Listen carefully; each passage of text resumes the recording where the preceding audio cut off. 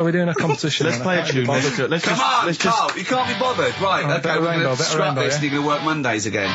Since You've Been Gone by Rainbow on XFM 104.9. Well, it's what the Londoners have been waiting for. It's Rockbusters, isn't it, Carl? Well, it's not Rockbusters. It's something we've done. It's a bit like Rockbusters, but it's been tweaked. Brilliant. Right? So remember that it's done with sound effects and that. Oh God! Really? What do you mean? All right, come on. Right, remember this one? We tried it before. Hold on, wait a minute. No headphones on, right? Hold on, wait a minute. And this is one you've done in the past. This is not the competition. This is not the competition, but I said, like, what song is this? Right. Smack my bitch up, yeah. Yeah.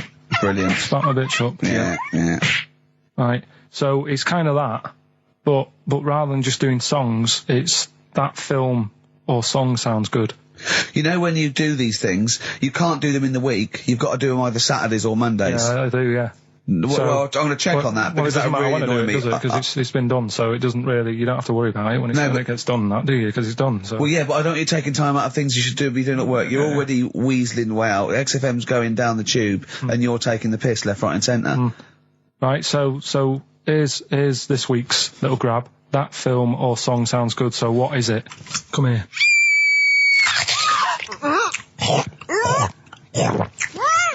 I'm well happy now I've had that. What? Right? It's a film or a song title, is it? No, it's a film or a song. What do you Forget mean? that. It's a film.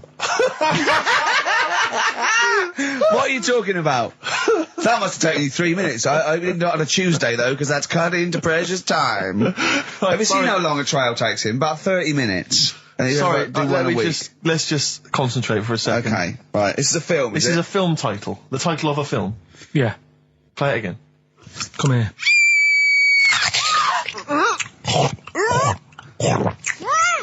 I'm well happy now I've had that. Right? Oh, dearie me. Dearie me. 3 months they've waited for that. 3 months for that.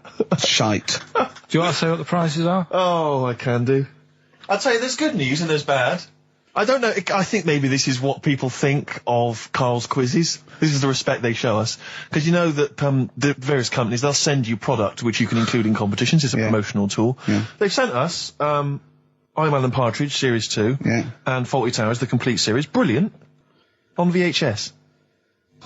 I mean, who's got a video player anymore, Carl? It's for losers and the working classes. Yeah, for up north. They still sell them up north, I think. Thankfully. In market stalls. It's been redeemed. I mean, I wonder how we got hold of that. Yeah. Yeah, The Office Series 2 on DVD. That was a nightmare, getting hold of that one. The best album in the world ever. It's got stuff on there. Super Furry Animals is on there. Supergrass, Gold Frap. And also the best of the Boomtown Rats, which is not bad. And a couple of Teachers DVDs. So some good stuff there amongst the VHSs. And you can win all of those treats by identifying this film. Oh, God. Come here.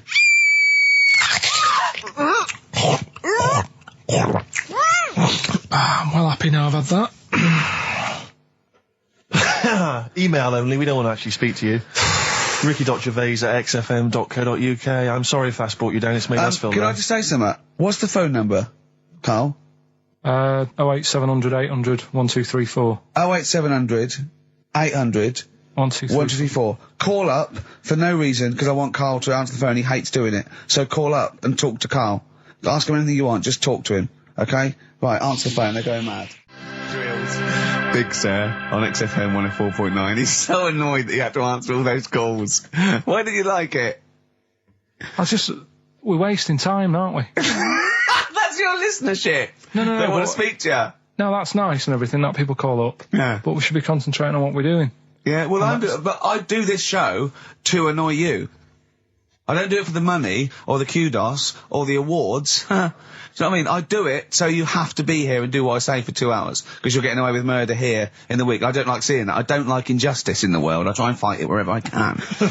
So I do it to annoy... It's good of you, Rick. Thanks for doing that, mate. Yeah. It's interesting, though, that you're passionate about fighting injustice, but you focus specifically on Carl at XFM. One of the world's lesser crimes. Being a little bald mank twat. Exactly. I know, yeah, but nonetheless, it is a crime.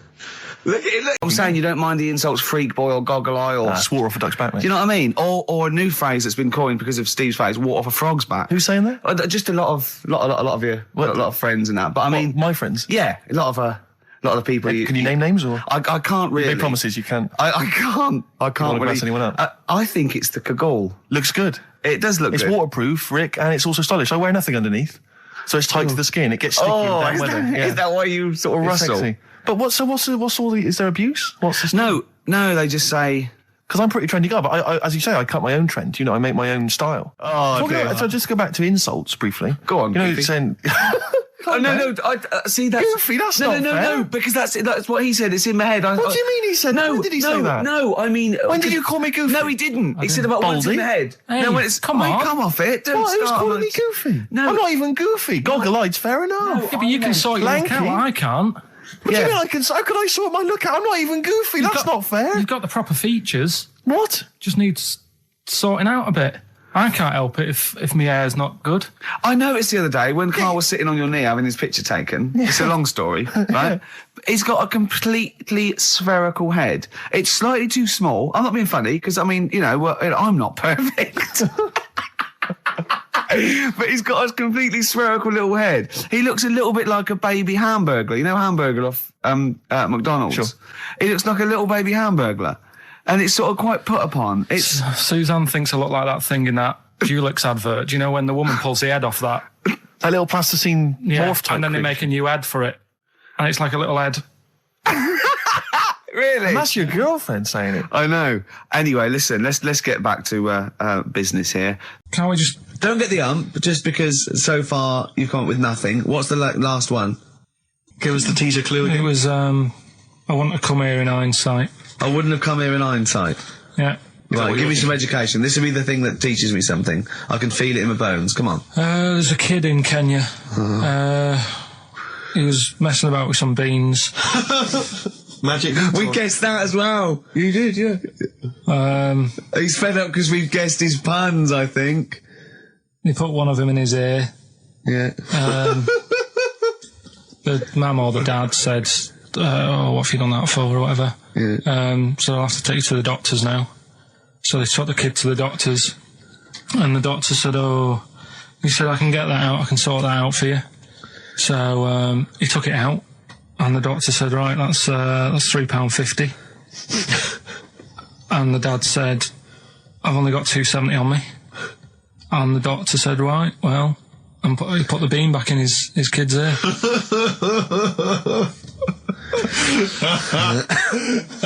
I don't know what to say. I don't know what to say. I mean, a couple of questions from me very quickly. Are you sure that those were definitely the sums involved, were they? Well, the equivalent of whatever the deal with in Kenya. Yeah. It was the equivalent of, you know. So what currency was it, Carl, that you translated into sterling?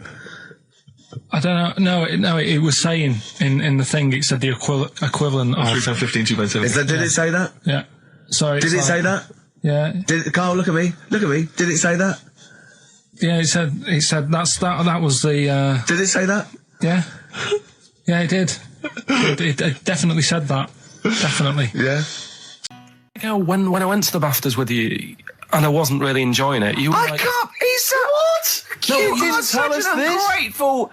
There are so many people. You're like a little charity case. You're like... Oh, I God. had chicks queuing up around the block. You'd usually have to... someone like you would have to write to Jim or Fix It or Esther Ranson to get them to meet us sort of people. And now it's on your doorstep. I'm amazed that you didn't enjoy it. Why didn't you enjoy it? You got to walk down the red carpet. You went in. There was George Best, one of your footballing heroes, was there. A load of other big names. You sat there in prime position. You came backstage with a load of other big names. Hey, you had a lovely bit of grub. You were filming this thing for the DVD you were making. That's you, a cameraman on our DVD. And yet you think, now you look grumpy because you had a couple of pints and I can't believe it. So tell us why you didn't enjoy it, because the ceremony, what didn't you enjoy about that? It was interminable, wasn't it? Far too long. Wasn't it awful? 3 boring. hours. I'm sorry. I thought you were going to say something. Really? Sorry. 3 hours. Yeah. I mean, I suppose for you two, at least, you know, you were going to get something. Sure. Yeah. But with me, it's like, I mean, I've never graduated or anything, so... Have you not? I'm trying to think of a situation. Basically, I sat there for 3 hours knowing that I'm not going to get anything out of the night. Yeah. Right? Now... Sorry, when we invited you and you said yes, did you think you were up for an award? No. I thought we were going to be sat round tables, having a nice bit of food, whilst people are going up there winning awards. Yeah. But 3 hours of the same thing over and over again. I mean, if a film's 3 hours in the cinema, you go, well, it's long, but, I wonder how it's going to end. Yeah. But this was just like the same thing over and over again. Some guy going up, thanks a lot, cheers for the bit of brass. And then going down, sitting down, the same thing over and over again. Honestly, right, I'd say it was one of the worst things I've ever had to do. I enjoyed the night afterwards when we did have a bit of lamb and a nice bit of veg and that. That was all right, and I went home and I was happy, and I got the little freebie bag that you're talking about that we're giving away. Yeah. Which wasn't much good stuff in it. Oh, all right. Right. No, what would you have done on that Saturday night? Suzanne what would you have done or the Sunday night rather, what would you have done had you been at home? I would have stayed in with Suzanne, right, watching telly, having a nice bit of pate on toast or something, cup of tea, watching 24. But instead, I had to buy an expensive suit, so I didn't show you up, right? Jesus, what are we doing? Yeah. How much did you spend on your suit? Well, in total, right, because, the shoes and the suit and the shirt and the tie, it was about 600 quid. That's the most expensive evening ever. And that's what I'm saying to you. And the daft thing is, it's dark in there. I don't know why you've got to wear a nice suit. You can't wear a tracksuit, for goodness sake. It's dark in there. No, just the shirt and that. It doesn't make you a better person wearing a suit. No, doesn't make you a better person, no. We're not claiming it made you a better person. No, but that annoyed me. Yeah. I mean, it was an experience, innit? That's why I went, because you think, if I didn't go, if I would have said to you when you invited me, no, Steve, I don't want to go, then I would have never known, right? Yeah. And that's my sort of thing in life, right? Yeah. If something comes up, you should take it, even if you're not going to like it. It's a bit of an experience. Right. Do you know what he said to me? I phoned him up because we had to meet up. And obviously he had to pose as my gay lover. Yeah. To get in, right? Yeah. He phoned me, you said something to me like, I bought a suit, I'm looking good. He said, I'm looking good. People will think, how on earth did he end up with that good-looking guy? So he got into the role. That was what he said to me. He started getting into it. Such an insult. Fair record. But what I'm saying is, there's bits of it that I really miss. Yeah. Like last Sunday, right? When I'd met up with Ricky, we had spaghetti bolognese, which was all right. And then I said to him, I need some soil. Damn, I wish you'd invited me. It sounds amazing. So I need some soil. What do you think? You need some what? Soil? Soil, yeah. I need to repot a plant, right? Yeah. So you need to repot a plant? Yeah. Fair enough. So I'm like, where you can't see these shops in London. Do you know what I mean? There's nothing around. I took him straight to one in my street. Yeah, but near your street, and that's probably the only one in London. Well, you say that, Carl. No, it does annoy me. Round my way, it's like, You can't move for soil shops. You can't. There's earth. You can just pick up handfuls walking down the street. Yeah, incredible. People just lean over into someone's front garden. No, you can take the plants as well. No, but what I'm saying is, Manchester, there's loads of decent hardware shops. Yeah. Here, if you want a panini and a latte or whatever, you can't move for them. But for soil, I had to go virtually how many miles away from me to carry that soil home and stuff. Yeah. It's not good. I mean, London's all right, but if cities were sort of marked... It's neglecting the peat market, really, well, there's barely any mulch available in central London. I'm sick and tired of not getting a good, decent compost of a Sunday. Indeed. So, I'm thinking of moving to the north, where there is loads of soil and gravel. Indeed. And animal shite. Whatever. Yeah. So you were going to say, if you were marking cities out of 10, what would you give London? Well, if you were marking them on, on what they have. Right. As opposed to what? Well, as opposed to... How you spell it. So, I think the greatest city in the world is Rome. Right? Okay. It's pretty amazing. Yeah. Have you been? What? Yeah. Why do you think that, though? Just because, you turn a corner and there's something there that's really old. Right.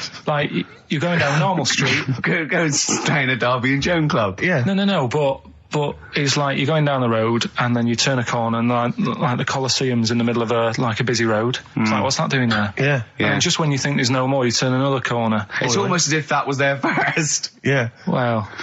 Yeah. But do you know what I mean? London. Yeah. What have we got? Trafalgar Square is world known. And you go there, what's there? Yeah. Do you know what I mean? So there's a lot of space there. Get one big B&Q. In Trafalgar Square. To cater for the whole of people who live sort of central Londonish. Yeah. And then I'd be happy, but what I'm saying with Nelson just popping up through the middle? Because you can still see it, couldn't you? Yeah. It's a great idea. So B&Q could be like the whole sort of flat thing and make it sort of grey so it looked like rock, and then Nelson popping Make it classy is what you're saying. Yeah. Stone clad it. So it looks like you've made an effort. Exactly. And then you can pop in, and then you can go out and go, oh look, Nelson's column. Oh, look at that, isn't Nelson? Oh, look at that. The victory. Defeat, that's fantastic. One of the greatest living. Yeah. I need some nails. Yeah. Perfect. Killing two birds with one stone, you're saying? But why isn't there more than them shops? Because when I went into yours, every time I've been in there twice now. The first time was to get a shower head. Right. And I went in there, couldn't resist buying something else. I ended up getting some super glue as well. Blimey. Hey, big spender. And then, last Sunday we went in there, got 2 bags of soil, not one, I bought 2. And I bought some scissors to cut plants with. Secateurs. Well, Scissors. You never know when you want, you might need more soil, I suppose. Well, I've got You've stopped out now. Where'd you keep it under your bed? Sorry, this isn't going out, is it, this conversation? It's not going out on air. I got a feeling it might be. You're joking. We better play a record. Okay. Play a classic. Karl Pilkington in the chair now. The talked about, the acclaimed Educating Ricky. Right, well, just in case anyone's new, doesn't normally listen. Basically, I'm educating Ricky. Just get this Educating Ricky out of the way. So, Turkey, yeah. So what is this again? This is Educating Ricky, is the tip included. Right. Apparently a fellow was on holiday in Turkey.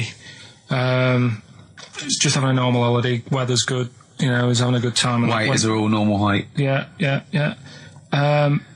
He's having his meal. He hears a load of screaming going on in the kitchen. No. Has his girlfriend wandered in there? And they do, with a step ladder. the circumcised people in the kitchen, and apparently... What are you talking about? Whoa. Slow down. We were Sorry, sidetracked there for a minute. What are you talking about? Well, I'm excited about 2 things at once here. 1, they circumcised people in the kitchen. 2, I guessed it was someone losing the end of their knob. He did, yeah. I started thinking like Karl Pilkington. Extraordinary. That is amazing. Apparently it was going on. It wasn't just a one-off either. Well, when I say a one-off, I mean they did it more than once. Yeah. Right. And there was it was there for a week, and apparently the first night it was quiet, and then the rest of the week, every day it'd be like having his breakfast, or even his lunch, or even his tea. Yeah. Right? He'd be doing it all day. Oh. You'd be hearing Lunch and breakfast, fair enough, really. Yeah, circumcision at tea time. Don't do that. And apparently it's a tradition over there. You can't even make a complaint about it. It's like, well, you should have found out before you come over. See, I can't believe this is true. I'm a little bit lost. Believe this is he was true. in a restaurant, in a hotel, and there were people having circumcisions in the kitchen. Yeah. Is that right? I'm even worried that we're bordering on the racist here, suggesting that is position that Turkish people cut the end of their cocks off in the kitchen. Yeah. At meal times. I think you're wrong, Karl.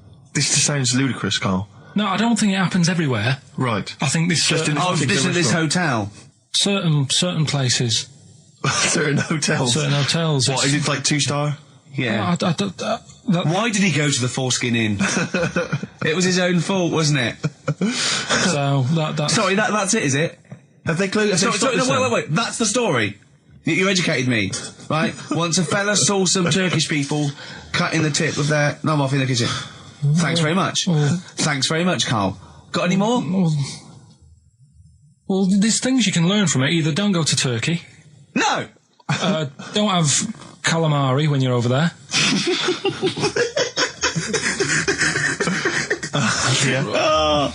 Karl, you've done it again. Well... Did that with balloon? Oh, should we have a little bit of 2-pack? Yeah, if you want. Yeah. There's a great lyric in this. It's picture me rolling, right? But at the end, he's saying about look at me now. I'm drinking Remy and I'm in a Rolls Royce. And he goes, oh yeah, I forgot the DA. Can she see me from here? Can you see me, ho? And I think this is like District Attorney turning on the radio and 2-pack going around going, can that ho see me? She's going, yeah, I can see you. Yeah, it's brilliant. 2-pack. I'll tell you what, we should get rolling. Rockbusters. No. All right. No. Well, he has done it. He just said that he was worried about it because we said it's the last one. What do you think, Carl? I just don't think... I mean, can I just say now, Carl, seriously, I'm only responding to what we're getting on the email, which is people do not want Rockbusters. They really... There's one guy here who is... He says... it's James Pooley. He says he's preempted Carl by giving my answers to this week's quiz. I don't know what the clue would be, but his answer is no van ear. Nirvana. Yeah, good. Nirvana, yeah. That sounds like one. Number 2. One of my uncles, right, Tattoo Stan, he's just caked in them. Tattoo Right. I don't think he's my proper uncle, but it's just like, my dad's got... Tattoo Stan! No, my dad's got... That's a province in Russia, isn't it? My dad's got loads of mates who... When you say he's not your proper uncle... do you know how, like, when someone comes around, you're alright, Uncle Stan? Yeah. Do you know what I mean? And there was, my dad had loads of mates like that. There was John the Screw. Right. So he either works in a prison or he likes to have sex. Cabbie. Cab driver. Okay. There was Jimmy the Hat. I don't know where he Jimmy did. the Hat? Yeah. And, did he wear a hat? No. No. There was Fred the Veg. You sure he wasn't a relative? Sorry. Fred the Veg used to get us, like, big bags of potatoes and that. Fred Veg, okay. And there was Tattoo Stan. Right. And he was just caked in them. And I used to always look at him thinking, why have you done that? I must have only been, like, 6 I or suppose 7. if you're born with a name like Tattoo Stan, exactly. You're destined, aren't you, were really? they like a 1950s gang? I'm worried about... I'm worried about... doing a bank job. What was his name? The Hat? What was his name? Jimmy the Hat. I'm worried about Jimmy the Hat. Yeah. Not having a hat. I don't understand it. Are you sure he didn't have a hat? Not when I met him. Did he ever wear a hat? I didn't see him that much. Do you think it was a joke, like, when your mate's sort of like, 8 foot and huge, you call him Little John or Tiny? Do you think... Well, the fact that he never wore a hat. Yeah, they went, hold on, I've noticed something about Jim. Go on. No hat. And I go, oh, true, let's call him Jim the Hat. Jimmy the Hat, yeah. But my Uncle Stan, he had, like, loads of them. He did them himself. Oh, dear. And it was always that thing... God.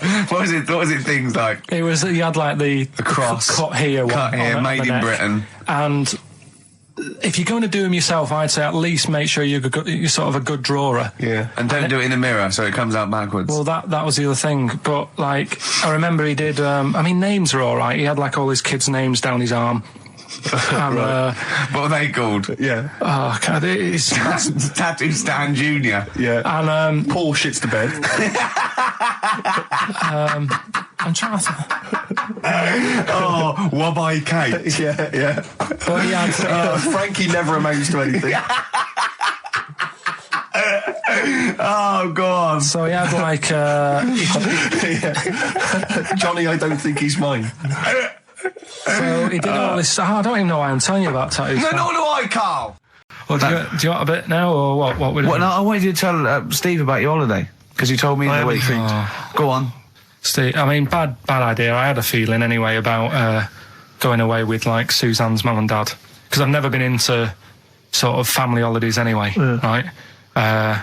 Even when you see it, whenever I've been on holiday and you see, like, families on planes and that, and they're all having a laugh and a joke, loving it, and then on the plane going back, you can see that they've gone off into groups, and, like, the dad isn't talking to the daughter and all that business. So I thought, asking for trouble, but, I do everything once. Do you know what I mean? Boxing, dancing, going on holiday with parents and that. Yeah. Give it a go, see how it goes, right? So, not your A-levels, but fair enough. It started off, it started off bad, didn't it? Because last week I told you that, our dad called us up and said, I want to take some tea bags with us to Madeira. Yeah. What's the best way of packing them? Yeah. Right, so I knew there was going to be problems like that, because the thing with Suzanne's family, right, they like having a routine. They know what they're doing every day. They know what they're having for tea every day. It's the same thing every week and stuff like that. Yeah. So I thought this is going to be interesting, because they can't do what they normally do. Sure. I love it. I love you treating it like an experiment. Yeah. Right. Just watching them all the time. So the first problem was they'd never flown before. So I was winding them up a bit, saying, it's murder. It's really horrible. Plane goes all over the place. And my mum had done some research saying, well, I've been reading about it, and... she got a funny accent? More people, there's more chance of me being killed on a donkey than there is on a plane. So I upset her. I said, right, when we get there... Spain. I said, when we get there, let's see if there's any donkeys on the beach. Yeah. Right? And she didn't like that. So, oh, what? The joke about you hoping she died? Yeah. Oh, what's up with that? Right, so we get there, and, you know, they see the villa and that, they're quite happy with all that business, right, with all that stuff. And then, as time went on, I was getting a bit sort of fed up with them being around us all the time, because I think you should have your own time when you go on holiday with the family. You should say, right, you go off and do your thing, we'll do our thing, and we'll meet up later and talk about what we've been doing and stuff. Anyway, so it gets to like the Thursday. We've been away since Monday, right? And said, right, we're going out tonight. So our mum says, yeah, we'll come with you. I said, no, it's just us. We're having a bit of time on our own, right? Is it true you said to her, you told me this, you said to her, you started to annoy me, I want some time on my own? Well, I told her at the start, I said, it's going to be interesting, this, because people annoy me when they're around me a lot. Sure. So I wasn't nasty to her, I just was saying people, not her. Oh, right. Do you know what I mean? I'm just saying, you're going to get on my nerves. So, you hailed a donkey for her. So, no, but seriously, right, with the flying, do you know those stockings that you can get because of deep vein thrombosis? Sure. She had them on in the cab. Brilliant. And it's only a 2-hour flight as well, so that was annoying me. Right, so anyway, it gets to this, you know, the Thursday night when I'm going out with Suzanne, and her mum's like sat on the sun lounger outside. So where are we going tonight? I said, no, like I said, it's just us. We're going out having a bit of time to ourselves. So I could see as the day was getting on, she was realising that she's got a night in with like her husband, right? Her face started to like look miserable. Sure. I thought, I'm loving this. Right? So I said, right, I'm going in to go and have a shower, go and get ready for the tonight. It's going to be great. And wind them up, wind them up because they can't come, because he said they can't. Yeah. Right, so I go upstairs, have a shower and that. I come down, and a mum's smiling. Oh, hang on. So I'm thinking, hang on a minute, what's gone on here? So I went to Suzanne, I said, why's your mum smiling? She's not coming. She said, no, but my dad said he'll take her out now. So in a way, she was happy because she got her own way, which annoyed me. That annoyed you, sure, because you wanted you don't even want her husband taking her out? Well, it's just the fact she didn't want to go out. She was happy to stay in and have sausage, egg and chips that they'd found from some shop that sold English food. Right. So that's almost like what they do if they're at home. Sausage, egg and chips. So she was happy with that if we were staying in and having that. Well, because we were going out, she was fed up. Right. So she's smiling. So she's going, yeah, I'm going out now. So I said, well, enjoy yourself. She said, where are you going? I said, well, it doesn't matter, does it? You don't need to know. Sure. You're not going to where we're going. Oh, you just don't want us to be in the same restaurant. So yeah, that's right. I said I want a night out on my own with Suzanne. It's our holiday as well. I don't know. I can talk to you about this. This is not even his own parents. This is someone else's parents. These are the parents of the woman he loves. But even Suzanne sort of agreed with me. There's only so much time you can spend with your parents. That's why you leave. That's why when you're ill, you don't go home to them. Yeah. Sure. Yeah. Because the slight difference between me and you, Karl, is that not everyone in the world annoys me. Well, not everyone does. Just I can see what I felt a bit guilty that week when he said I was annoying him, but I realise it's not my fault now. No, everyone annoys him. Yeah. So yeah, it was an all right holiday. It was good to get back. Brilliant. Won't be doing it again. So. No. And what now would you say is your relationship with Suzanne's parents? Is it a frosty one?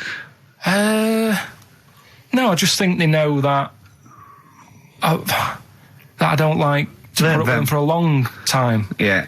I mean, when we were packing, her mum was upset because, like, she really liked the place where we were staying, right? Because it was quite a big villa, because there was a few of us. There was a brother as well with us, right? Yeah. So our mum said, oh, I love it here. She said, I'm definitely going to book this place again. I said, it's a bit big for two of you, isn't it? Just being sarky, like, we're definitely...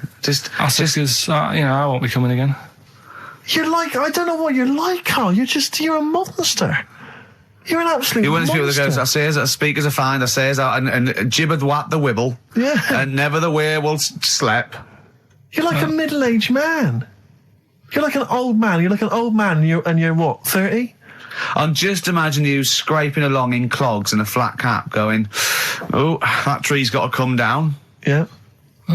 Puncturing a kid's ball if he kicks it into your garden by mistake. Yeah. Refusing to give it back.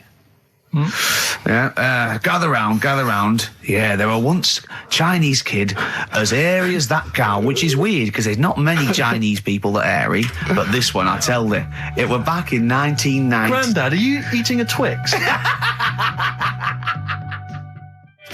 Well, that's you too, with or without you. There's a fella who was in a coma for 20 years. Just, they kept, like, taking him through, like, the normal day. They'd take him to Alton Towers and stuff. Doesn't know anything about it. Just kept going through the motions. Don't know if they kept charging him. Kept putting him through all that. He eventually came out of it. 20 years. And went, stop taking me to Alton Towers, it's shit. I just thought, imagine how much post he had. Eh? How much post?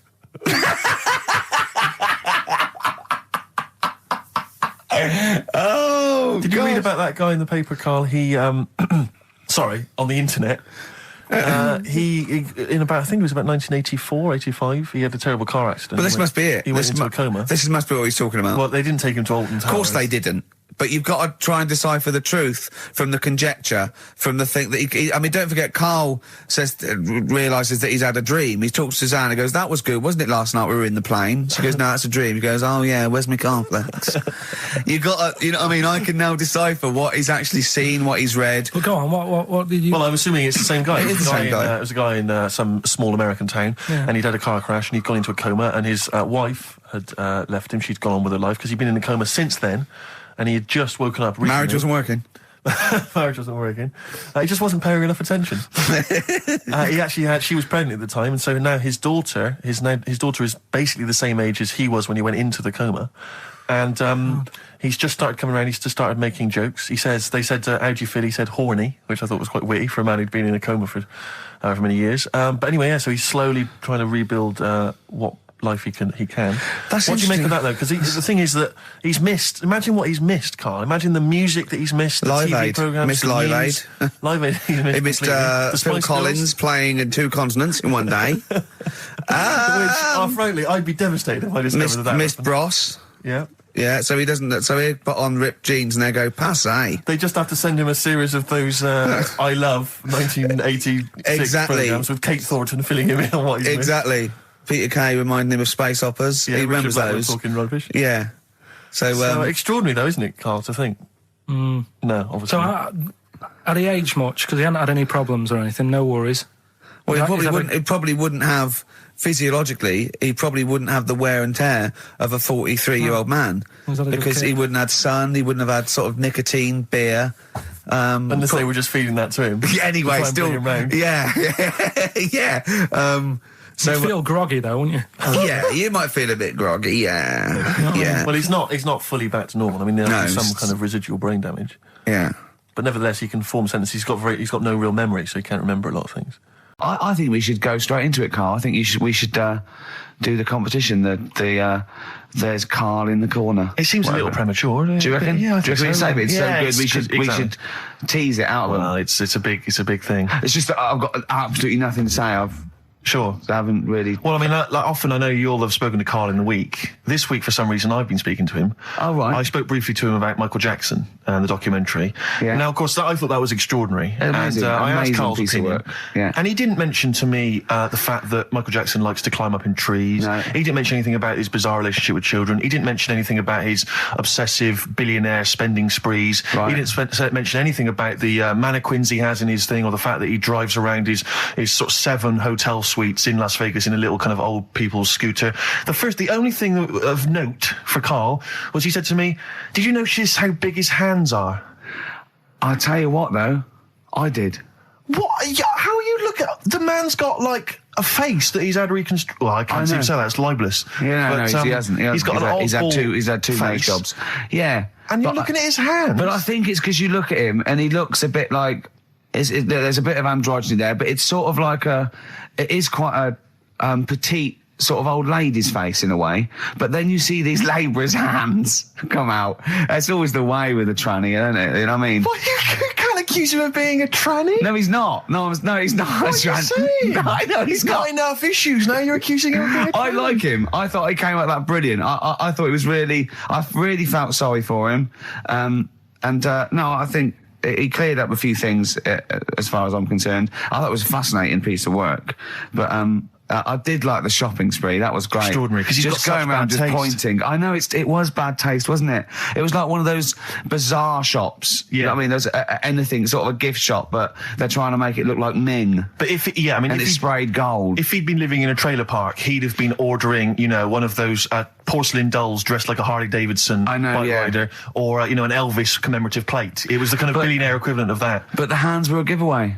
It's the same as those sort of transvestites. It's like what was it about his hands? When you get like a cab driver or something, right, and he decides to turn transvestite about 60, and he goes on Kilroy. Do you know what I mean? It's that way. He got a twin set of pearls, and he goes, "I've never felt so comfortable." But his hands are still big. He's got a little wig, and he's got the lipstick on, and he's with his teenage kids who are going, "Kill me." Do you think he's been having surgery on his hands to make them larger? Bigger, yeah. Is that why he was wearing that glove? Exactly. But I think he wants to be a goalkeeper.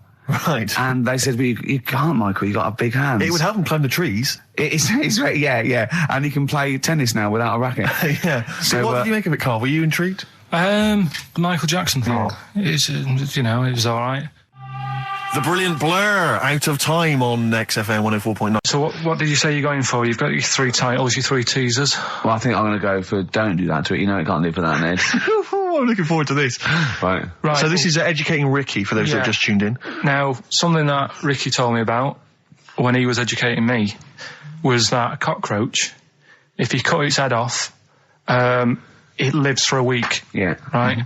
And the only reason it dies is because it can't take on water. Sure. It doesn't have a great time in that week, though, does it? I mean, it doesn't get much done, I don't imagine. It just needs water, and because it can't find any, like its eyes, it eventually dies. Yeah. Right? No. So what? No, it's not. That's not. It's anyway. You can't drink. Anyway. So have you heard that one about worms? Okay. I have. Go on. If you cut a worm in half, a lot of people have said in the past that it'll turn into 2 worms. Right. But that isn't actually true. Okay. Who said that? No, it used to be like, kids at school said it on, kids at school and stuff. So that, a lot of people think that. Don't pick him up on stuff, Steve. It's bad enough. Sure. So, but what they can do, if you get a worm, right, and you find out which end its head's at. Right. If you you've got its head there at the left-hand side, right, and if you sort of cut it in half. Right. But not in half. So there's more of its neck than the tail, if you know what I mean. Yeah. The bit that you've cut off will sort of die, and the rest of the worm will get better. So in a way, you can cut it in half, and it'll survive, but only one half will survive. Okay. Yeah? What have you learned there? I wish you hadn't chosen that one. I know, because there's nothing, is it? Yeah, how do you tell a worm's head from its eye? You put it in a bowl of flour and wait till it farts. Yes. Right? I told my mate that, right? And he went, "What if it coughs?" Yeah. So there is a bit of truth in that myth of cutting one in half. Where did you get this information? I don't understand where you get this information That was from the Fortean Times. It was like the myth about worms. Yeah. That was the big article that week. Did it take you as long to read that article as it took you to tell us just then? I like the fact that it starts off debunking a myth that we hadn't heard of anyway. Exactly. You know the big thing about cutting a worm in half and making 2 worms? No. Yeah. What's the other one? It's not the thing to do either, by the way. Don't go doing it. No. It's not very nice. It's cruel. But it can get by and if it's you pointless. do. Yeah. There's no scientific worth in that. Well, there you go. Okay then. So the others now, you see what I do. No, I tell you the other titles. You're not having them yet. That's the whole idea of this. People will be driving or about to go out doing the shopping. They'll think about that now. What was the other 2? Well, the other 2 They won't think about that. They've forgotten that. Monkey news. Play the jingle. Okay. Oh, chimpanzee that monkey news. Right. Come on. Should be ready, Carl. That's amazing, isn't it? It's like Nicholas Witchell. The bomb. No, that's not the first. Come on! No, it's always difficult, isn't it, to sort of find something that's good each week, right? Last week, We did the chimp. It is for us, yeah. We had the chimps who were running a health spa. Yeah. Right. We've covered the one who nicked a car to go on to Spain. Yep. To sort his future out. All shite. The hairdresser, I think we've done that one, the little monkey hairdresser. This week we're looking at monkeys, that they're using. Do you know, like monkeys? They know how, like. I've lost the will to live, Steve. Oh, well, I don't want to do it. Right? Well, come on, come on. What are monkeys good at? What are monkeys good at? Yeah. Well, running small businesses, cutting people's hair, and driving cars. Yeah, they love Spain. Oh, and foiling bank robberies. Yeah, they're great. Well, something else they're good at, right, is like weighing up the situation.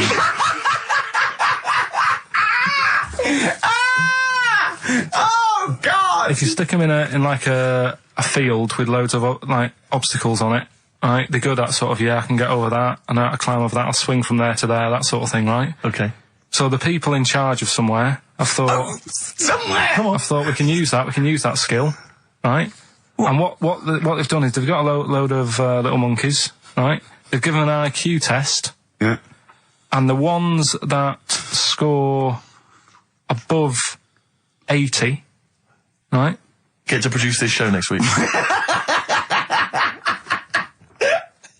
Join the army. Right. How do they join the army and what do they do? They just, what they do is they set little obstacle courses up for them. They do that. They do a cross-country run. They do, the cross-country run? Yeah. Okay. And then once they've done all that, they make them a little uniform. Made to measure little uniform. Slightly longer arms, shorter legs than usual, yeah. Yeah. And, basically then they taught how to use a gun and that sort of thing. Yeah, of course they are. You're talking rubbish again. This came through literally, pretty late on, so... So you've not had a chance to corroborate all the facts, as usual? Just have a look.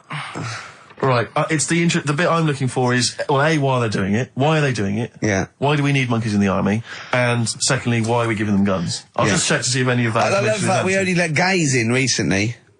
Yeah. Talk amongst yourselves. Yeah. Just have a look. I can't read it. There's too much pressure. Well, it's rubbish. But it's rubbish. They don't get. It's the way that there are things. There are animal cores, right? There are horses. There are dolphins, sea lions. There are lots and lots of animals in the army, but they don't have to pass an obstacle test as such, and they're not taught to fire guns. You straight away assumed that there's going to be loads of squads of men and then just one little monkey in the middle. Like, he came second on the test. He's in, boys. What do you think, Steve? You've read it? Well, as ever, Carl, this is an arbitrary email sent by one of our listeners. You know what Ricky and I think of them. and so we're not really basing this on hard evidence. We're basing it on the ramblings of one of our listeners. Rubbish. Once again, lazy, rubbish, uncorroborated, nonsense. The stupid test that you got wrong. Rick, that sounds like monkey news to me. Another holiday. Well, it wasn't holiday. Well, it was. You had 5 days off work. Why isn't it holiday? You had 5 days not working for a living. You know how many days holiday gets a year now? 29. Oh, that's more than teachers, isn't it? It makes me sick. It makes me sick. Well, I know the kind of hours you work, Rick. It's mad. I mean, if you're not in work by midday, you're furious. No, but I mean, I'm always... 29's normal for the normal working person.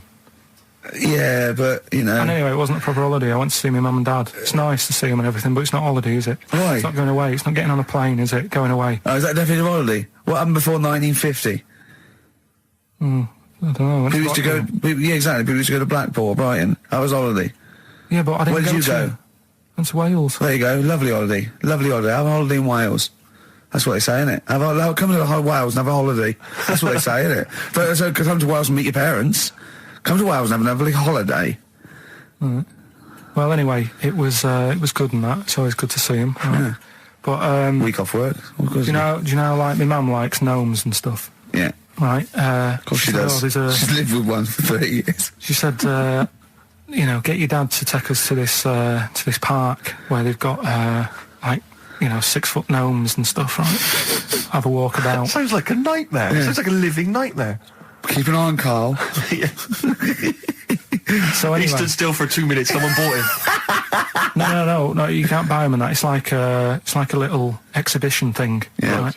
And it's part of a hall, right? This big hall that you have to pay to get in. But we didn't want to see the hall. I just wanted to see the gnomes. Of course you did, yeah. So anyway, my dad says, yeah, well, we can get in there for free. Of course he did. Clever. Right? So we parked up on this little country lane, right? No one about. We How much was it to go in? Like £2? About £3 each. Yeah.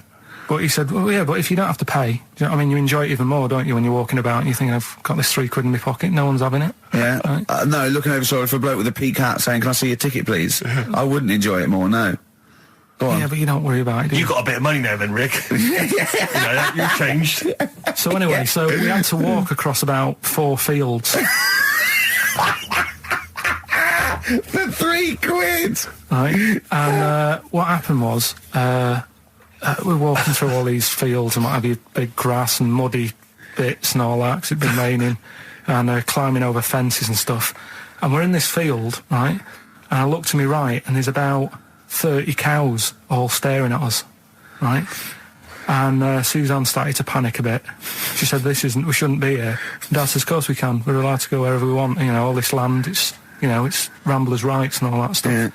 And take a cow if you want. So, unattended. Serves him right for leaving him in the field unattended. I'm having one. So keep us fed for a week. Anyway, these cows start surrounding us. Surrounding us. Oh, brilliant. Oh, no. Face off. And Suzanne's panicking, going, this isn't right. We're not going to make it to the fence in time. They're moving faster than us, and he started sort of running a bit. Wow. And it's like some kind of bovine West Side Story. A gang of cows coming at you. Don't worry about it and stuff. But my dad had to sort of stand there and like wave a stick at him. Of course. And we got away, but Suzanne was like having a bit of a sweat on. Got away. Saying, we could have got killed. Sure. And my dad saying, no, it never happens. And I just wondered if it does, if there's a risk of... Yeah, it is rare, but there's been a couple of cases of being trampled by cows. They're not aggressive, they sort of run through you. Well, they're aggressive if they've got a calf. They have kids. What? They had kids with them. Kids, yeah. That's goats you're thinking of. Yeah. Maybe they were trying to sneak into the gnome thing, and they were worried that, like, if too many people did it, they bought some cows, we can just sneak in where cows, no one's expecting cows. And the cows were going, walk upright like you're human. Don't walk upright. They thought you'd blow their cover. Yeah, people have been killed by cows before. Yeah, that was like the highlight, and then... So when you arrived there, you were presumably covered in mud, looking like something that had just come from Glastonbury, staggering around this exhibition. It wasn't that bad, it was just like a woods, and it had like a funny sort of funeral, like a graveyard thing. Right. Yeah. With bodies sort of hanging out the ground and that, and we had these 6-foot gnomes. Right. And then we just set off again, walked back. But we're sure this wasn't a dream? No, it was good, And that Sainsbury's are bringing in square tins. Is that true? A concern for you? Is that true? Apparently so. Why? Don't know. Like it's easy to stack. This is what the guy in the Sun has said. That should be interesting. That should be his comment on Sainsbury's are bringing in square tins. Is that should be interesting for meatballs.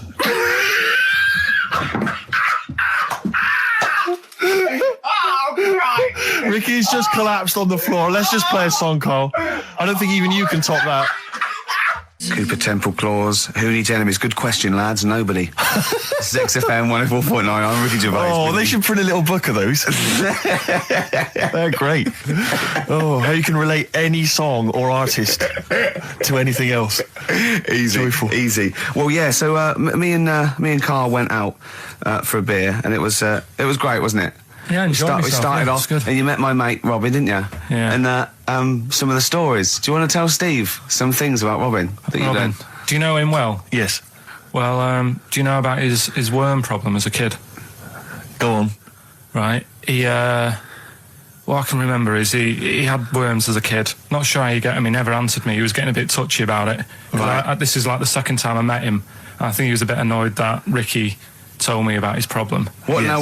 Now, straight away, you not being there, instinctively, what do you think went on with this story about worms? My suspicion is rather like when you told a group of people that Robin had once suckled milk from a cow's udder. Did he mention that as well? Yeah. Yeah. My suspicion is that, like the cow story, the worm story is not true. But and why would he get so sort of uppity about it? Well, imagine if that wasn't the first time he'd done it. Imagine if he did that every single time he was with somebody for the first time and Robin was just met them. He will tell that story to anyone. But they do say there's no smoke without fire. Robin. I also told him that the way Robin cured these worms was because the doctor told his mother, right, to hold a piece of ham or cheese near Robin's anus so the worms would come out for the food, and he believed it. I'll tell you why, though. I said to Robin used to sit on spam to try and get the worms out, and he believed it. But Steve, right, do you remember that story about 3 or 4 years ago where there was some bloke in the army? He went away to somewhere, Vietnam or whatever. He was messing about in the woods.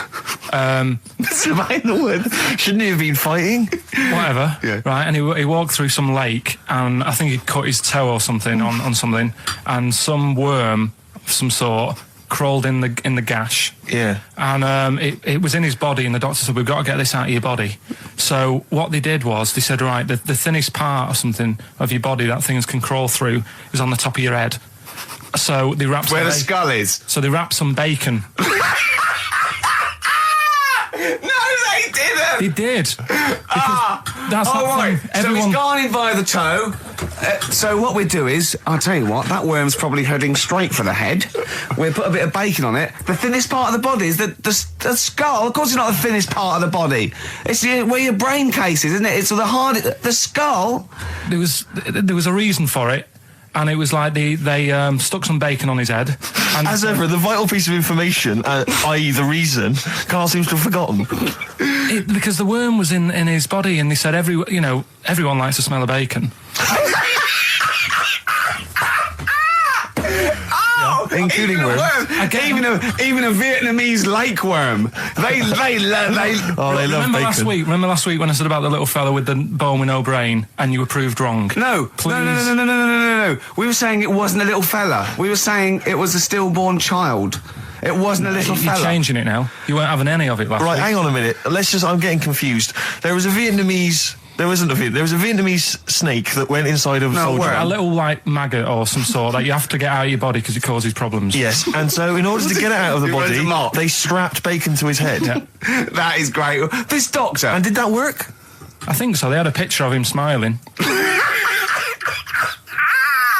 Oh, God, what, the worm or the bloke? The bloke. Oh, dear. Honestly, I hope someone knows the story. Right. It was about 3 years ago, I reckon. Okay. And, it did work. G.I. Bacon. So this is why the worm burrowed out of his head to get the bacon? Get to the bacon. Right. That's great. So this is why when Robin was telling his story, I was a little bit disappointed if it wasn't true. Right. Because in a way... You know Robin's never been to Vietnam. No, but what do you really think that Robin... Well, as Robin said at the time, Karl, why would I sit on ham, then tell Ricky Gervais? It's a very good point. Because if he was a kid, you do daft things like that as a kid. Right. He is telling Ricky Gervais, though. Yeah. And then, bless him. Okay. And then anyway, Robin left, and I tried to chase him, but he got away. He knows. And then we had a few pints, and then Karl embarked on some of the greatest stories ever told. Can you tell the story about your dad? Let me run it by. I haven't spoke to him all week, so let me run it by him. Okay, play records. Because what we got? We've got one of Steve's tunes. Yeah, well, bizarrely enough, this comes from the Teachers 2 soundtrack, the soundtrack to the current TV series. There's a slight whiff of nepotism in the air. Yeah. Rick, would you like to explain why? Well, that's why you're doing it. No, my girlfriend worked on it. But you were going to play this anyway, weren't you? Well, I was, actually. Bizarrely enough, I was going to play some I Am Clute, and this is from, as I say, the Teachers soundtrack. This is called To You. It's a good track. That's I Am Clute, a track called To You from the Teachers soundtrack. That's also got, I noticed, the Electric Soft Parade, The Hives, Star Sailor, Feeder, Turin Breaks, Mercury Rev on there. It's a good little collection. Lovely.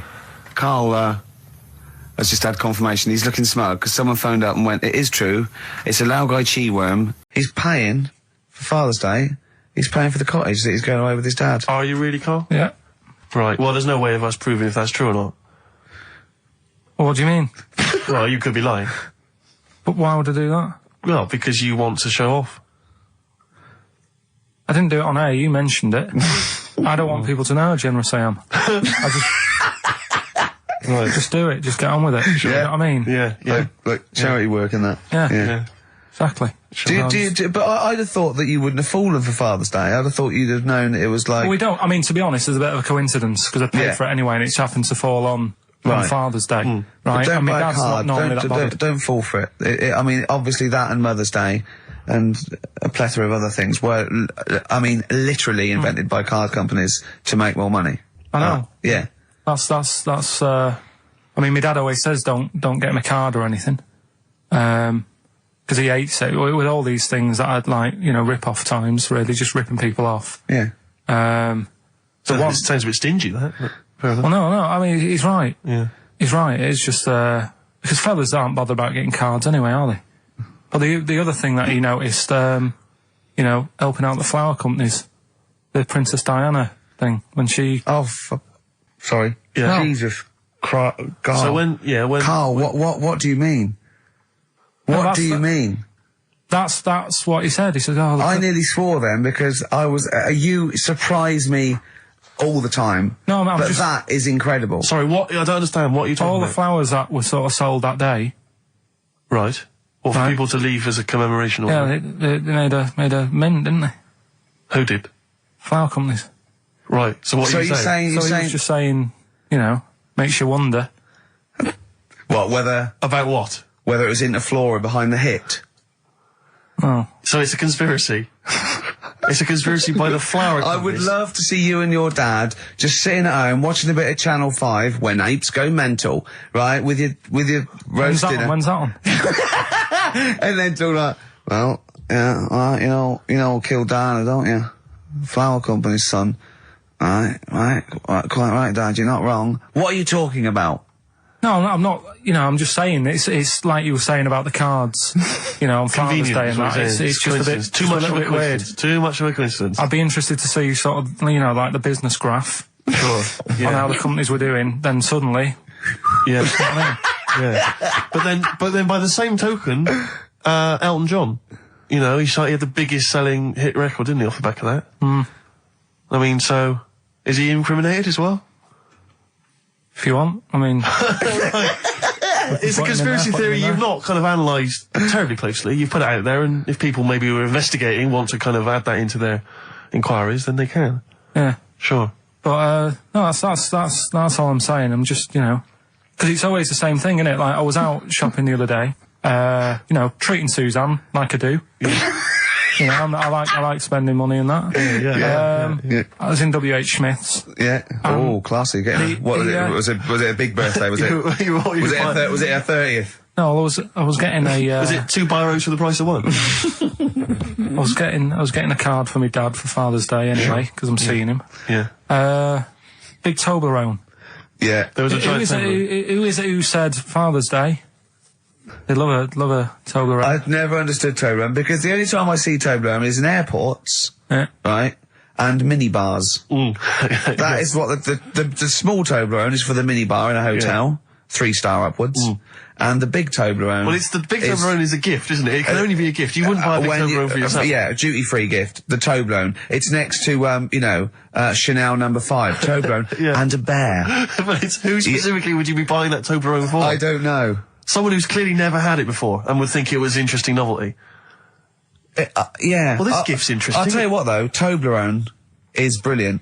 I mean, if whoever makes that, if they want to send sort of, some Toblerones, I will eat Toblerone. Well, yeah. I think very much the same about, I think very much the same about fags. And of course... Just cigarettes. If you've got any boxes of cigarettes that you don't want, duty-free or whatever, send them. I'd just like to say that, in no way do I endorse Carl's dad's theory that flower companies were behind the death of Diana. No. Maybe I could say that on air as well, just to save any complaints. I'll tell you what, though, talking about fag packets and that... Sir Isaac Newton, the father of modern physics, he went, is he the fellow with the apple?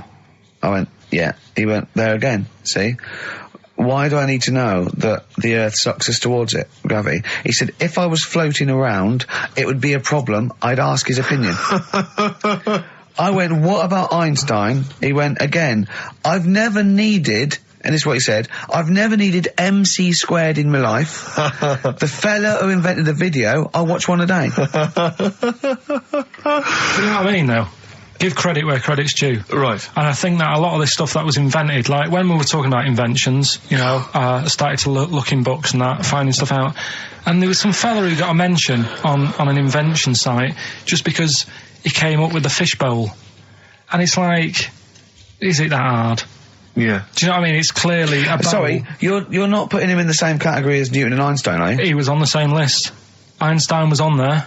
It was saying about him doing that. And Newton with the apple. And who else was in there? Da Vinci, whatever. He was Leonardo on there. da Vinci. Yeah. Is he the one who did Mona Lisa as well? Yeah. Yeah. He said it took him 12 years to paint the lips. I don't think that's that good. Like, it takes that long. I saw, you know, when you saw Tony Hart do like an Aborigine man with a elephant in the background in about 3 minutes. Aborigine. An Aborigine? Yeah. Really? An elephant? So what about some of the big names? Well, what's your first reaction when I say some big names from history? Go on. Gandhi. Again, what did he do? Good point. Right. Good point. Okay. Good point. But yeah, all right. Do you understand what he represents? Well, go on, tell me, and then I'll tell you if he deserves to. But you be know, mentioned. his whole kind of attitude towards peaceful protest. You know, it's quite a sort of modern idea. You know, very much the forefather of the 60s movement. You know, where people would sort of sit in, and protest. Steve. Right, look at the glazed look on his face. Did I lose him on Gandhi? Yeah. So just, Pick someone else, do someone else. Pick someone else, okay. All right. Someone you know about that's obviously, let's think, a great thinker, Isambard Kingdom Brunel. Right, yeah, he's alright. Brilliant, thanks. What about Jesus Christ? Well, I'm thinking more your modern day, like your Richard Bransons and that. Okay. Who, like, you know... To be fair, I wouldn't put Branson up there with Gandhi. Christ, Newton, Einstein. But why? Stephen Hawking. Because he's mainly known for having a beard and a funny jumper. Do you want to see fact? I'll tell you something I do know. Go on. Right? But I can't really get a question out of it. Go on, just tell us. There's a shadow somewhere. It's already good, isn't it? I'm loving it already. No, right. There's a shadow. I think it was in America. Yeah. And it's on a quiet road. I'm guessing somewhere like Boston. That's what I imagine. Okay. Right? No. Somewhere like Boston. And people at night used to see this shadow moving about. And they'd go, what's that? Right? And it got known, the town, the little local town got known for this shadow, but it didn't cause any problems. What are you talking about? Well, it was like, you've lost me. What are you talking about? Do you know, like, some places get famous, like Scotland's got the Loch Ness Monster and that, but it doesn't cause any. Yeah. But it doesn't cause any problems. It doesn't exist. Go on. Right. So there's this shadow walking about on the road. What do you mean? No. What's he again? Rubbish. Right. So he's nonsense. Walking about, where did you read this? Where did you see this? Walking about. This was on the internet, and I'm sure. Sorry. Sorry. Right. I thought it was shite. I didn't know it was on the internet. Right, so this shadow is moving about and... independently of an object. Yeah, and the local mayor and that is like, yeah, it's a bit weird, but it's not harming anyone. The mayor involved! Was he elected to that post? Hey, mayor, we got a problem down here. Seems like a shadow. Well, it's not causing any... No, it's just... causing any problems? Yeah, but that's the thing. It was left for years, and then it did start causing problems. I see, that's it. If you leave these shadows to go unchecked, Rick, they go crazy. Yeah. You let them run amok in the city. Yeah. You've got to stand around on Roman shadows. What did the shadow do? It was pushing people off the bikes. It was what? It was pushing people off the bikes. So you're shooting off in a minute, aren't you? Well, yes, because we were trying to make poverty history, Carl. Yeah. People are making poverty history all over the place. They're putting on a wristband, and it seems to be working, because I haven't been poor for ages. I haven't been poor. And Alex had a stop bullying. Alex was wearing a stop bullying wristband, and as he himself said, he seems to have sorted that out. You haven't been bullied for ages? I haven't been bullied for years. So wristbands work. I saw one in a shop window the other day which said, stop child abuse. And I bought one, obviously, because A lot of people say, does it make a difference? But it was only £1, and I'd only spent it on kiddie porn. So, I think I've made a little difference there in a small way. On a serious note, though, I like the idea that if you're a paedophile and you're walking along the street in your Mac, right? You got a puppy in one hand, a bag of sweets in the other, and you see this wristband, and you go, "Oh, stop it." Oh, okay then. Yeah, I thought before. That's made me think. Okay, fair enough. Yeah. Well, I won't be doing that again. Yeah, he was hanging around in Topshop for unsavoury reasons. You saw them in there for only £1. Carl, we haven't got long, have we? We've got an hour and a half because we've got to shoot off. I've got to shoot off down to Live 8 and introduce Rem. So we got a lot to pack in. We got the Rockbusters, and then we give away. I just saw those. I'll finish the sentence in a minute. I look forward to it. I'm getting excited. Yeah. I'm getting excited. So we got so much to pack in. Yeah. I haven't got time to finish all my. So listen, right? You know the things we're giving away. The signed little Homer.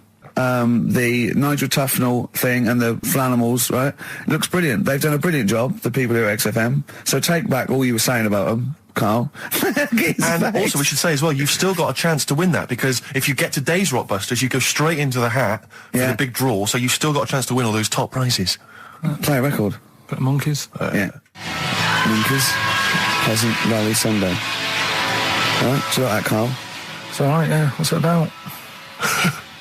Well, if you heard, it was a sort of description of, typical suburbia, isn't it? Here in status symbol land. It's a sly dig. When the monkeys get a bee in their bonnet about something, you better not. You do not want to be on the receiving end of that. Yeah. We've got a good song with a story later. Go on, what we got? Don't want to tell you yet.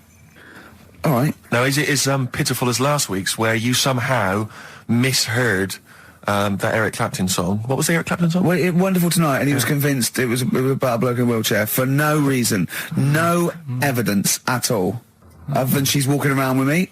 Yeah. Well, yeah, walking around with me. No. I walk into a room and everyone's head turns to look at her, which you didn't seem to helps him to bed. Is he's drunk? He's had a few. Never mind. Yeah, well, you're totally wrong. Big day, Carl, though, isn't it? Because there's lots going on, and I know Carl's it's very, very important for him that he champions Live 8. I don't know what's going on. I don't know what. I am sick of it, to be honest.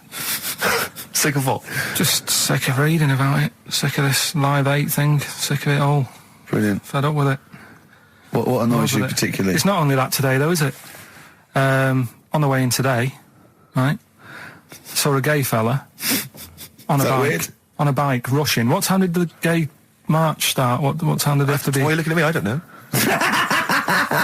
No, but he was rushing, left it late, so he'd had a late night again. So my point's right about him. What right? was your point about just to people who've just tuned in? Well, the fact that they go out late, so they sort of have a nice night out from about 11:30.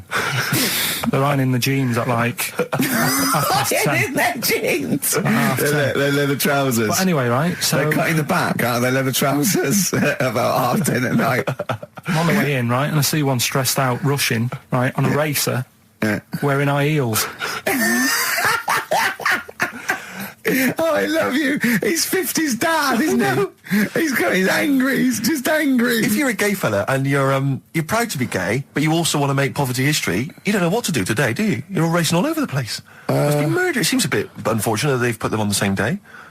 Yeah. Well, you can get little leather studded wristbands that say make poverty history. Yeah. So you can join in on both parts. You can kill two birds with one stone. Yeah. But why is Live 8 stressing you out?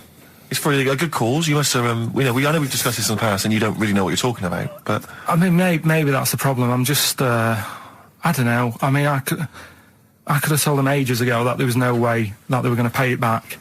I knew that was going to happen. I love that. But they didn't consult you, did they? When they were handing out this money willy-nilly to people who were dying, you could have had a quiet word with them. All I'm saying is, you could have said to Harold Wilson, Harold, you're not going to get this back, mate. You are not going to get this back, mate. When I wanted a mortgage, I had to supply 3 wage slips, is what I'm saying. I was double-checked out loads of times. I'd like to see, have you ever seen that guy Alvin Hall, who gives financial advice to perhaps teenagers who don't know how to spend their money wisely? All right. Perhaps send him over there. He's the guy with the bow tie. Oh, yeah, you know yeah. What I mean? Yeah. Send him over there and just sort of have a chat with him and say, make a list of what you're spending it on. So he's basically, will you be annoyed if they drop all debt and double aid and everything? No, because I mean, you know, people sometimes need help and that, don't they? You've got to help people out, but Yeah. it's how many times is the thing. Do you know what I mean? Let them off. But do I? You know, I've got this monthly payment at the moment, haven't I? Yeah. I'm paying for tools for people out there who need a drill to build a house or whatever. Yeah. Am I now in my right to say, well, you can't have it all? Do you want the drill or do you want the debt cancelled? This is what I'm saying. I'm just, you know, I'm all happy to help people out. Do you think they're taking us for a mug? Is that what you think you might be taking? We'll see, won't we? Time will tell, won't we? You know what I mean? If next year at the same time Geldof's putting on another gig, I'll go, what's going on now? Geldof putting on another gig of the Mean Fiddler. What's going on now? I think you're missing out on the true meaning of today, Carl, which is an opportunity to see Keane for free. I think that's the problem. I don't want to go. I don't like crowds and that, do I? Right. Can't be dealing with that. Don't like big crowds. People, because I was talking to people at work about it, and they were saying, oh, you know, it's a big occasion, it's one of them events, like, you've got to be down there, because in years to come, when they say, you know, were you there, I don't see what's good about having a memory being stuck in a crowd of 150,000 people. I'd prefer to do something nice. Say if I have like a nice cake and a cup of tea, right? In years to come, when they go, do you remember that day when we were all cramped and what have you? I'll go, no, I was on a nice cake and a cup of tea. So I've got a nicer memory than them. So I believe in doing something nice on a big occasion. Do you know what I mean? On a special day. Do something nice, remember that. The thing is, you have got a nicer memory than them, because when you look back and they say what you're doing 20 years ago, your memory will tell you you were actually having a cup of tea and a cake, but with a chimpanzee that could talk English. That's what your memory will tell you. You're thinking, oh, I was out with my mate. I was out with my mate Marty, he's a chimp. And it just, you'll be in cuckoo land by the time you're 50. You'll be just going, oh, it was great that day. Remember Suzanne, I don't know what, talking to Suzanne, she's left you. She's had enough of you waking up. Well, she's down in Hyde Park watching Bed-Shaped live. She's not worried about cake and a cup of tea. Let's have something new, something fresh. Well, I've been looking around, right, on the internet for stuff. Yeah. On the internet? Yeah. Your Bible, where you get all your information about the world and the universe and morality from. And you know, like, how I always say to you, I don't really read that much of it, I just read the headline. Perfect. Right? Yeah. Anna Nova have sort of nicked that idea to grab you. Nicked what idea? Well, to sort of get to the meat straight away at the top. Do you know what I mean? The headline to the story and everything. What? Right, these are stories. But the headlines already existed. That was why you thought that was a good idea? Not like this, though. All right. Headline. Well, these are all headlines, right? Vibrating shoes could stop elderly falling. Do you know what I mean? Oh, God. You don't Vibrating shoes could stop elderly falling. Yeah, that's the story. You don't need to read on. That's what I'm saying. Well, right? could you read on anyway? Can't be bothered. Read on anyway. Well, you have a look at that in a bit, right? So this is frustrating radio if you're sitting at home. No, well, it's not on. They've turned it off. If you want to know more, you know where to go. That's what I'm saying. That's what they should do in the news. Get the news done in a minute. There's a good story about Iraq. Right. Bong. Look it up. Look it up on the internet. Anna Nova. Give us another bong. Bong. Family sick of living on Butthole Road. Oh, brilliant. Bong. Man wears same shoes for 60 years. Oh, bong. This isn't that good. Some fella pulls a train with his teeth. And in lighter news. I love that. John McDonald, this one isn't very good. And the last one, man fails to break clothes pegs on face record. She's always good. Well, that's the one I did read on about. I love that, all those. That's the one he read on about. Go on then. Just why is that news? He fails to make a record. So did I today. I know, yeah. I failed the long jump record today. Yeah. Didn't even take part. No, I was rubbish. But what are the rules on world records and that? I don't know if there are rules. There are certain things you can't. I mean, it's the Guinness Book of Records, isn't it, really, that's the arbiter, isn't it? Yeah, but is there anything, if you said you wanted to do it, would they say, well, you can't do that? Yeah, they've stopped some gluttony records, obviously things that are in danger. It's anything that's illegal. Yeah, anything that's immoral. Yeah, like that American serial killer that just got discovered. Yeah. Having killed 47 women. I don't think he can make that into the Guinness Book of Records. No, because people will be trying to beat it, won't they? But there was some other story about a fella eating watches and that. That can't be good for you. So why don't they say, look, don't do that, do something else? He wanted to stay regular. It's time to give Karl... You're actually nervous. I'm a little bit nervous. Just to recap, Karl is 30 this year. He never went to get his results of his GCSEs. So myself and Steve took it upon ourselves to phone his school, track them down, and we actually got your results. What did you think you took? Did English. Right. Maths. Yeah. Art. Right. And I think I did physics. Okay. Well, you didn't do any of them. Eh? You didn't do any of them. You didn't register. You registered for one exam and took one exam and got results for one exam. So I don't know what you thought you were turning up to, or you weren't registered, or you didn't. You're familiar with the notion of registering for an exam. You have to kind of officially register in order to be eligible. What do you mean, register? I turned up for a couple. Yeah, you can't just show up. You have to register for them. You have to pay this because it costs the school money, so they have had to have paid for you if they thought you were going to pass. You can't just turn up on the day and ask for some paper at the front. I never got a letter telling me that. Well, that's because you were never at school. But you did somehow register or registered for one exam. You registered for history. It's a topic that you've always been interested in. I was saying to Ricky before, World War II, I loved it. Not the actual event. No, the study of it. all the stuff like, you know, about the Anderson shelters and stuff like that. Yeah. And the bombs and that. Mm-hmm. And then when I took it, it had nothing to do with that. It was more about the Tudors. So the Second World War didn't come up? You mean there were no questions about the Anderson shelters? Nothing. That's devastating. So what are you expecting the result to be? Is that seriously? Is that it? Yeah, it's the only one you took and registered. As far as the school is concerned, or certainly it's the only one that counts. It's the only result. It's the only one that counts. Yeah, you've got. I don't. Did you register for yours? Yeah. Yes. I've got certificates and everything. So what, do you do that before the exam? Do you have to go somewhere and sign something, or...? Yeah, you don't check your results and then decide if you want to register. It's not like Millionaire, when you look at the question and go, I think I'll take the money. Yeah. You go. No. But anyway, you must have registered for one, or maybe your teacher put you in for well, I didn't do it. They must have been confident. They must have been confident. They must have thought your best bet was history. Right, so... what did they get? You got an E. Which I think, I mean, technically, is a pass. E? It's a bad pass, but there's F, and there's you're not going to be doing a PhD. You can get an F, right, which is fail, and then a U, which is ungraded. Now, I don't know why the U exists, because F means you failed. U is like them going, you not only failed, but you wasted my time. So... We're annoyed that you took this exam. So you thought they'd register me to get an E? Well, they didn't. I think they were hoping... It was rather like you with the lottery. They were hoping for something better than nothing. See, I assume that the man who registered for that thought he can scrape an E if Anderson shelters come up. Yeah. Well, that's it. You've got... Now, what I'd like to do, Karl, is... I've started your re-education. You've read a book on Rasputin. I'll be asking you a few questions about that later.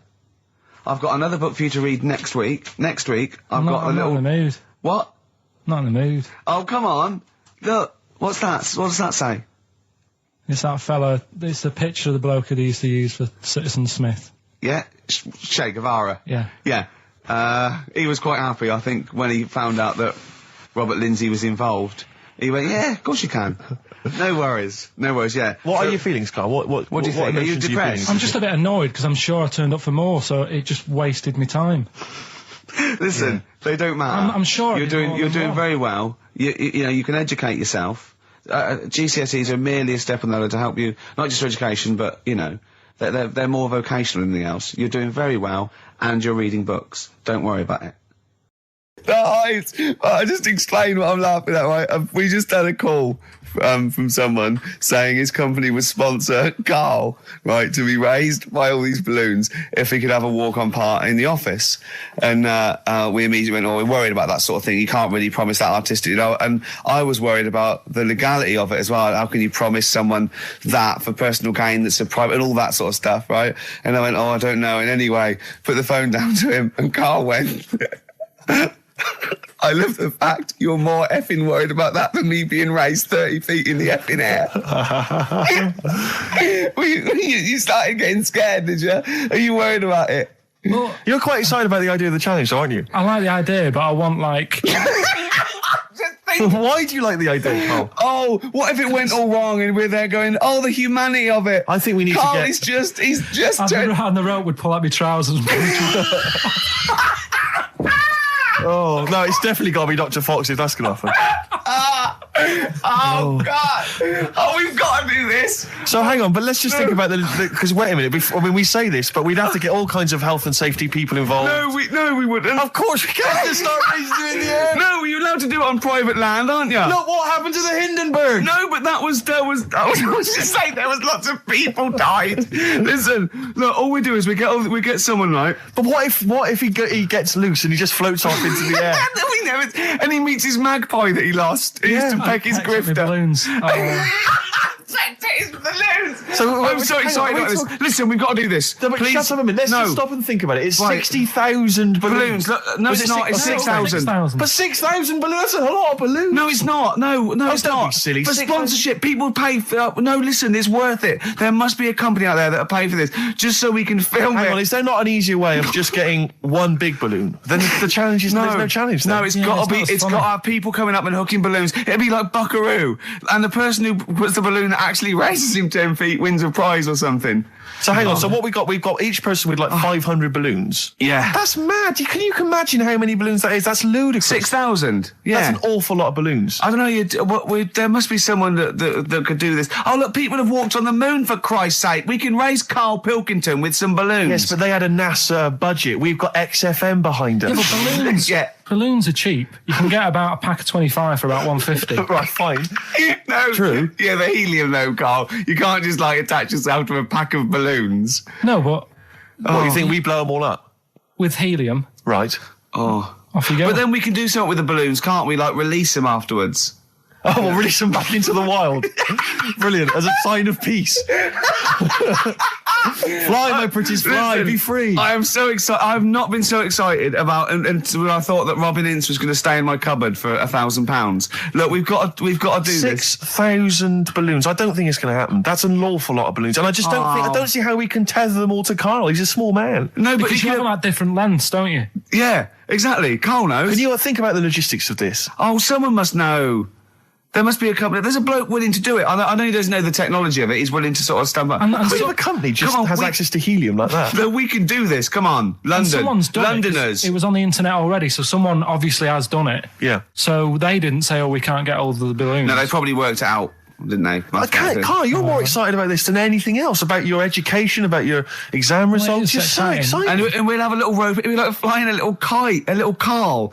Let's go, Karl. What will you wear? Like a one-piece jumpsuit? Yeah, it'd be lovely. With sponsorship all over it? Oh, it'd be great. You're like Jackie Stewart, and just as you go up, your little face. Oh my God, I'm not going to sleep until this is done. This is the most exciting thing ever. Only 10 feet. 10 feet, yeah. We need some kind of rope to sort of tether you to the ground. Yeah. We don't want you sort of flying off. This is going to be great. And he'd have a little crash helmet and everything, and little Dee Dee boppers on the crash helmet, like he's a little flying ant. Definitely. We give him a little, oh my God, can we give you an outfit like little wings and everything? Can we paint your face with like children's paint? I'm not doing all that. Why? Oh, because that would be silly. Oh, please, Karl, do this. Do it. We do it for charity. We do it for charity, yeah? All right. Yeah? Oh, this is We'll do it for brilliant. children in need. Please, just phone in if you can help us. Lift Karl up 30 feet. Let's say 30 feet. I think it has to be a decent... Yeah, it has to be a decent height. Is there a world record? Because we want to break that if we're going to... Yeah, we want to break that. What is the world record for raising a man by balloons? Yeah. Okay, so listen, let's just finalise details here. We've got... I'm so excited. Email address, ricky.gervais@xfm.co.uk. ricky.gervais@xfm.co.uk. What's the number? The number, Karl? 08700 800 1234. Give it again.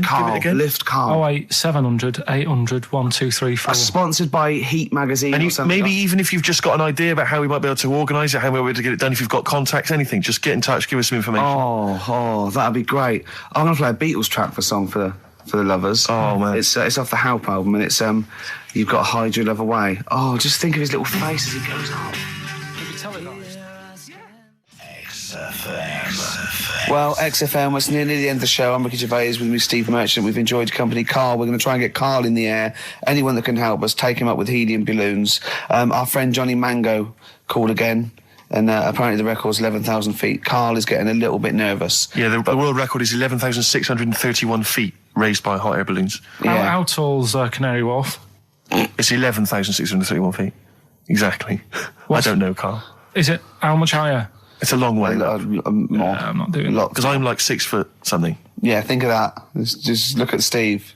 All right. Yeah. But you can change your record. You could say, well, the sort of balloons are the one with Mickey Mouse on it or something. Yeah, could I just say something? That man did 11,000 feet, but he wasn't naked.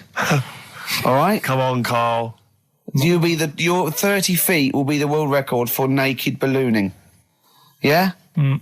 Think about it. All right, it's for charity. Well, thank you for listening, everyone. We are going to raise Karl. And after Karl said, and just to think, my teacher said I'd never be a high flyer. So this is your chance, Karl, to shine, to fly. Steve. It'll be brilliant. White Van Man, Karl. Brilliant. Recorded at great expense, that. Yeah. This is where we just hijack an idea from The Sun, which is White Van Man, where The Sun asks, in this instance, a cabbie by the look of it. Oh, no, a fruit and veg shop owner. Ours is slightly different because the Sun sort of like pick on a perfectly normal member of the public. Exactly. So that's where we've got the upper hand. Yeah. And they ask him about the the hot potatoes. This week, Karl, my first question to you, well, your thoughts, please, on the criticism of the BBC over their coverage of the Queen Mum's death. What do you make of this? You're aware of all the criticism that Peter Sissons asked some probing questions? No, I thought it wore was a burgundy tie. I thought that's it. Yeah, he just it didn't show respect. He just had a burgundy tie on. See, that's not really not showing respect, is it? No, it's not. You know, you show your respect by sort of doing the news on it, giving her a bit of coverage, and showing, what publicity. What a good woman she was, or whatever. Yeah. And then you move on to sport news or whatever. Do you know what I mean? Yeah. I totally agree. I don't like the way everything's morbid. I was thinking about it. It's like, the way in birthday cards and that, people always put funny things in them. I think you should save things like that for funerals, for like funeral cards and that, and try and cheer people up at times when they're low. Do you know what I mean? Because on your birthday, you're quite happy anyway, so you don't need someone putting a funny comment in a card. I think, when you send a card... What would you suggest? Well, whoopee cushion, but on the vicar's chair. How would you liven up with the just little things in the card. I mean, you're just writing stuff like, well, at least you're still alive or whatever. So as you're giving the eulogy... that'd be good. So suppose someone's husband's killed in a car crash, you go around with some flowers and a little card, and it says, at least you're still alive. Well, maybe something funnier than that. Well, maybe like if you got up to give the eulogy during a funeral, just wear a pair of comedy tits. Yeah, or those glasses that are eyes on sort of springs. But why has everyone got to be so sad about someone dying? No, what annoys me is that when you see the people on television, these sort of members of the public, and they're crying about the Queen Mother, who was sad when anyone dies, sad when anyone nan dies. She was 102, and it's sort of like I think they should cry. Well, there's a picture in the paper today. I don't understand it. There's a picture in the paper today of various people who were lining the funeral kind of route yesterday, and there's a picture of a very young child, maybe sort of 5 or 6, on the arms of her dad, and her head bowed, and it says a young girl there weeps for the Queen Mother. And I was looking at it, and you can tell she's just tired. Well, she's just tired and bored. It's so transparent that it's not crying. It's most just, what are we doing when their nan dies? Exactly. It's sort of like... But what is a 5-year-old girl going to be? Why is she going to be crying? The Queen Mum said, I can't believe it. Yeah. Teletubbies? No. The Queen Mum.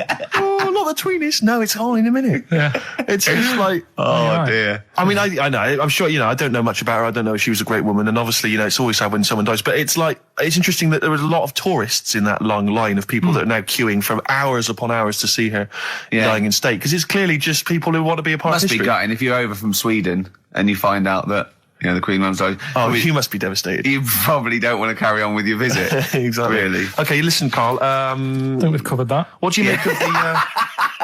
What do you make of the first genetically modified baby? Oh, are you worried about this? Do you know what did they do? What? Let me see what it says here. Isn't it just choosing the eye colour. Well, this is the concern, isn't it? That in the future you'll be able to decide whether it's a boy or a girl, how intelligent it is, what it looks like, is it handsome, is it ugly? Obviously, no one will choose an ugly baby, and so on and so on and so on. And so it means that where will it lead? Where will it end, Carl? Are you concerned?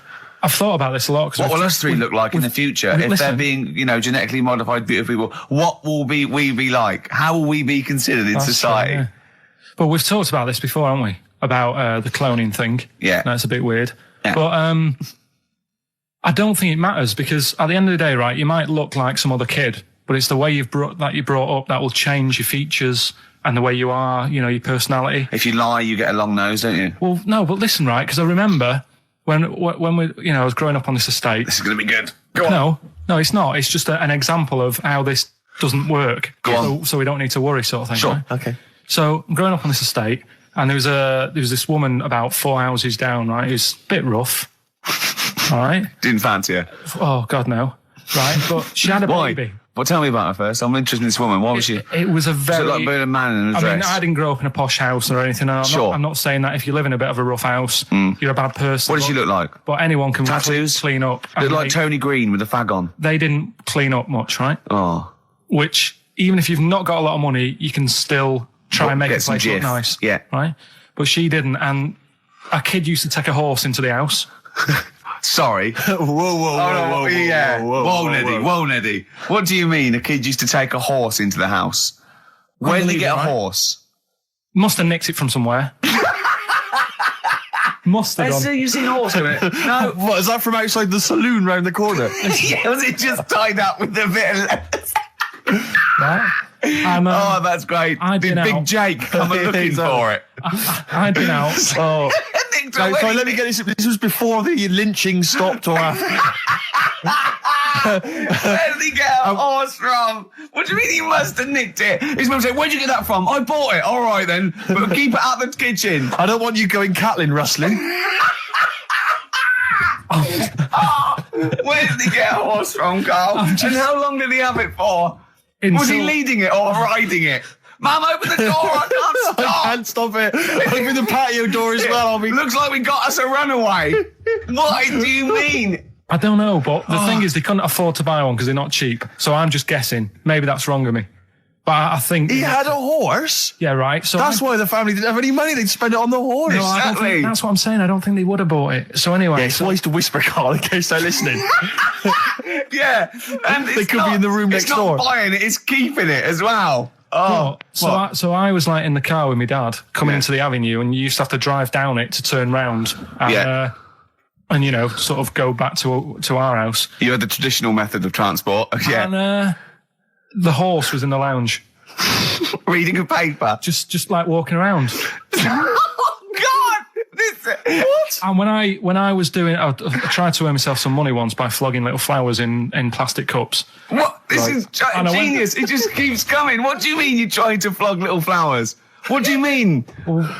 Let's play a record. Let's play a record and come back to this, because it's always going to just unravel and unravel. It's going to go for hours. Let's play a track, deeper Carl. and deeper. It's like an onion, isn't it? We've created a whole world here where there's a man living with a horse. Just walking around the lounge. I come from the West Country. I've never heard anything like that. I just think of a big sort of like orange carpet, and it's got a rediffusion telly, and this horse going, I'm fed up in here. Exactly. This is really... I am not taking the rubbish out again. Yeah.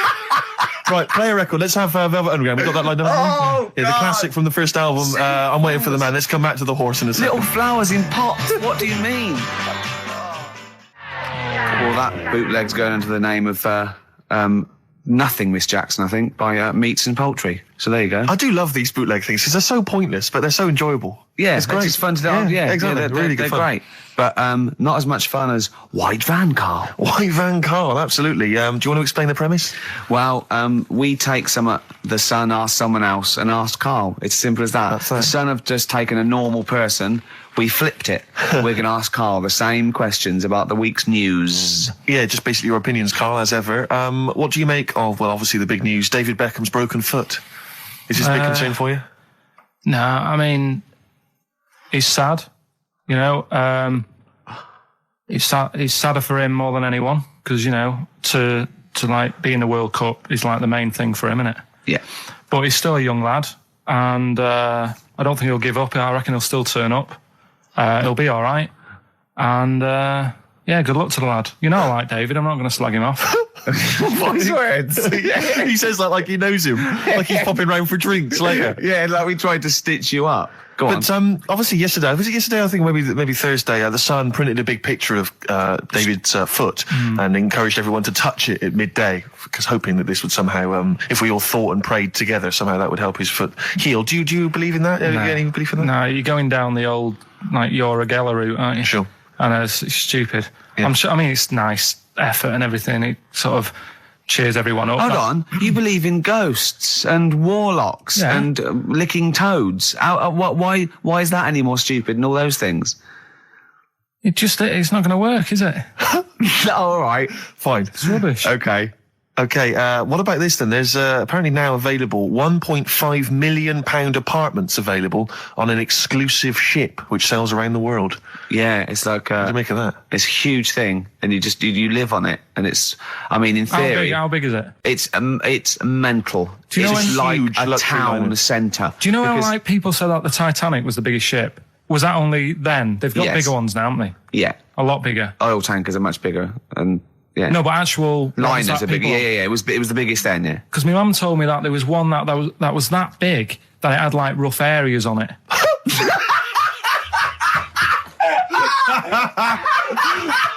Oh God!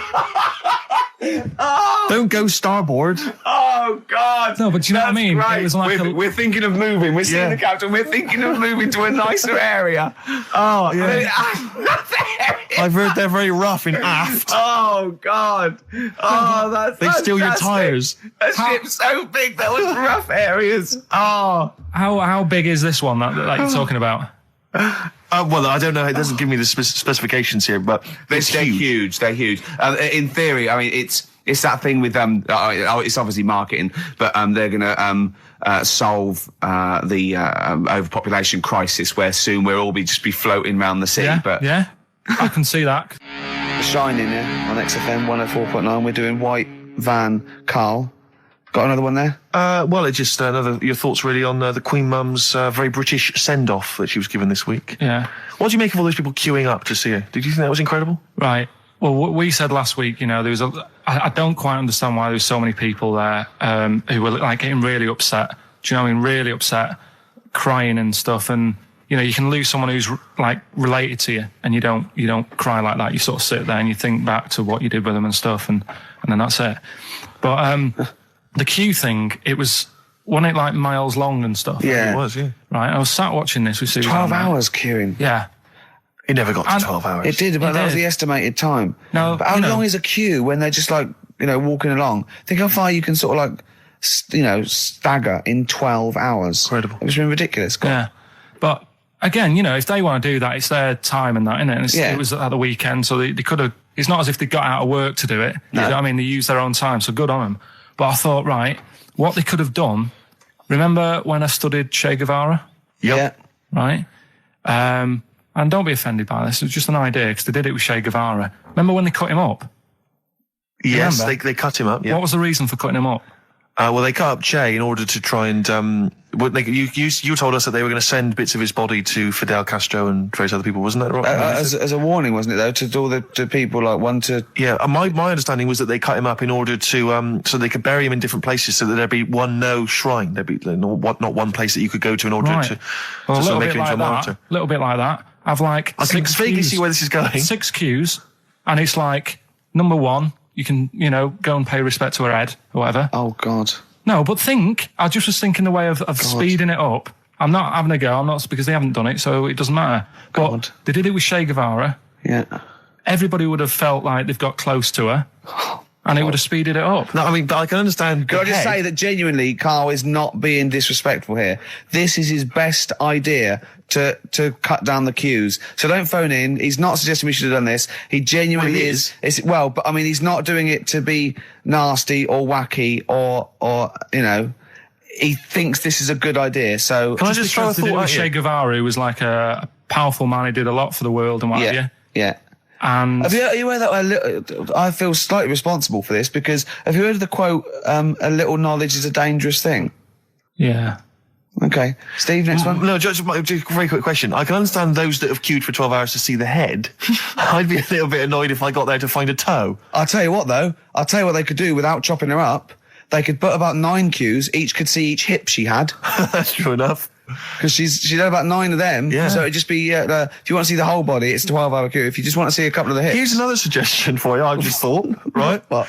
Instead of everyone queuing to see her, why not put her on a trolley and wheel her past everyone else? Running. So yeah, you could have some students on Rag Week. They can combine it, like when they're always pushing a bed. You know, they could just run it along the queue. No, that'd be fantastic. That'd be disrespectful. Right, as opposed to the chopping up. So sure. no, Right. but just an idea. Just I apologise now. If anyone's offended. Anyone offended, I'm sorry. But Yeah. No, okay, we just do White Van Carl then. This is your opinions. You can't be wrong on this, can you? There's no right or wrong answer here. Okay. Right. But so this is where we ask Karl his views on the big news stories of the week. Basically, we've stolen an idea from the Sun newspaper, and So this isn't cruel, this programme, is it? I don't think so. picking on me. It's not, is it? It's weird because a few people have said, "Oh, you're picking on me." It depends how you look at things, isn't Sure. Yeah. But you do like it? We could look at it like it's a laugh. So it's not a problem for us. You know we like you. You know you're our favourite. Yeah. I'm going to say thing in the world, but I don't mean that, in a derogatory way. it? No, I'm cool with it. Yeah? Yeah. Right. Okay. So your views, please, on the fact that attitudes are changing to the possible marriage of Charles and Camilla. Oh, what do you think of that? The roars at the moment, because the recent tragedies are apparently high in the polls, and people are coming around to the idea of Charles and Camilla getting hitched. What's your thought? Whatever, really. I mean, if they're happy with it. The thing that comes out of it most is it just goes to show, right, that there is someone for everyone. Just because, I mean, no disrespect to Camilla, I'm not a good-looking person either, but she isn't a stunner, and yet she's gone and picked up a royal. Right? Yeah. So I think it's good for things like that to happen, because it cheers you up. Do you know what I mean? Gives you a bit of hope. Thanks, Karl. So yeah, it's good. You know, if they're happy, if anyone's happy, it's a good story, isn't it? Yeah. You know what I mean? Yeah. You know, he's had a bit of bad luck, and now he's got someone else in his life. So. While he's doing this, I'm just doing a list of questions to ask him what he thinks of things in the world. Okay. Is that all right? Yeah, no problem. Just- Yeah, no okay. problem. Okay. Okay, what about this then? Are you disappointed by the nation that a third of us are apparently unaware of St. George's Day? 23rd. Is St. George's Day the one with the snakes that we've talked about? No, that's... Are you one of that third, do you think? St. George is the patron saint of England who killed the dragon. Yeah, I mean, there's too many of these days, isn't there? That's the problem. If you make it a bit more special, like Christmas, so you buy presents and that for each other, then people will remember it. But there's so many of these days with Easter and Pancake Tuesday and all that. So it's not surprising. I think as time goes on, we'll find that a lot of these days will just disappear because, you know, people are busy. There'll be new ones, won't there? Right. I had a bit of good news this morning. Go on. I was on the tube coming down, and I don't want to sound arrogant, I don't want to sound pushy, but I was at Green Park, and I'm fairly certain, Rick, it's not 100% corroborated, I'm fairly certain that a woman pinched my arse. So what do you think of that? Yes. There's a lot of pickpockets around Green Park, so be careful. No. My wallet was still there. Really? But even if it wasn't, you know, that would have been money well spent. But the wallet was still there. So what do you think of them apples? Eh? So what did you just pinch off? I can't confirm it at this stage, exactly what happened, but it certainly felt like a pinch. I looked round, there was a woman behind me. Right. She was fairly old. I think she's probably in her mid-30s. Right. Kind of reddish hair. Right. I don't know if she's listening. Right. But she knows where I am. And so I don't know how to proceed, really, Rick. I don't know if it's worth putting up some posters around the Green Park area. Well, what you could just do... to try and corroborate it. If you saw a woman pinch the lanky guy's arse... No, you could probably get in contact with British Rail and go back over their CCTV CCTV cameras, yeah. And then they could probably zoom in and, you know, so identifying sort of birthmarks, or she might have been holding something. Then I could hire a private eye. Yeah. Again, money well spent. Well, so there you go. You know, I'm just saying maybe maybe things are looking up. Things it's getting are towards Christmas. The worm has turned. I mean, you know, it's a little sexy story to get the show going. It is but pretty what do you make of that then, Karl? What do you think of that, you're Karl? quite damning. What's your answer? Well, I mean, you're quite a tall fella. Sure. So she must have really wanted to sort of reach up and have a pinch. Mm. Do you know you think she was a dwarf? She did it with her teeth. He didn't say she was a dwarf. No, but Steve's taller than, his arse. Yeah, but his arse isn't 6'9", is it? His arse is about 3 foot off the floor. 4 foot? What? 4 foot off the floor? No, I don't think so. About 3. She'd have to be a midget to have to reach up to pinch Steve's arse. Yeah.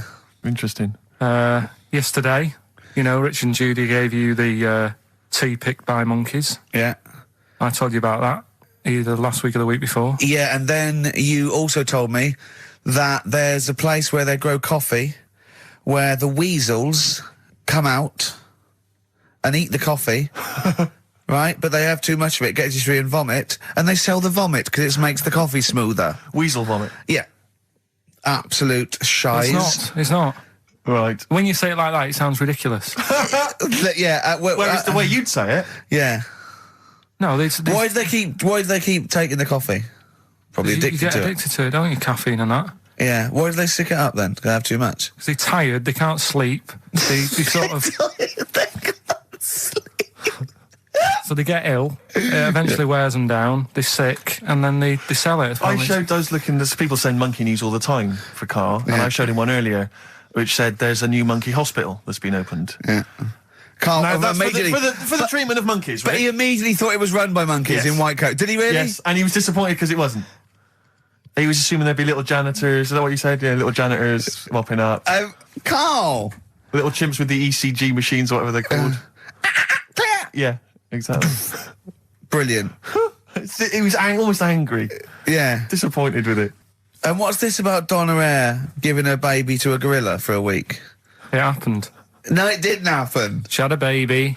They went on the honeymoon. They left it to a little gorilla to look after. Don't talk! Absolute, don't talk! Oh, God! Again, there's people online now, so they can have a look at Anna Nova. Do you want to give some stuff away? Do some. He believes it, and that's it. But the more these things sort of like pop up, come true, the more worrying it is. The more worrying it is for everyone. Imagine if Donna Eyre had left her baby to a gorilla. It's libelous. You saying that? It's libelous. It's not. Well, someone will send it in a bit, and then you'll feel daft again. So I'm not even worrying about it. Okay. Right, you've got some rubbish to give away, did you say? Yeah, we've got some stuff to give away, DVDs, stuff like that. Well, let's play a record, let's do the Any competition VHSs? Any films on VHS? Yeah, a couple of them in there. For $4.99? Yeah. Supergrass. Yeah, excellent. What is the competition, incidentally? Doing songs of phrase.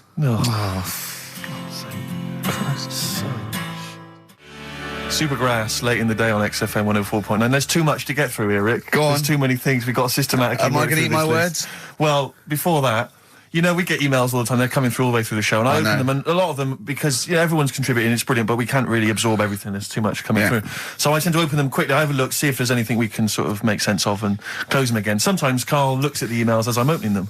One opened just a minute ago.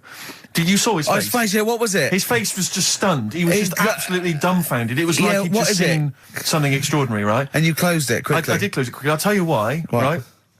Always got to bear in mind how Carl's mind works.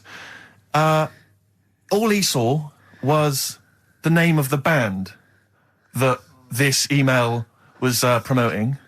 So all Carl saw, and you can imagine how excited he was all he saw was Half Man, Half Biscuit.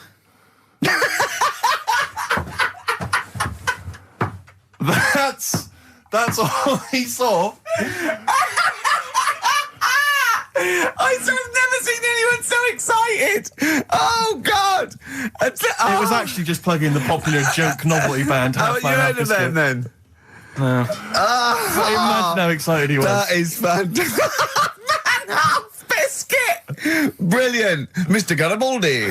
Oh, Half Man, Half Biscuit. That is genius.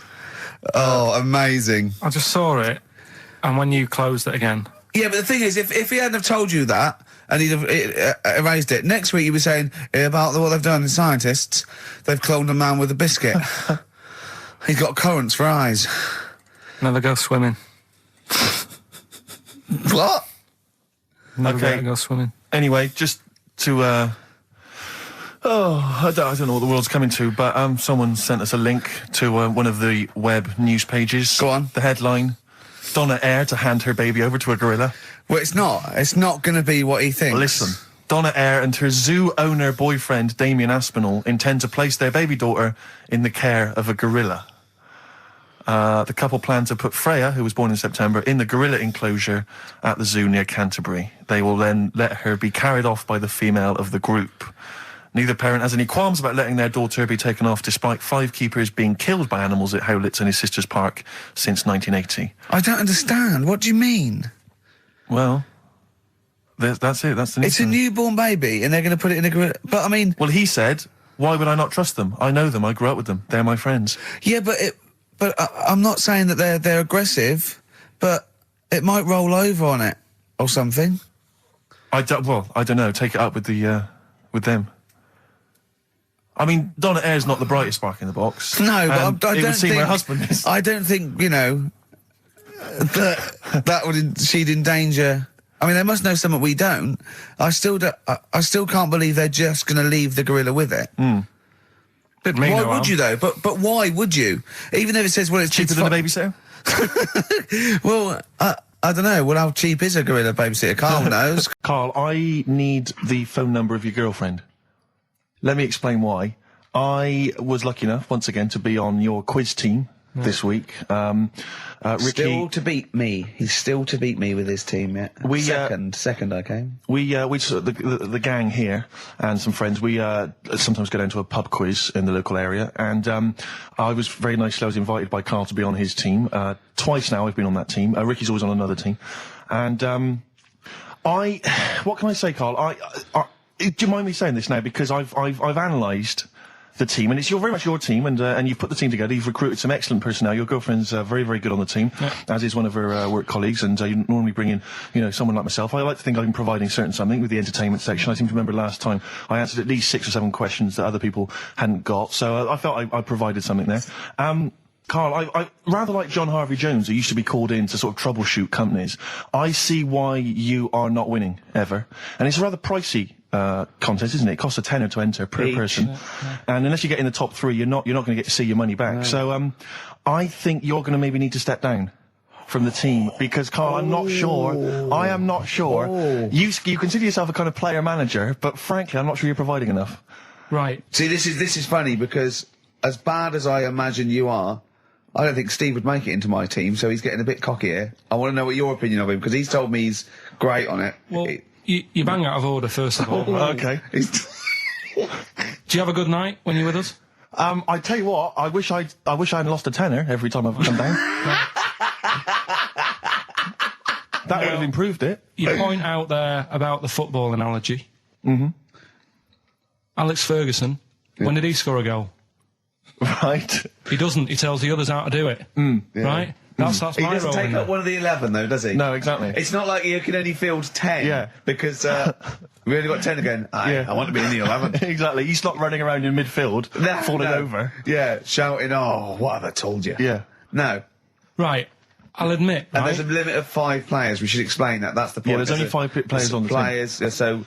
But it was pretty tricky on Tuesday, though, wasn't it? It was one of the tougher... Tell everyone the one question you got right. Something about... Well, tell us the answer. The 2 words you had to say to get the answer. Danny Minogue. Danny Minogue. That was what you provided, Danny Minogue. Is this valuable? Well, no, not really, because there was at least 2 of us who also knew the answer. Oh, well, we gave him. No, exactly. We gave it to Carl. We massaged his ego. Oh, but dear. I just feel Carl. Do you know what? I feel a bit bad now, because I just sort of either had a crushed face. Can I just tell you right now? He just can't believe this. Can I just tell you right now? I think the problem is this. I think there's that precious 5th position that is not being filled at the moment, I think, consistently enough by a decent player, right? You've got a solid team. I'm thinking if you want to remain on the team, you are going to have to pull your finger out and find a 5th member that is going to provide, and I'll tell you where the weaknesses are. I can tell you right now, mate. The weaknesses are natural history and science. Something which Ricky Gervais is scoring on week in, week out on his team. There is a few. Now, if he was available for a transfer, we could be fine. But we've got to find someone to fill in that space. Otherwise, I'm either going to quit, or you're going to have to step down. Because I don't think I can be on a team where there is these obvious deficiencies. There are visible deficiencies. And, the £10. That's £10. I'm not made of money. I didn't know that much about it. Autism. Okay. Oh, good. With some more entertaining stuff on XFM 104.9. Just to cheer up people. Go on, and what? Come on. No, right. Have you heard about it, Steve? What autism? It scares me to death when he comes up, when he touches on a serious subject. We've been talking about wheeling a dead pope round, the Chinese don't age well, and ginger people are hated. And now we're going to touch on a really... I mean, my heart's in my throat. Go on, Carl, then. Tell me your insights to autism. Right, well, there was this... Again, Channel 4 coming up with some good stuff at the moment, right? It might have been Channel 5. But what's the name? It's the attention span I like. These people who they've got like this autism thing going on. Yeah. And they sort of take in a lot of information. They get sort of they get so into it that they know everything about that subject and what have you, right? And there was this lad who he knew everything, right, about EastEnders. Right. He sort of the cameraman was saying to him. So, you know, why EastEnders and that? And he said, I don't know, I just like it. And he said, I remember when I first watched it was a Thursday, it was 5 to 8, Pauline Fowler walked in, she had a pink jumper on, she said, all right, love. And he remembers everything from that moment on. Yeah. Right, and everything, which is great, but then the way the programme was making out, it was almost like they were saying it's a disability. Right. When in a way, it's more like a superpower. Sure, like Rain Man. But if you can take it's Rain Man. No, he has special autistic powers. Oh God! We must send for Rain Man. I don't know what to do. So I don't know what to do. So he would be a great contestant on Mastermind. So if autistic Mastermind, he'd be dynamite. What I'm saying is, don't be watching EastEnders though. Sort of, why didn't they give him an encyclopedia and say, get into that? Sure. That'll be useful. Yeah. Keep him away from EastEnders. Wasting his time there. But I don't think it is a disability. No. Yeah, there are other things, and they're not. It's also autism is a matter of degrees. From what I know, and I'm sorry to have to do this, but I feel that I have to at least be the voice of reason, as ill-educated as I am on the subject. But I think there's degrees of autism. I think some are higher performance than others. There's other issues with it. It's not they're just got good memories. They don't go around doing tricks for people because they can remember stuff. There are other issues with it. Do you know what I mean? Right, well, I mean, they seemed a bit... But you watched the programme. What did you learn? That he knows when Pauline Fowler came in. Yeah, I mean, there was other bits where they couldn't control her emotions and stuff.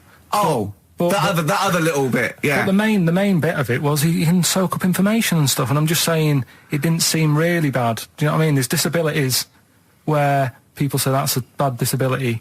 It's like how people say about... This is brilliant. This is just like this is amazing to be in a room with this man. It's incredible. You just wind him up and listen to what comes out. And I'm going to sit back now. I'm not going to defend you or explain anything. Just go on and tell me about the other disabilities that are worse. What I mean is how people can sometimes easily get mixed up. How people are scared of like a cyclop. When at the end of the day, he's got a disability. A bloke with Who's scared of a cyclop? No, it's apart just from like Jason and his Argonauts. Where's this cyclop that you're scared of? No, I'm just saying in history and in books and that. No, not in history. History happened. Yeah. What are you thinking of? You're mixing history with Greek mythology and Roman mythology and every other type of mythology. What do you mean there wasn't really a giant cyclop that went round picking up ships and throwing them around? That's not history, Carl. Do you think Batman's history? No, but it was ages ago, wasn't it, when we were sort of forming... No, I'm not saying it didn't happen ages ago. I'm saying it didn't happen. Well, it might have done. I mean, what's so ridiculous about a fellow with one eye? In the middle of his head, and he's big and scary and lives in a cave. Why is he scary? Because what if he had 8 eyes, I'd be scared of him. At the end of the day, he's got a disability... we'll talk about it in a bit. Where is this something that happened to a friend of yours, or is this... No, I read about it. You read about it, okay. There's this little lad, right? Okay. First of all, it's years ago, right? When they didn't have decent doctors in, like, every town and that. Yeah. And, this little kid is dead ill, right? Yeah. And the local doctor... Well, there's a phone call involved, so I don't really get the impression that it's like medieval times. Yeah. Yeah. But I didn't say that. I just said it's years ago. So this kid's ill, right? Yeah. And he's lying in the bed, and he's all going funny colour and that. Yeah. And his mum says, I'm going to get the local doctor round. The local doctor comes round, and he says, oh, so I don't know what's up with him. He said, leave it with me. Leave it with me. He said, the doctor said that. I'll have he said, I'll phone up a top doctor. Okay. Who was in America or something like that. And so he goes to the phone in his office and he calls America, and because it's years ago, the phone line isn't that good, it's all crackly and that, right? Mm. So he's talking to the doctor and he's saying, I've got this kid, he's a funny colour, and he's really weak and that. I don't know what's he's not giving him much to go on. Right? Sure. So the American doctor, right? Yeah. He goes, yeah, what you want to do? And it's all breaking up, right? Yeah. He goes, what you got to do? You got to, it's all breaking up. You've got to give him some parrot's blood, right? Some parrot's blood? Well, that's what he thought he said, but the line was really bad. Yeah. He meant parent's blood, but he heard that he said parrot's blood. He said, right, I'll do that, leave it with me. I can see where this is going. He goes to, a pet shop. Yeah. He says, give us like half a dozen parrots. Sure. Takes them round to the kid's house, takes the blood from the parrots, puts it into the kid's fine. The kid's fine? It worked. Such a load of shite in my life.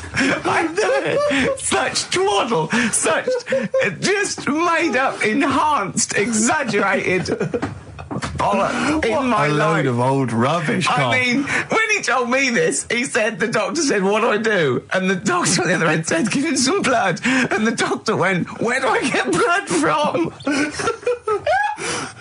So hang on, wait, I just need to where do I get blood from? Give him some parents' blood. Give him some parents' blood.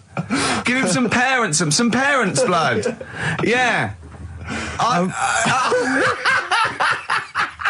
But hang on, I just need to know where you read this. Carl. Where was this? Where did I stitched you up. You know what he said? He said, so do you believe it? I went, tell it to Steve. He went, do you believe it? I went, tell it to Steve.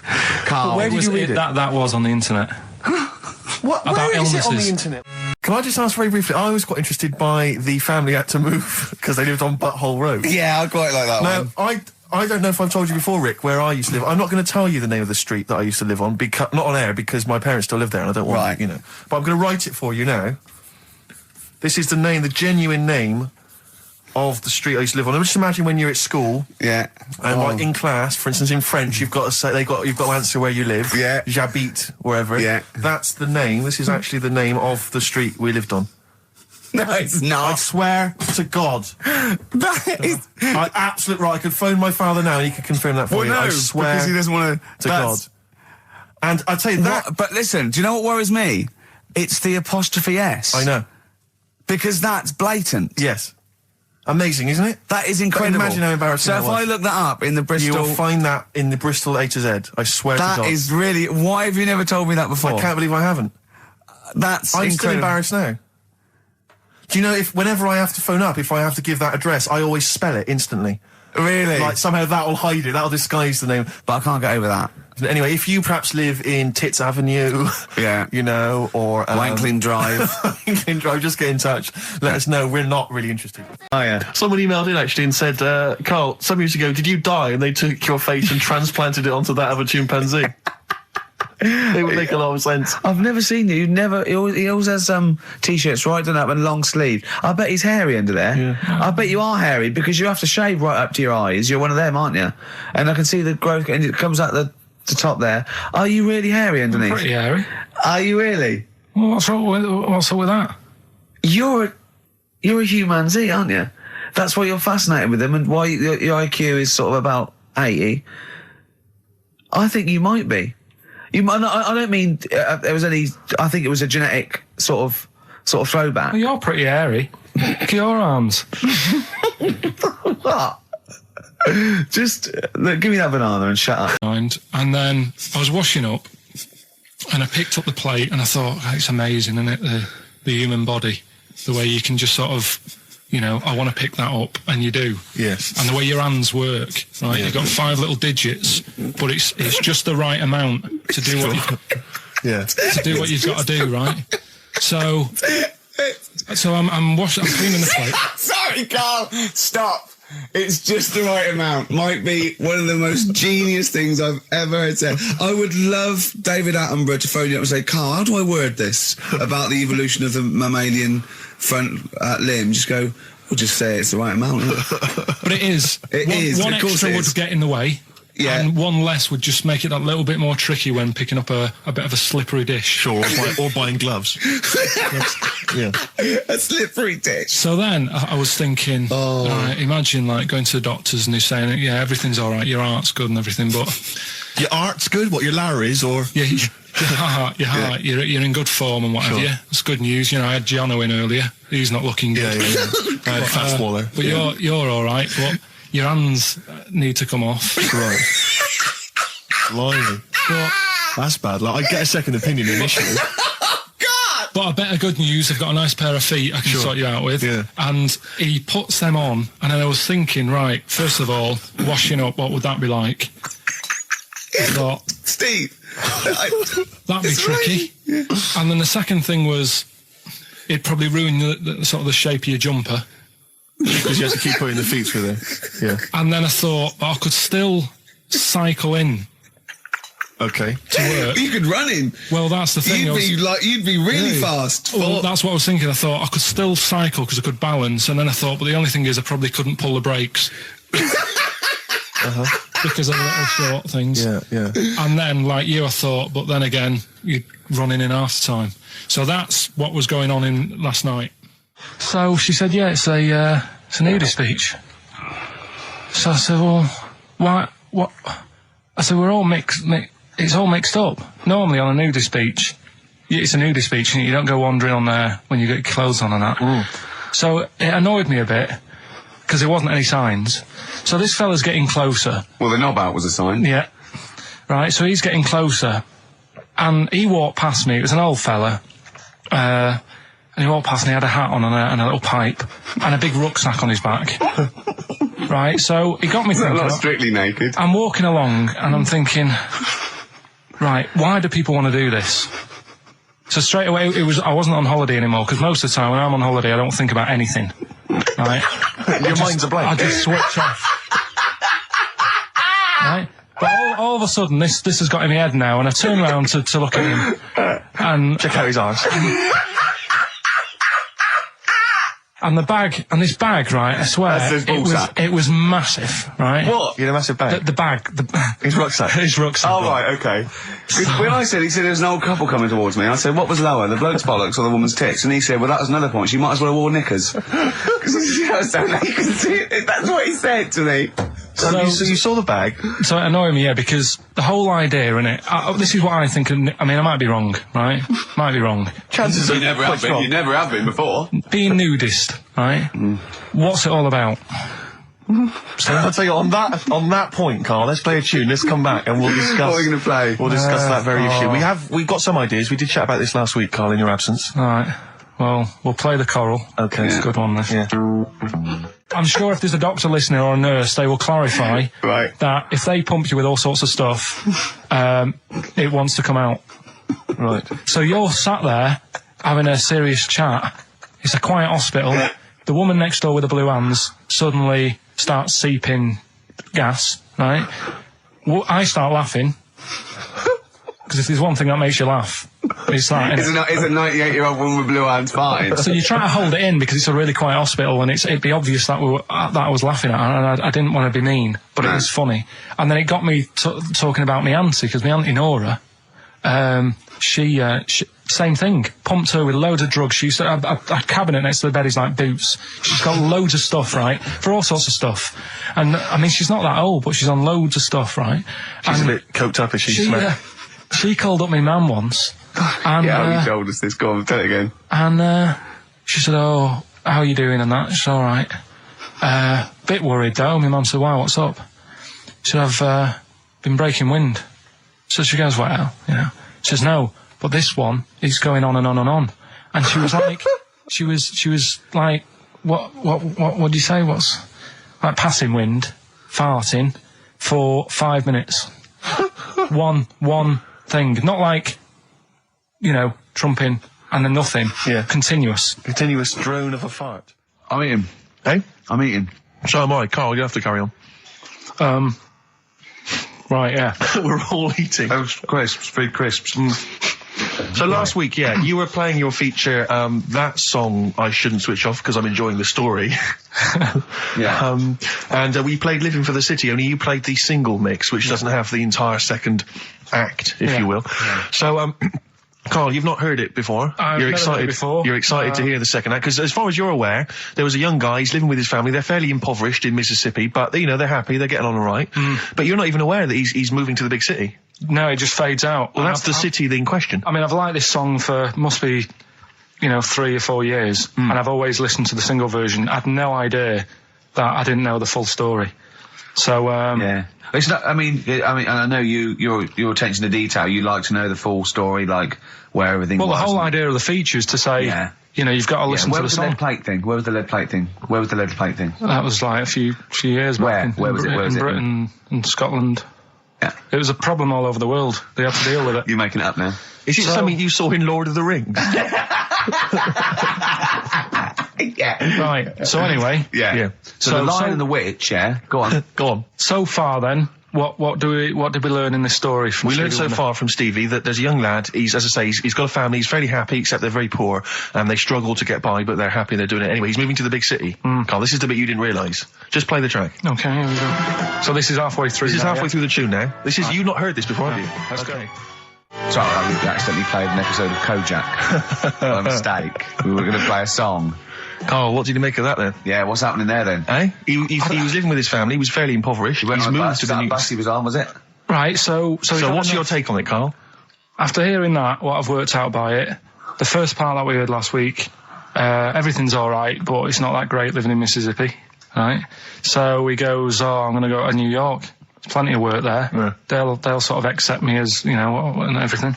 So he goes there, and the weird thing is, he's hardly, been in New York for a second. He gets on a bus, all of a sudden some copper's arresting him. He's like, what's going on? And then he's got 10 years. I mean, what you can't hear, because the levels are quite bad. I mean, I work with sound. I can't really hear what's going on. You're criticising Stevie Wonder, I'm sort of guessing that he didn't pay his bus fare or something. And 10 years. He got 10 years for that. I really don't know what was going on. And the last one. I've got that one. That's terrible. That's terrible. Okay, quickly. Oh, God. And the last one is that bloke who does... Come on! It's making me laugh. Come on, Carl. Be professional. Right, the last one. Right. I can't do it. It's making me laugh. Oh, come on. But it happened in Hackney, right? If you're outside London, that's in a place in London. And it's this monkey that's going about Hackney, nicking DVDs. Even the monkey didn't go for videos. Even the monkey knew, well, there's no point getting on VHS. But Brad, you're on VHS. You're having a... Threw it back. Right, and there's a girl called Lisa who works in our office here, right? And I mentioned it to her because she lives in Hackney. I said, you familiar with this? And she said, I remember something about it, which annoyed me. The fact that a monkey's running riot, but she didn't know the full story, and she lives there. What do you mean a monkey? Do you mean a chimpanzee or a monkey? I don't know. Is he a zoo in Hackney? Is he a zoo there? I don't know what sort it was, but it was like. Is there a zoo in Hackney? I don't know. That's what I was asking. So get on with the story. So anyway, it's been robbing stuff, and the other bit that really puzzled me, right, is the fact that. And you're not easily puzzled by monkey news. They took fingerprints. What do you think about that? Well, they took fingerprints presumably because they didn't know it was a monkey to start with. No, they did. They saw it, nicking stuff, and they said, get fingerprints. So that means there's more than just one doing it. I'm going to have a heart attack. He had to fax them to Interpol. Yeah. We know that is, It's Brian the monkey. Yeah. So sorry, I don't understand. He was stealing DVDs, specifically DVDs. DVDs, I think it said watches and stuff. What, breaking into homes? Yeah, in Hackney. Maybe. Are you sure it wasn't a kid with a mask on? No, seriously. How was he breaking into homes? They're good, up the drain pipe. They're good, aren't they? They're good, aren't they? But how would they do that? So is that the news? Well, that's how much do you want Is that monkey news? for this week? Well, I don't know that it's true. Again, I've got nothing. There was other stuff. There was another story that I found about a monkey, but I would like to know from someone in Hackney do you know what I mean? And I missed that one on Crime Watch, which would have been good, right? But there was another story about one that kept getting on buses, not paying its fare, and just sat in a corner reading the paper. Reading the paper, Carl. You're an idiot. Well, that wasn't in London. You're an idiot. That was in America. It wouldn't read the paper. Why would it read the paper? Because its way of sort of going, oh, well, if I'm reading something, maybe the inspector... The inspector won't notice my hairy hands. Oh, Carl, you're such a fool! Well... Pilkington. Karl Pilkington. We've just had a news flash that an infinite number of monkeys in Hackney and an infinite number of typewriters. Yeah. We don't know what for. At this stage, we've got no more information. And they've taken back an infinite amount of graduate on the video. This is rubbish. Rockbusters.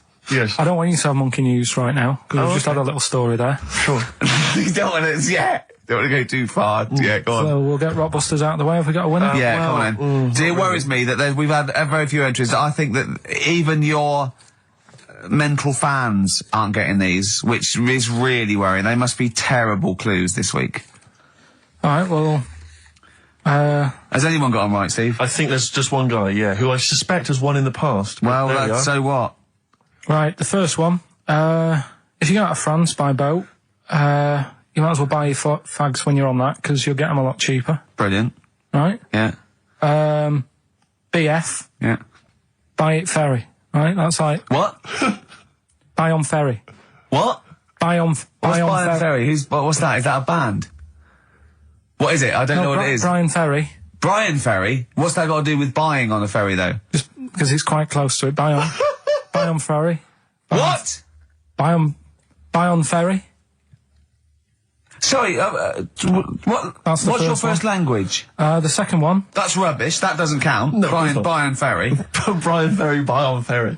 There's this little foreign cafe. It's growing its own steak. That's Delamitri. The third one. What? Sorry, what? What is that? What is that? Delamitri. Delhi is a little foreign cafe. Yeah.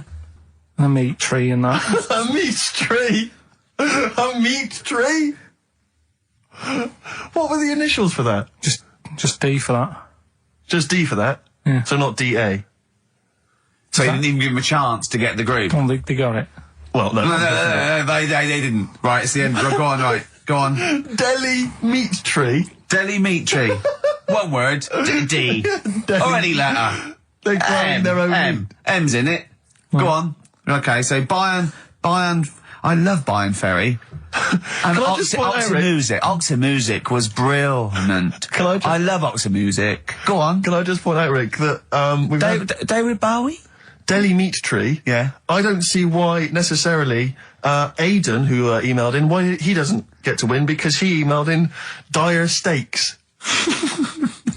Seems to me just as valid, as far as I can tell, but Delhi meat tree it is. And the last one, if there was a Jamaican fella on the Titanic... I'm looking forward to this. With a little bit of fear. Jamaican fella, if he was on the Titanic, he probably would have screamed this. Yeah. That's Christ de Berg. Oh, I don't know what to do. Stunning. So who's the winner? I'm not going to give it to anyone. I just don't... what's the Jamaican bit got to do with it?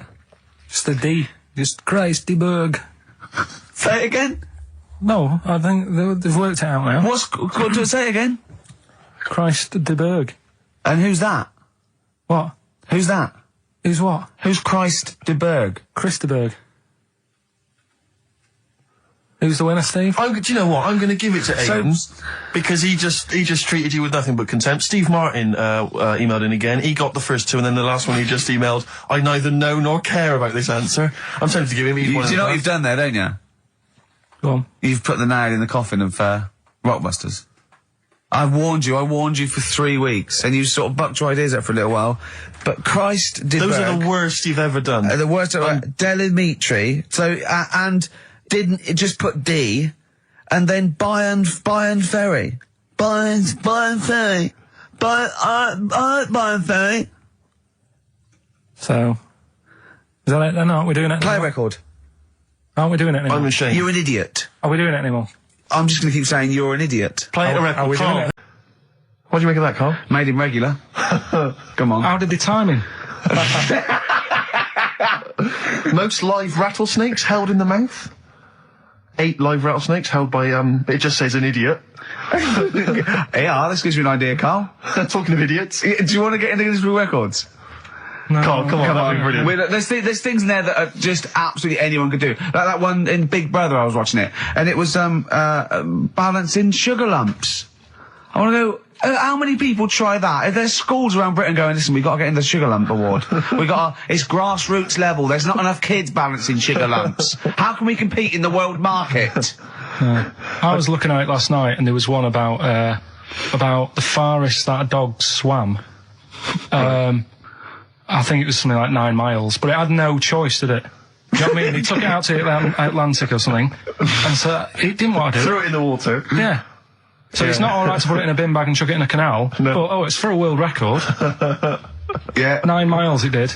Oh, God. Possible ones that you could do, Carl. What's the most Forrest Gumps fitted in one wheelie bin? What about this one for you, Carl? The record stands at the moment for most arrows caught by hand, but that's quite tricky. So what about most arrows caught by head? Yeah. And you would just fire arrows at your head? They wouldn't, it would just skim off him. Do you think so? Yeah, the roundness, it would never actually get any sort of, connection. Fastest human crab. Could you do that? I'll do that. Can you form the crab? Can you do that? What's that? It's just like go bending over backwards and running. Do that. No. Right, what about, what would you be good at? what about hamburger stuffing? Oh, right, Carl. Alright.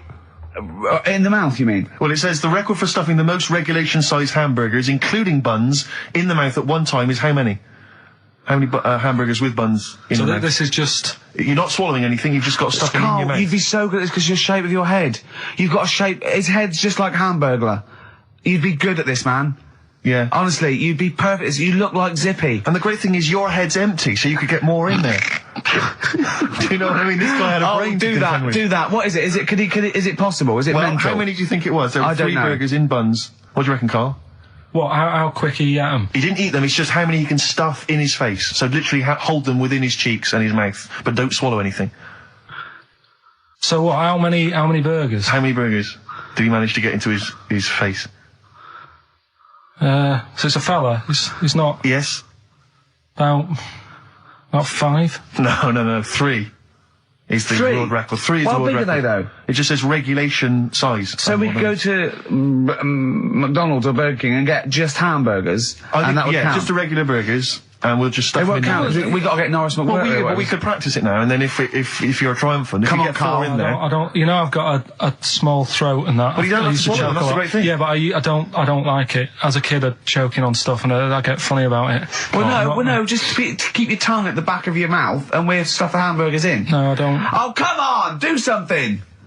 Carl, that is Dynamite Radio. Right, here, Steve will go and get the hamburgers. Have I got to pay for them? No, Carl, give us the money. I'm not paying for them. Oh, I've just spent 25 quid in total on a video on a Guinness Book of Records. That's costing me another 4 quid. I'm not doing it. Come on, give us the money. Andrew, come on! I'm not doing it. Come on, do it. It's an interesting thing. Come on. You could be in the Guinness Book of Records, Carl. No, leave it. See if we can. Oh, please, phone in if you want Carl to eat burgers. You don't have to swallow them. You can spit it all out. You can be sick on my leg after. Oh, come on. No, I don't like the stretching thing either. Don't stretch it. It will stretch. I'll be like the little bloody dog on the Winston Churchill ad. Don't swear. Well, I'm just saying, though. I know, but we apologise to the Radio Authority. Carl is not only swearing, but he's refusing to do things we come up with. But the Radio Authority will be happy with me stuffing 3 burgers in my face. God, I'm not doing it. Yeah, we will. No, We'll go. Leave it. Yeah, I'll give you the money. Can we do songs of phrase or something? No, let's do right, play a record. Play a record. He's gonna go. You're gonna do it, Carl, or you're fired. No, actually, he wants that. No, you're gonna do it. Do it. Please do it. It'd be great. Honestly, please do it. How about Chicken McNuggets? Meet halfway. No, there's no record for Chicken McNuggets. Well. Mental. So I'm not doing it, Steve. You are. Steve. Hello. Can you hear me? Yes, can you hear me? Yeah. Where are you? I'm in one of the capital's many burger joints. I'm just about to go up now and order some burgers. Where are you? What are you? Where are you in? I'm in McDonald's in Leicester Square. Oh, right, okay. Yeah. What are you getting? Just get Hello there. I need to order 5 regular hamburgers, please. If that's all right. Sorry? 5 hamburgers, yes. You're probably wondering why I'm ordering only 5 hamburgers, aren't you? And let me tell you why. My friend is going to try and break the world record for putting burgers into his fat, stupid face. What do you make of that? Exciting? Yeah. Do you wish him good luck? Yeah. What's your name? Tyre. Tyre? Yeah. Oh, thank you very much, Tyre. I'll try and get Tyre to wish you good luck in a minute, Carl. The 5 should be enough. The world record is what? 3? 3, yeah. Okay, good. I don't know what. Oh, here we go. How much is that? $3.45. $3.45 for 5 hamburgers. It's good, isn't it? It's good value. It is really, isn't it? Really, yeah. I mean, if there's anyone from from McDonald's listening, they'd probably want to give us some free stuff, I would have thought. I would have thought, right? Would you just wish my friend good luck before you're just on the end of the line there? Just say good luck, Carl. Good luck. All right, then. There you are. That's the people from McDonald's wishing you good luck. Carl, I'll be back shortly with the burgers. Brilliant. Okay. Do you want the pickles left in? Eminem. Sing for the moment. On XFM 104.9. I'm Ricky Gervais. With me, Steve Merchant, with 5 little hamburgers. Got 5 burgers here, yep. And so I don't know, how should we begin, Carl? Do you want to just look at the size of these burgers? Look, they can see it on webcam, can't they? They can see us stuffing these burgers into your mouth. And by the way, I'm filming this, Steve. Look, brilliant. Look, I've got a camcorder. We'll put this on unseen footage on a DVD or something. Or maybe on the website. On the Oh, Carl, what if you break the record? Okay, Carl, I'm coming round now to just monitor this and adjudicate. What's the web? If you want to see this on the webcam, what is it? xfm.co.uk. Right, okay. Hold on. Can I, Steve, I'm not being that? funny. I'm not being funny, right? But I think I have got like a bit of a wheat thing. You've got a bit of a what? A wheat allergy thing. Don't give me that. No, seriously, my head's... I've been eating a lot of shredded wheat recently. And my head's got a bit bigger. Carl, I don't think you can let us down now, mate. So you just got to put that... No, I can't put that like that in my mouth on its... I've got to break it up. I've got to break it up. You can't break it up. Can't break it up. It doesn't say you can on the rule thing. It does. It doesn't. I can't look. I physically can't. Try it. I can't look. I'd have to be Jay Goody to be able to do that. Seriously, look. Try it. Yeah, I know, but you're not approaching it right. That's it. Come on. That's all I'm doing. He's not going to do one. Keep going. That's good work. Keep going. How do I get 3 in? Keep pushing. Ease it in. Keep pushing. Get 1 in at least. Ease it. Get 1 in at least. Get 1 in. Ease it in. Get 1 in. Push it. That's one. Let's go for another one. R.E.M. Night Swimming. It's a lovely song, isn't it, Carl? Huh? XFM 104.9. I'm Ricky Gervais with me, Steve Merchant. Carl, disappointing. You couldn't even get 1 whole burger in your mouth. I did, kind of. Yeah, but there was a bit sticking out. It just looked messy. But you were saying about putting it in whole, and I don't think that's the rule. Okay. It's like you can get more in a suitcase if you put things in properly. So you don't just get all your clothes and chuck them in. So it's about, I reckon you've got to rip it up a bit. Okay, do that then. See how many you can get in. You've got to get in 2. No, just 1. No. Well, it's three. Pack it in. What do you do? Pack your cheeks first. Honestly, Steve, my head is swelling a bit because I have got a wheat thing, a wheat allergy. That'd be good. There'd be more room. Right. Okay. Look, Carl is now just sticking it in his cheek. Yeah. Don't eat any. You can't swallow any. It's like a hamster. You've got to work it like a hamster. Yeah. Stick it in. Come on. He looks like Marlon Brando in The Godfather. Come on. Don't lose any yet. Right. Pack it in, then use your fingers to pack it in. Come on. Wedge it in. Like you're grouting the bath. I can't do this either.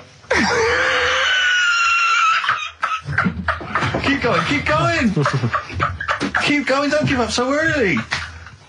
This is part of the problem. You just give up, Carl, too quickly. You failed again. It's like your history O level. Come on, Carl. Come on. Do something well. Succeed at something. Push it in. You've got nearly a half a burger there. Oh, I'll come round there. You're chewing! Don't chew! I've got a bit of food. I don't know what he said, but... Is that a whole one? Is that a whole one? No, it's not. I can see bits left. Come on, Carl. Come on, keep working at it. We keep working at it. Look, there's so much space in your mouth, I can see it. He's going red. Okay. Okay, we'll do another one. We'll do another one. That one then. We're doing a... Oh, are you alright? Are you going to be sick? Are you alright? Alright. Oh God, should we play a record? He's making my eyes water now. Oh. Okay, I'll find a different one for you. Find a different one for What him. about most grapes eaten in 3 minutes? I'll go. Do you want to do that? Grapes are easy, aren't they? That's easy. Great. Come on, grapes are easy. You sing from Jesse Mailing, that's called Wendy. White Stripes, Seven Nation Army, that jumped twice. I apologise for that. You're the producer, Carl. Yeah. It jumped twice. Well, it's not my fault if people are slipping around because of burgers on the floor. You're trying to squeeze my head when the song's playing. What difference does that make? Well, anyway. Right. Don't do any. Right. I've just got some grapes there. We've counted them out. What's the record then? Okay, well, the most grapes eaten in 3 minutes, you've got 3 minutes, Carl, and you've got to beat Matt Hand from the UK, who consumed a total of 133 grapes in 3 minutes on the 8th of November 2001. Right, there's 150 So 150 in there. Right. Okay. So you've got 3 minutes. What are the rules? The rules You just are... got to eat them and swallow them. And it's like Cool Hand Luke, right? You got to just stuff them in and don't choke, because I got worried with the burger. That's a good advert for McDonald's, isn't it? Not only was I impressed by the cheapness of them, but he couldn't even get one in his mouth. Yeah. So, value for money there. Maybe they'd like to send us some free stuff. Yeah, free stuff, or just money. Any some money would be good. Next week, Carl, you're eating Sony Walkmans. That's right. Yeah. Available for... Right, right, Carl. Right, I think this is going to be good, right? What we're going to do, right? We've got Song 2 by Blur set up. We know that's 2 minutes, so you can play that, because that'd be boring radio hearing Carl choke, wouldn't it, for 3 minutes? Exactly. So, when I say go, Carl, right, I'm going to go right on the minute, right? You've got to have a handful of grapes, and you've got to press Song 2 by Blur. When we come back, you'll be stuffing your face. Hold on. You don't ever do that. How can you work the buttons? I can do that. No, I don't think you can. You cannot touch the grapes until the opening note of Song 2 begins. When the Blur 2's, when Song 2 stops, can we just push up the fader so you, because you'll be stuffing Don't worry, your face. we're almost, let's go, if we go, Okay. any second now. Okay, right, You're okay. ready, 3, 2, 1, go! And he's off. It's good work from Carl there. He's approaching it cautiously to begin with. Cautiously. And he's keeping well, let's just, just keeping people up. Come on, don't make him laugh. He's choking. He's choking. Oh, Carl, Quick! keep going, Carl. Come on! Come on! What happened? Did he just throw up? No! Don't make him laugh! Oh, Come on! we can make wine. Come on, Carl, you're doing so well, Carl. mate. I want to go. Come on, only... Why are you making him laugh? That was a world record attempt. Come on, he's over. Keep going. Come on! You got 25 seconds. Come on. Oh, I think that was a shame, actually, because you were doing well, but something went wrong. I know, and I think those are bigger grapes than the ones I've seen before. They're quite big grapes. Look at his face, he looks so despondent. Come on, Carl, 8 seconds. Just a few more. 5. Come on, what's the matter? 2, 1. It's all over, Carl. It's all over. Better count how many you did. You can get good at this. We can get good at this over the weeks. I think that was a fairly pitiful attempt, actually. I really thought he had a... It's interesting, actually. These are harder records than you might think. Yeah, I know. 6, 8, 10. How do you feel after that record-breaking attempt? Not happy with that. What are you not happy about? The fella who did it, was he in hospital and just had loads of grapes and was bored? I'm sure he wasn't producing a radio programme, that's for sure. Well, to be fair, neither are you. What was tricky about it? What did you find hard? I think having Ricky standing over me, sort of shouting, "Go on!" isn't normal. No. But that wasn't... He hasn't eaten any! Hold on, that's 50 left. That's quite a poor attempt then, by the seam of it. Would you think about trying to maybe do that again in a couple of weeks? Would you do some practice and try that again? No, leave it for the experts. And I noticed a tricky point. Maybe sort of when you had about 50 seconds to go, you seemed to be spewing things into the bin. What was that? Again, mainly Ricky standing over me. So 88. He's got 88 left. Okay, so what's the mental arithmetic there? Because we put how many in? It was 150 in the thing, wasn't it? What? You were going on about Einstein, and I said he's not that good. E equals MC squared. It sounds good, but I've never used it, and that. I've never used it. You haven't used 2 and 2 equals 4, Carl. The fellow with an apple fell on his head.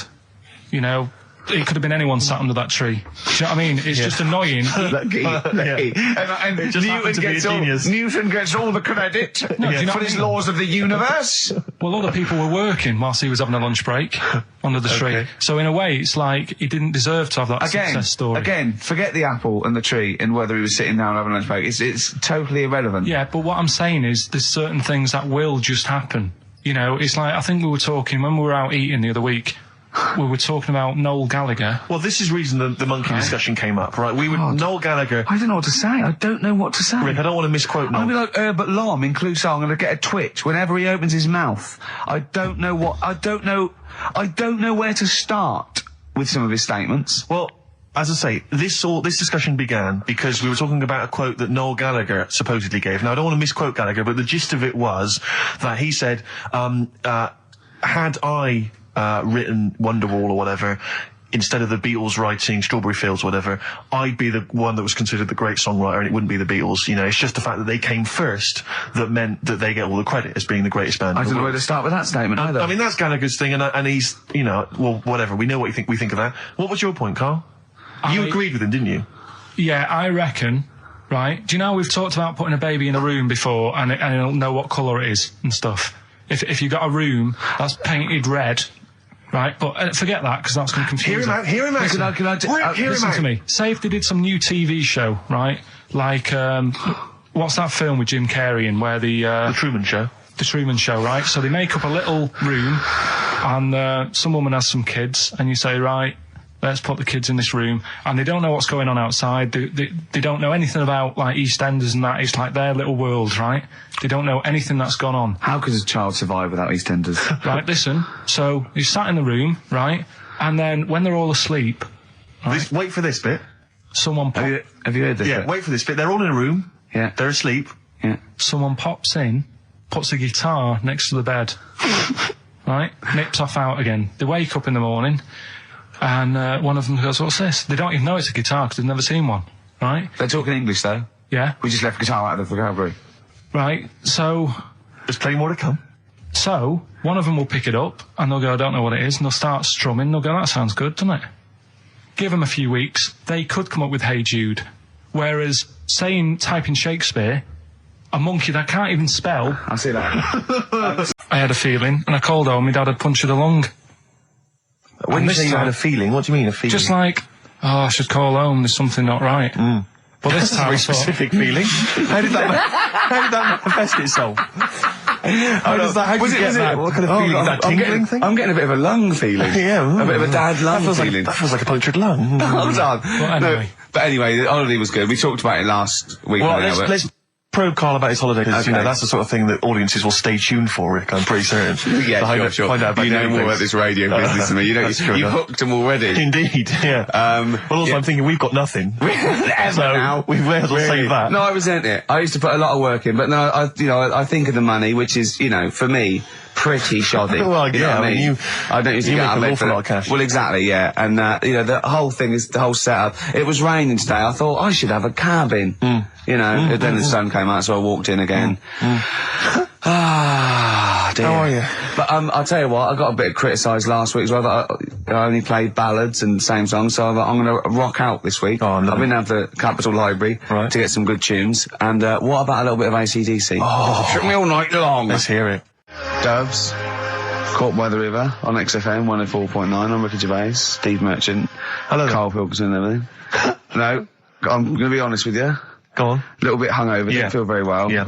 I don't know if I'm hungover or still a bit drunk. I don't feel... You sound like you're still a bit drunk. Yeah, so what I'm worried about... You do every week, so... But what I'm worried about is that the standard will slip.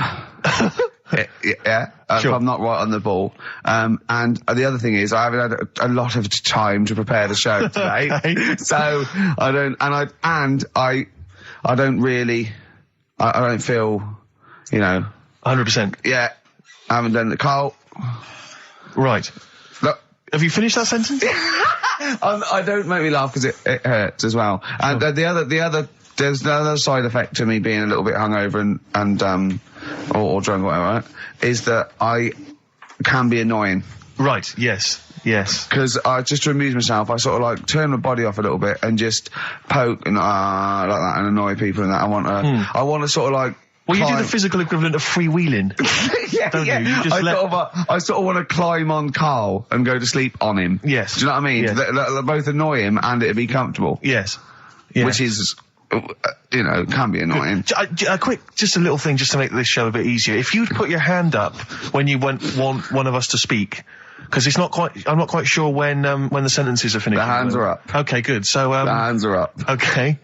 Good, alright. Okay. Are you gonna just keep them up the rest of the show, or? No, Carl, do what you, huh? Good, alright. Do you want to, is there an excuse as to why you're a bit hungover? Too much wine.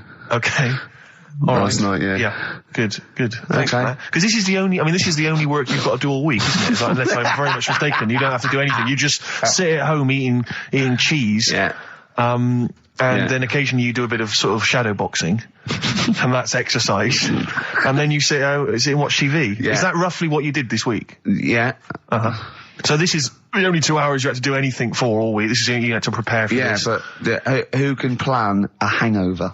Right. You'd think, Carl, you said you had some stuff. Yeah. What have you got? I love the fact that, whereas I was a little bit slow, Carl there leapt into action to keep this show afloat, keep the pace up. Go on. Right, well, Carl, are you hungover as well, or? I'm just a bit annoyed because I'm with you. Do you know what I mean?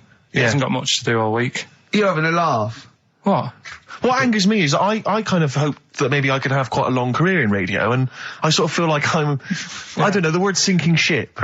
Yeah. Those words spring to mind. But because it feels like, Carl, you're just a chancer anyway. You weren't even supposed to be on air, and we've made you into something of a household name, and that's cool. Household name. And Ricky's already a celebrity. He's got it stitched up. He's got corporates. He's got voiceover work. But I've got nothing. I'm running on empty. I'm not nothing. I've got nothing. I'm sort of dependent a bit on this. Yeah. Financially.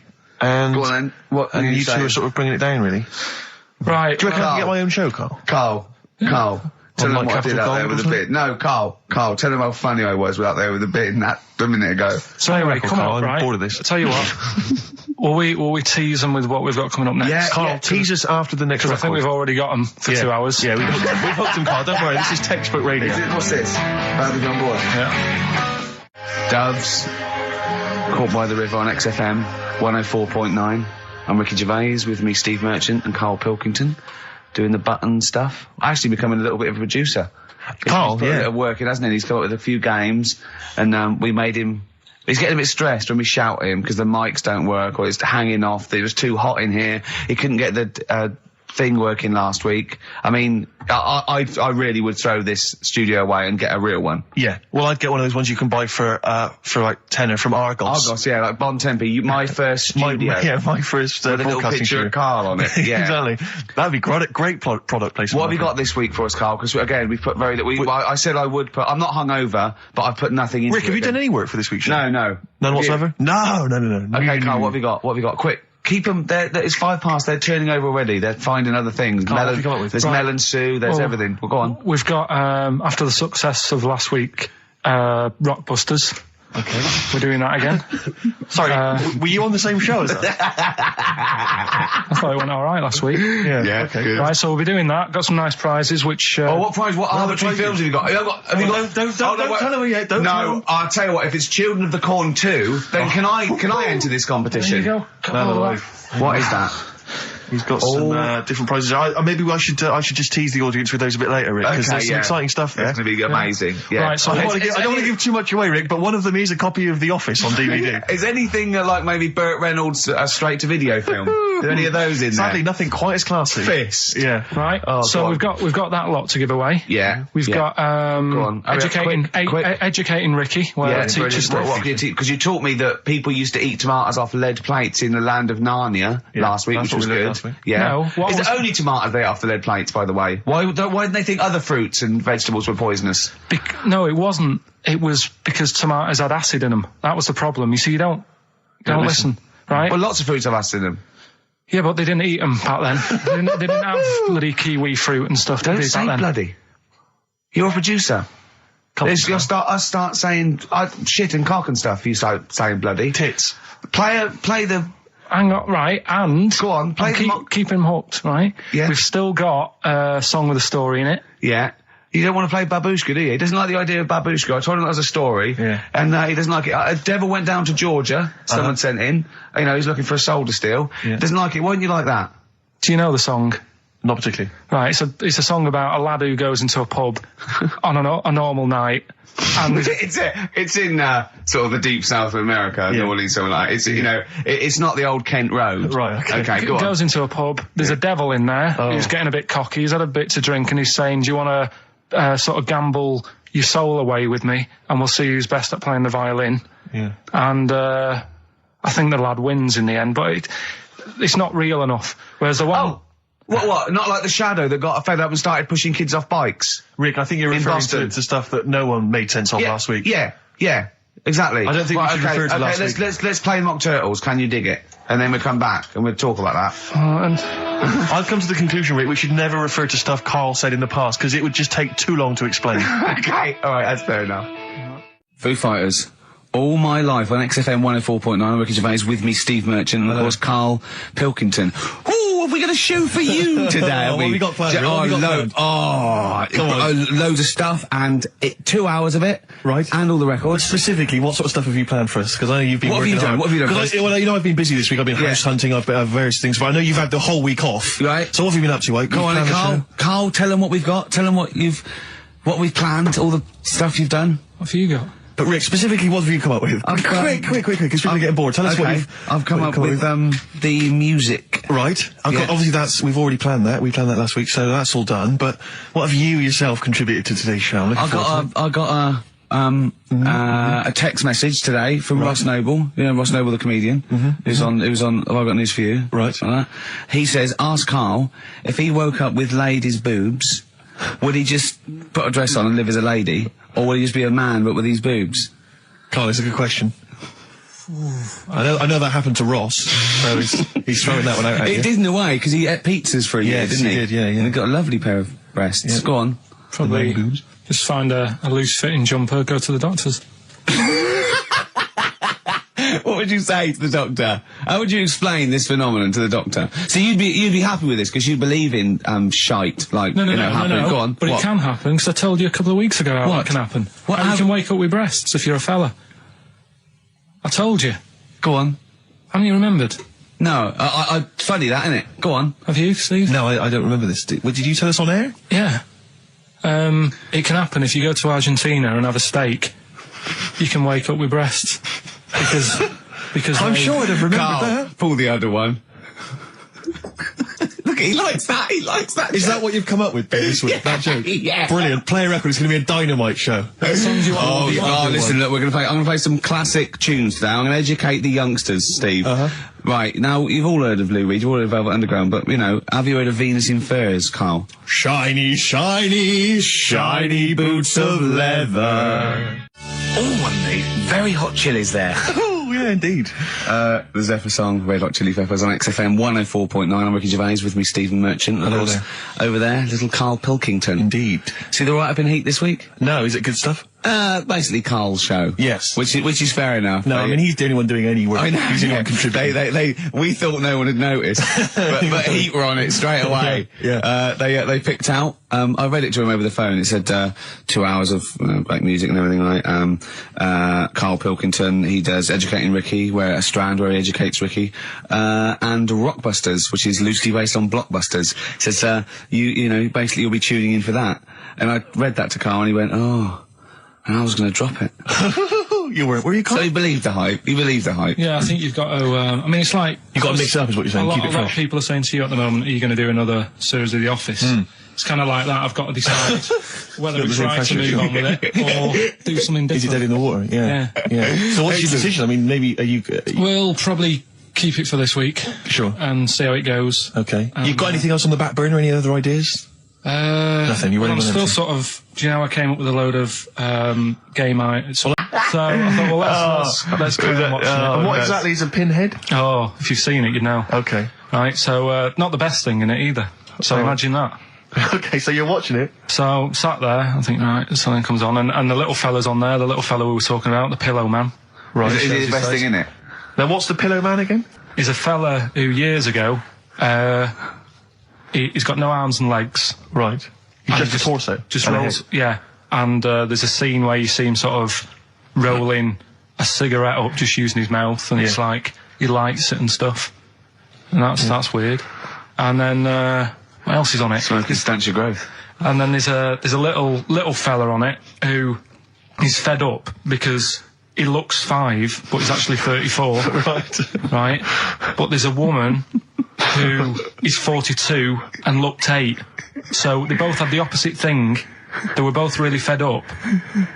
And I kind of thought that shows that, you know, you always want what someone else has got. Sure. Do you know what I mean? Yeah. So in a way, there's a story there in that. No, you described the same there. No. No, it was like... No, they both, you just said, they both looked young, but they are actually both older. No. This was like a little man. Yeah. Who was 35. Who was 35. And looked 8. Yeah. And so did she. No, well, the other way around then. What? So she was an 8-year-old that looked 35? Yeah. So, maybe not then. Anyway. No. But that wasn't that weird. I kind of thought it's a slow start on that. Yeah. And then... It's not a difficult film to follow. No. Yeah, but I wasn't really listening to what it's all about, just looking at what they had. And they had like a fella who's running about on just... They had like he was shopping. You know, they had a fella with no legs and he's running about on his hands and sort of got about on a skateboard, talking to someone about it. They said that's how E.T. was done. There's actually a little fella in E.T. Right. Who's just half of, sort of half a body. Is that true? I've no idea. I've never heard that before. Why haven't we heard that before? I've never heard that before. I don't think he would fit in E.T. Because where's the head? He's got no neck, E.T. It's a skinny little thing. There's no human neck couldn't fit in that skinny little neck. Well, you sure it wasn't Kenny Baker up to his old tricks? What are you talking about, Carl? There's a fella with no legs in E.T. In E.T. they had two fellas, right? I think they had a little, a midget fella. Right. Who did it. And then I think he was off sick and they were like, oh, you know, what else are we going to do? So they saw a guy on a skateboard going by. And said, do you fancy some work? Right. And he's done it. I think someone told me. I mean, it might be wrong. Exactly. Might be wrong. It might be, mightn't it? I mean, you've never been wrong before, so I don't know why you'd be wrong there. So what's the worst thing in it? Now, it's intriguing to me because here's a film called Freaks, featuring real-life freaks, and you're sort of a bit nonplussed by it. Just because it wasn't... Because it's built up. If you call a video Freaks, you've got to make sure that there's some good stuff on there. Yeah. What were you disappointed about? Was it that? Because there was a few things on it, right? There was a woman who said she was half man, half woman. And it's like, well, you're not, are you? It was just like she had some makeup on. I thought, well, that's rubbish. And then there was a woman who could eat using her feet. That isn't that freaky. Do you know what I mean? She's not hungry, she looks normal. Yeah. And that's when I was thinking, I mean, I'm not being right, Steve. You know I'm not being funny. Oh, here we go. No, but I'm just saying, if that woman wasn't eating and you were sat next to her in that film, yeah, I'd probably be sort of drawn to you more than her. I'm not... I know you hate me saying it, but there's no point sort of pretending.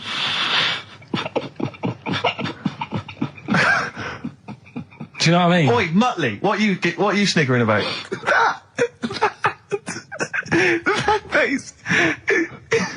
Well, you mean there were things in it that were less... What are you saying? I'm just saying... Play a record. Seriously, I'll slap you. I'm going to slap you live on air. Yeah, but you always get... Alright, I'm slapping you live on air, I swear to God. Alright, play a song then. He's playing a song. I'll play the song for you. Keep the finger up.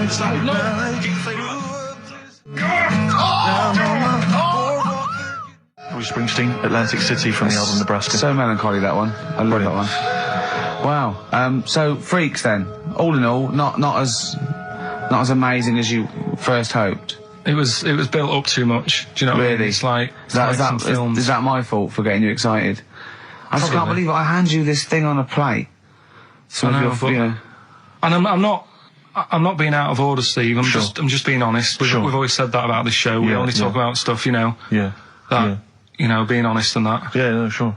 And I've always said the first time I saw you. Sure, no, you've always been honest, You know and I've always been honest with you. I've always said that you've got the intelligence and insight of a gnat. Yeah, but if I keep quiet, people don't know that. Sure. All right, Incredibly, they do, Carl, because you look stupid as well. Well, Yeah. No, but Carl was being nice then. You don't. I'm just saying you're a good bloke, and now I've got to know you. Sure. Yeah. The first time was weird when I saw you. Yeah. No, leave it. Don't just try to interrupt. Just let it go. No, I'm just saying the first time it was weird and that, and then weeks go by. Sure. And the weird thing is, I kind of thought maybe he's not that odd looking. Yeah.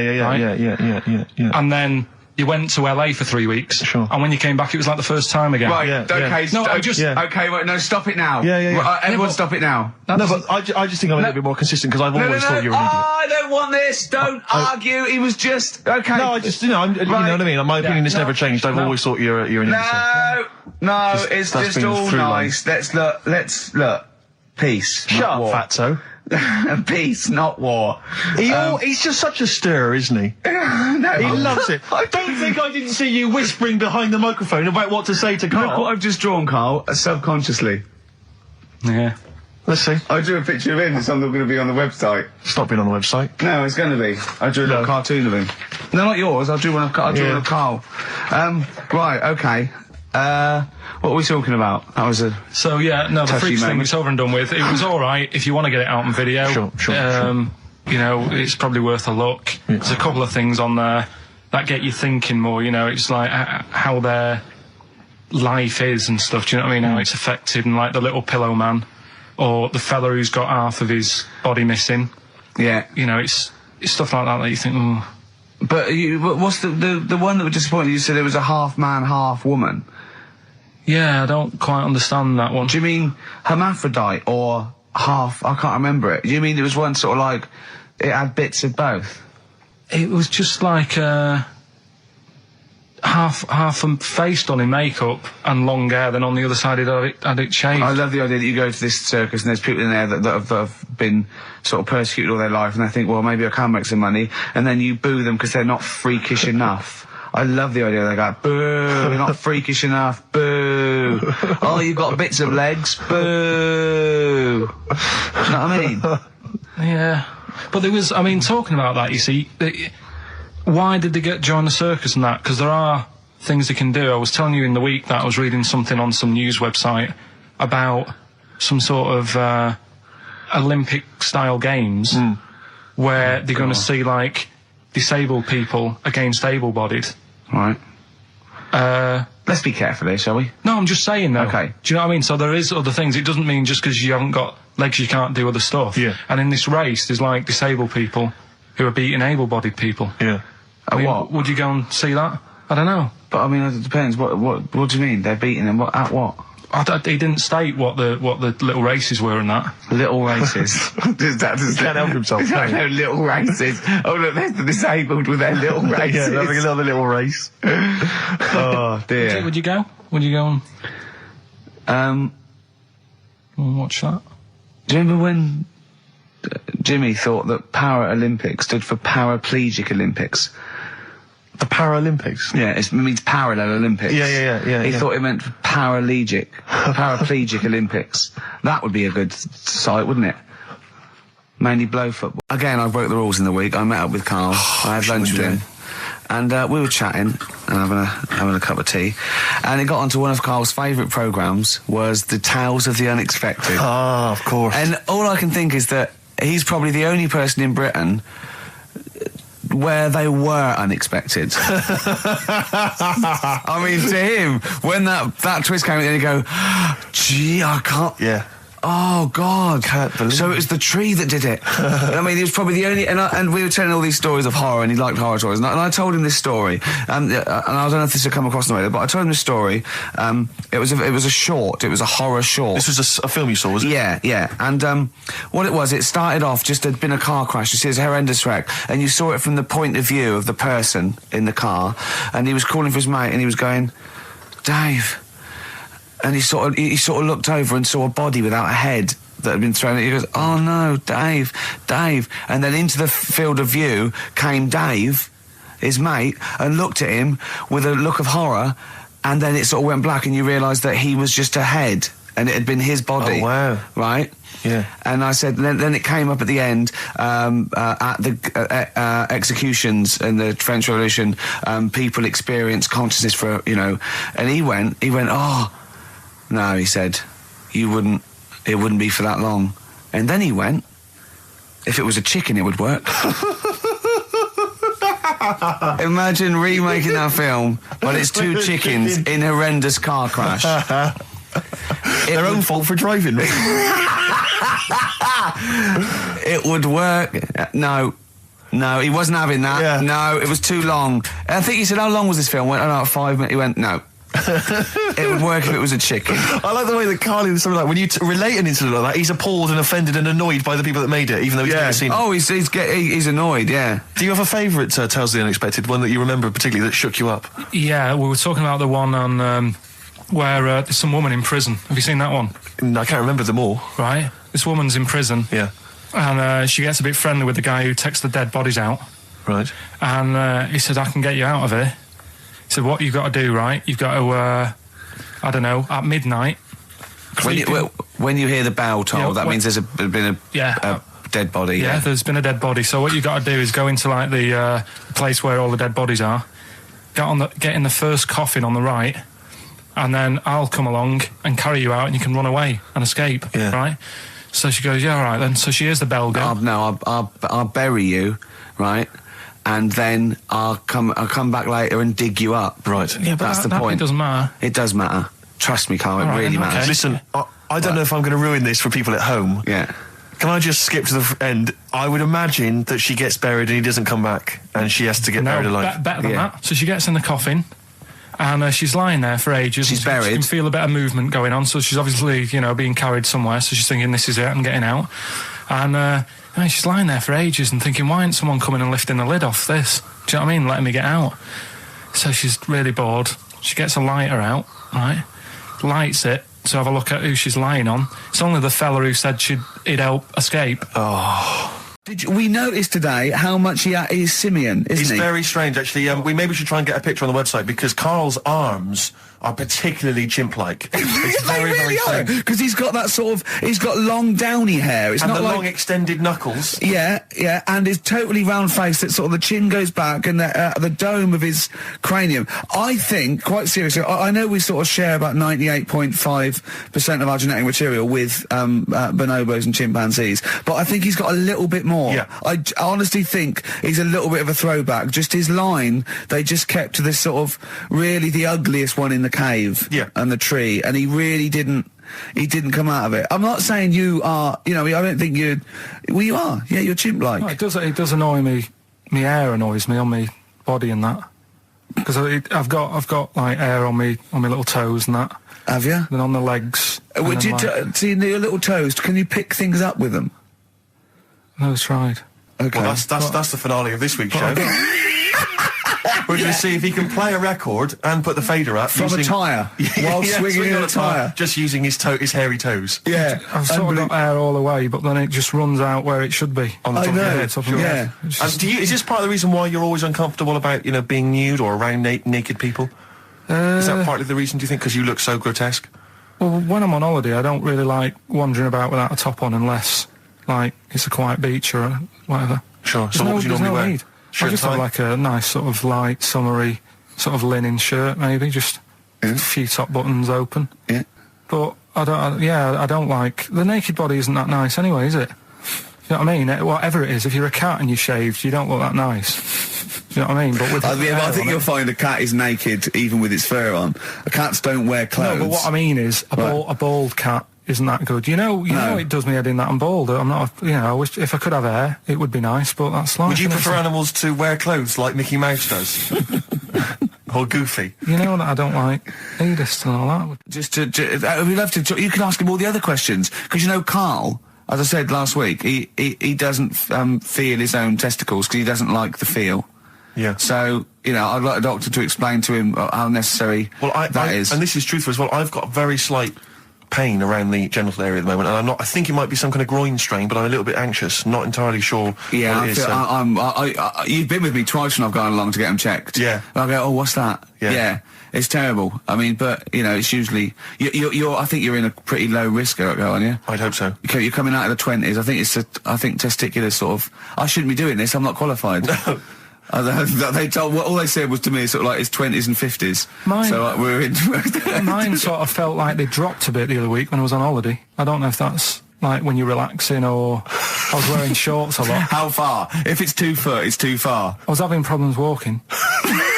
What do you mean? Why? No, it was just a bit I had shorts on all day. I'm happy and walking about on the beach, what have you. And then at the night when I put some long trousers on, I was sort of walking like rickets. They probably like stretch a little bit. Sometimes, I told you when I was about 18, I was scared. I went to the doctor. I felt a pain, right? And because I was doing biology, I thought I'd show off this doctor. I said, I've got a pain. I think it feels like it starts in the epididymis and goes up through the urethra either. And he went, finger up the arse. He said, your jeans are too tight. They're squashing your balls. So we want a doctor like that. So what's the phone number again? It's 0871 222 1049. A qualified What do you mean your balls dropped, though? We've got to come back to this. I don't know, they just felt like... it's not too bad at the moment. I was all right on the way in, but I feel twinges all the time, but you never know whether it's just because they're... No, but they felt like they weren't my own. Do you know what I mean? They sort of felt a bit like these are... There wasn't a bloke standing really close to you, was there? You didn't get them mixed up, did you, on the way back? On the flight back? Someone else has got... Well, take a leaf out of nudist books. They just walk round, they've got nothing on it. About nudists. Why? Well, let's play this ad break and that. And have you had another encounter? If we've got time, I'll tell you about it. Have you really? I was looking in the Guinness Book of Records, right, because I thought they'll have something in there about monkeys or something, right? Mm-hmm. And there's a little monkey... I think it lives in Asia, right? There's loads of them live in Asia.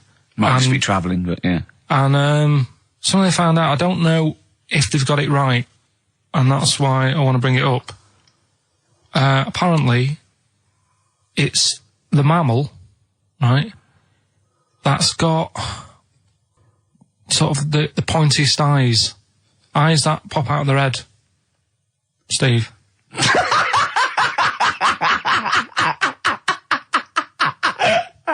Now, the thing is, right, I thought that's interesting. Yeah. Apparently it's the biggest with the sort of goggle eye type thing.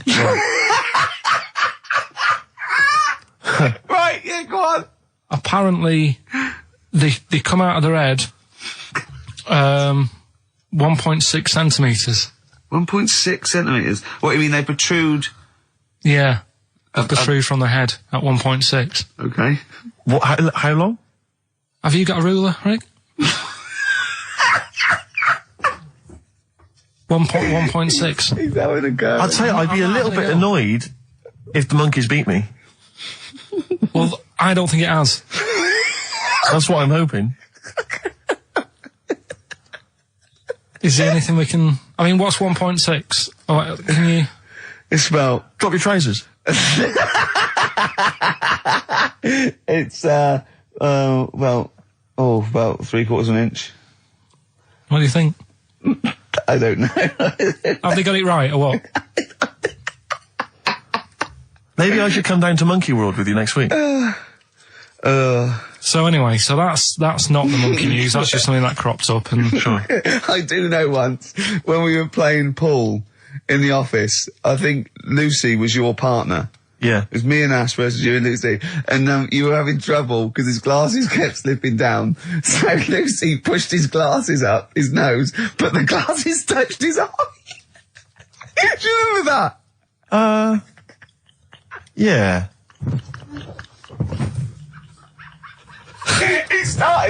He started it. Well, you're the one who joined in. No, I know, and I feel bad now. Yeah. He makes me nervous when he goes, yeah. It's like, play a record. No, I'm just trying to think about which part of your fat, middle-aged physique I can pick on. The tits would be a good Yeah, start. yeah. Oh, the belly. Sure. Oh, what do you think of that? Oh, that's... What is that? Play a record. Was that monkey news for this week? Have we not got any other monkey news? Well, it's just, it hasn't been that good. I mean, the one that I found out here, because we've covered so much in the monkey world, right? The fact that we've done a monkey that was a sort of half man, we've done a monkey that got a decent job in a train station. Can you think of any of the other? Well, that's just some of the great monkey news from the past. That's what I mean. So that's what you got to compete with. So even though this is quite amazing, just tell us. Another monkey's got married. Oh, not another monkey getting married. What do you mean? It's got another one, you know, it was knocking about with some woman monkey for a bit. A woman monkey. They decided to, you know, get married. Yeah. They did. What do you mean they decided to get married? Was it pressure from her parents? They had a good do, and good do. I love the spread.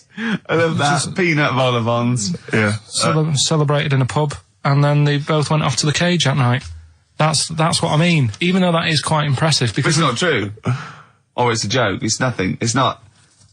On an Nova website, official sort of news website. 2 monkeys have married in Romania after a whirlwind romance. Well, that's after a whirlwind romance. God, yeah, a quick one hanging onto the rope. Yeah. She was in the tyre. Yeah. He saw it. Yeah. He went, "I'll have a go at that." They go, "We got to marry her now." Yeah. Her parents came in and said, "Did you just shut?" He was in a zoo knocking one off. She went, "I can do that for you." Yeah. Goes say the monkey bridegroom was scared by the number of people attending the wedding and refused to get out of his cage. So his bride not bloody Hello Magazine again. No, it wasn't. No, I think it was like last minute nerves. Right. Like, you know, legit, I'm single now. It's like, you know, it's the big step. Yeah. But his bride enjoyed every minute of it. She was loving it. Yeah, she looked lovely, by the way. She looked lovely. Yeah. Did she? Oh, good. Reports she only appeared to have problems with her veil and dress. Do you see, you know, this is the guesting. I hope they didn't ruin it like Anthea Turner and maybe get sort of sponsorship PG tips or something. Totally, with strong plum brandy, so they got them drunk as well. So they carried on the celebrations at the pub, and the bride was taken to her new husband's cage at night. I apologise. Play a record. So this little Harry the Boneless, what was your point? Was that really your point? You wondered if you could live without bones? Yeah, I saw the little fella on this programme, and the presenter.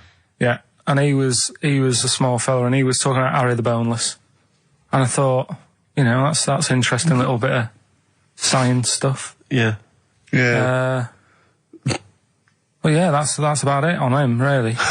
All right, well, that's just another bonus cheeky freak of the week, isn't it? That's not even the freak of the week either. No. That's still to come. So you've had a pregnant Siamese twin. It's been mad. You've had a boneless fella and another fella talking about him. They're not even involved in freak of the week. No. This is getting mad. Play a record. Let's play a record. Let's have cheeky freak of the week afterwards, shall we? Yeah.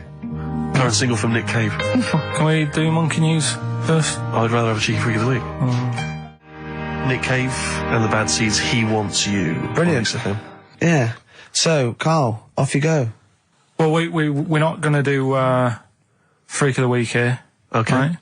Because we've done quite a bit of that in the last 20 minutes. We've right, OD'd on freaks, you think? Yeah. Sure. We'll just shift it a little bit. Okay. And I don't, like I keep saying, don't want people to be thinking we're sort of taking the mick out of anyone. No. Right? Because we're not about that. I feel like I can do a little bit of it because I work with you, Steve. Yeah. Right? Sure. It gives me that right. It's like a care worker. Yeah, I understand. Well, it's like that thing of you can't be homophobic because I've got a couple of gay mates and stuff. Sure. I think sort of gives me that edge. Yeah. Right? So you're not freakophobic because you work with Steve? Yeah, that's right, yeah. So, yeah.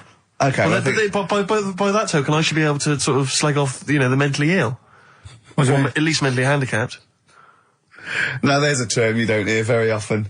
In 2003, there was the mentally handicapped. The mentally handicapped. Isn't that what it was? I don't know where to start. But I'd like to apologise for the Lady Diana stuff, the term mentally handicapped, and any inadvertent racism that we may have stumbled over. What's the actual term then?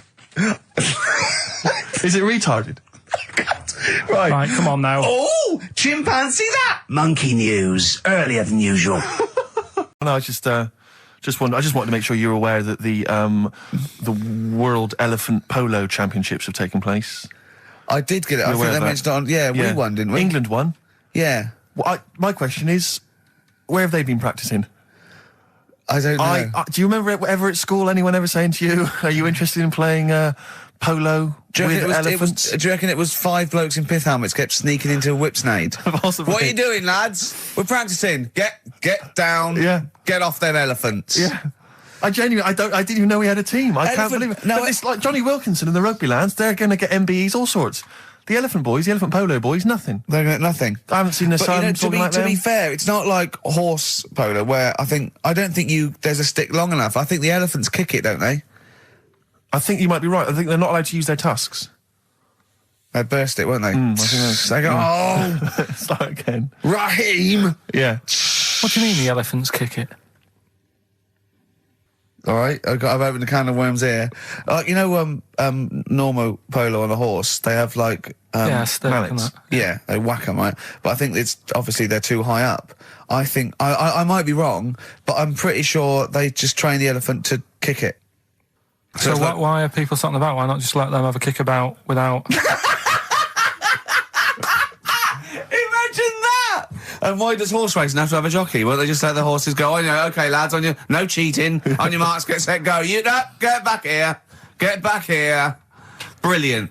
Why do you think? I tell you what, I'm going to be like a teacher now. Why do you think? You sort of get mixed up which hand they sort of go in, which hand they've got to get the ball in. Sort of. Yeah. Right. Yeah. How do you sort of steer an elephant, as it were? How do you ride an elephant? It seems quite a complicated procedure. I don't imagine they're quite as versatile as a horse. No, you can't sort of like pull it and its head goes, can you? I mean, I don't really know how you... I mean, you'd have to have a huge playing surface, wouldn't you? I mean, these are big creatures. Yeah. They use Kent. Well, exactly. Yeah, they drop 2 big... huge jumpers. yeah. Either side. One in south of Kent, one in North Kent. Exactly. And it takes days. And is there like 11 on each team? Yeah, and 1 on the subs bench. Exactly. And it keeps breaking. The bench is broken. Yeah. Terrible. He's living because he's never getting chosen. He's never getting chosen, yeah. Well, he doesn't turn up to training. Of course, and he's never going to forget. He's down the lake. Exactly. Down at the lake when they should be training, eating too many buns. Exactly. Like Gascoigne. Right, Carl, come on then. Oh, hang on, I just must tell you as well about Lord Admiral Nelson's erotic letters. Go on. They've been sold at last for £117,000. Sunday Mail? I don't know who bought them. Who opened them that shouldn't have? They got sent to someone else. To you. They were meant for Lady Hamilton. What are you doing opening them? Go on, what's he say? What's he get up to? It's interesting because they've printed a couple of the things he's wrote. Dear Lady Hamilton, a bit of a problem. Just the one hand. You might have to help me out on a couple of manoeuvres. Yeah, and the one eye. So I'm not appreciating the 3D. Yeah, exactly. I don't care where you put it. Yeah, exactly. Yeah, go on. You'll have to help me guide it in. You might as well stand across the other side of the room for all the good it do me. Exactly. Go on then. Of course, he ended up kissing Hardy, didn't he? Did he kiss Hardy, or did he ask him and he never did? Well, I don't know. I don't know about this, because I heard that he didn't, and it said kiss me, which means fact. And then I heard that he did say kiss me, Hardy. Hardy.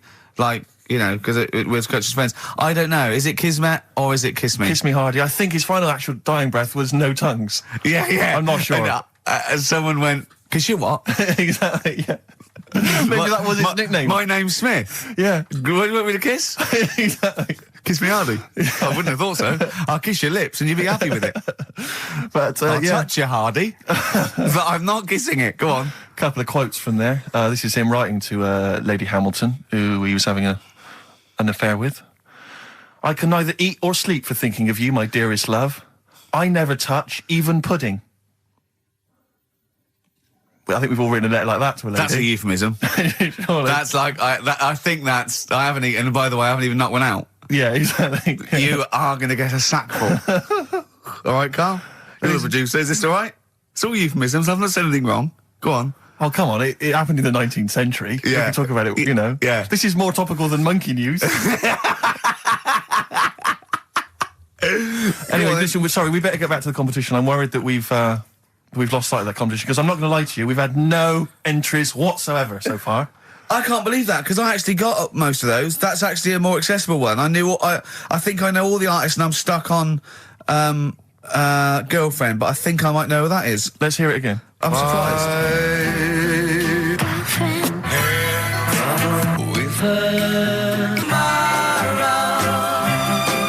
Now I think that's a pretty accessible one. An accessible quiz? Yeah, so no one's... Is the email up, or no one's listening? No, well, I think there's a little bit of that. But I think we've accidentally closed down the texting. Oh. So if you're texting in... This don't is bother with that. rubbish. It really is awful, isn't it? Yeah. Just play it again. Hang on a minute.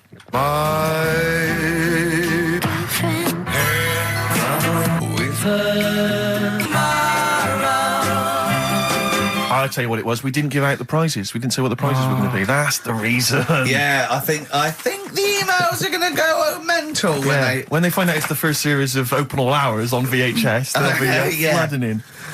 Let's see what and we've a got Bridget here. Nielsen video. Exactly. Right. Oh dear. Oh no, actually, it's not too bad. Go on. The best air guitar albums in the yeah, in the that's world. still going. That's Volumes that's 1 and evergreen. 2.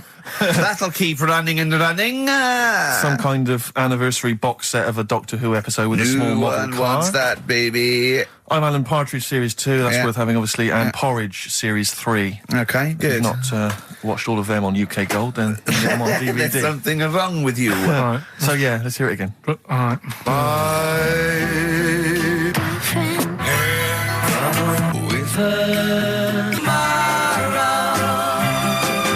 Just name the artist. That's all we want. Just the artist. Ricky.Gervais at xfm.co.uk. Play record. Right, Adams? Yeah. Yeah. Oh, this is absolutely fantastic. His version of Wonderwall. If you've not heard it Beautiful. yet, you'll be loving it. You'll be loving this. Wonderwall, as performed by Ryan Adams. It takes your breath away. It's so good, doesn't it? Brilliant. Is that off the album? Well, it's which album do you mean, Rick? There's so many at the moment. What was the one? The next track on one album? The track after this on one album? Well, you're thinking of this album, Love Is Hell. Yeah. Part 1. Can we play the track after that? We could possibly do that. And that's how it's amazing. A bit later on. Yeah, there's various albums out at the moment, but Rock and Roll is the big rock, 80s style rock album. It's all right, it's not great, but this is much better. Go for this one. Yeah, it's not as Love good Is Hell. not as good as Adverts though. Do you know, I love it. Oh. Radiohead, Fake Plastic Trees on XFM 104.9. Mm-hmm. Someone just emailed in and said, just want to know what you think of that cover of Wonderwall. We told you. We said it was great. Yeah. Listen. But they must have been listening to hear... The song. Yeah. Extraordinary. Although maybe they just turn off... When we start talking. Yeah. That would make sense. That would make sense. I mean, it makes sense in a sort of preserving of sanity type way as well. Objectively, Rick, if you were listening at home, if you didn't know us and you were listening to the show, would you listen to it? Would you bother? I know that's a hard thing to get your head round. It's difficult to say, isn't it? I've no idea. I've no idea what people coming to this for the first time think. I love you like a brother, but I get sick of you. Yeah. I get sick of me. Yeah. Sometimes I go up and... It's weird you should say that, because someone's emailed in. Yeah. A recent survey's been done by Cheltenham and Gloucester. The most desirable neighbour in Britain. Number 1. Shane Ritchie. Johnny Wilkinson. Oh, right. It doesn't actually give me the full rundown, but David Beckham was in the list. Yeah. Shane Ritchie was indeed in the list. Yeah, he's flying at the moment. As was Ricky Gervais. Really? Well, that's what it says. It doesn't tell me where you came, though. And there was actually a neighbour from hell, and you weren't in that list. Well, I'm a good neighbour. Oh, come on. I am. I'm quiet. I don't keep myself to myself. I never... Do you know what I'm thinking of? What? If it was best friend. Yeah. Now that would be a nightmare. Yeah, exactly, yeah. Most desirable friend. I'm a good neighbour. I'm quiet, you know, yeah. Yeah, I mean, I imagine being stuck in a room with me writing all the time, with me squeaking like a chimp. Unbelievable. Although I don't physically abuse you, I save that to my bald mates like Carl and Rob and that. I just like to squeeze their head. I don't squeeze your head. Yeah. You know what I mean? I think it's because you command a little bit more respect. Ah, thanks very much. Do you know what I mean? You're not that sort of... You're not an idiot. Oh, sure. All right, Carl, got anything to say? Has anyone seen his picture in Heat this week? It looks fantastic, doesn't it? Do you know what Steve said when he saw that, Carl? Go on. He said, it has captured Carl. What do you mean? Well, you just look utterly gormless. In the picture. It's captured you brilliantly. You know how, like, a good photographer can do that? He can capture the essence of someone. That's good stuff. It's good stuff. Well, actually, I'm the photographer. Yes, Because it was a screen grab from the behind-the-scenes footage. Well done. So I got that gimpness. I captured the essential gimposity. Exactly. Yeah. Carl. Yeah. All right? Captured it. Yeah, well, I did a little article for Time Out, and I think Boyd from Heat has sent over that screen grab to them, so he might be in Time Out. I'm going to try and get him in every publication. Yeah. For 1 year. It's like Well, you've managed it in the last 2 weeks. Exactly, yeah. It's like a Dave Gorman project. Are you Karl Pilkington? Yes. Let's do that, shall we? If anyone's got a publication, it doesn't matter how little, just take it from Heat. That's mine, so you're welcome to it. Just try and just put his picture in anything. Next to round things is best, isn't it? That'd be good. I've got to get some water. Play a record that was rubbish. Placebo, Bitter End on XFM 104.9. This is pre-recorded. We recorded this a couple of weeks ago, before Christmas. Hope you had a great Christmas. If you didn't, not our fault, really, is it? Nothing to do with us. Wouldn't have thought we'd have. We're well over time because we've got plenty of cash now, thanks to a lot of you who probably bought the Office DVD. Yeah. Probably got And that if you in haven't stock. yet, and you've maybe got vouchers or money, still available. Still there in the shops. Still available. You can still make it the best-selling DVD of all time. Please. Please do. Yeah. Please do. I'll tell you what you want to hear there before you make your mind up. I'll tell you what, if you like this next clip, go and buy the Office DVD. I think you will. It's a brilliant clip. It's the one where we talk about, well, it is self-explanatory. Yeah. We talked about it before. Do you know the little mouse that had an ear on its back? Yeah. Sure. Right. Well, you thought he had a bad time, right? Listen to this one. Mouse walking about with us sort of wearing a monkey's testicle. They're just having a laugh. This is what I mean about a lot of scientists. What are they doing? When's that going to come in handy? I don't know what you mean. Well, they were seeing if, say if a fella loses one, right? Yeah. Hitler or whatever. And they go, well, don't worry about it. We can sort you out. I don't know what the monkey's going to do. I don't know if they keep passing them on or whatever. But the actual monkey testicle was put on the mouse. And it worked. It worked for the mouse.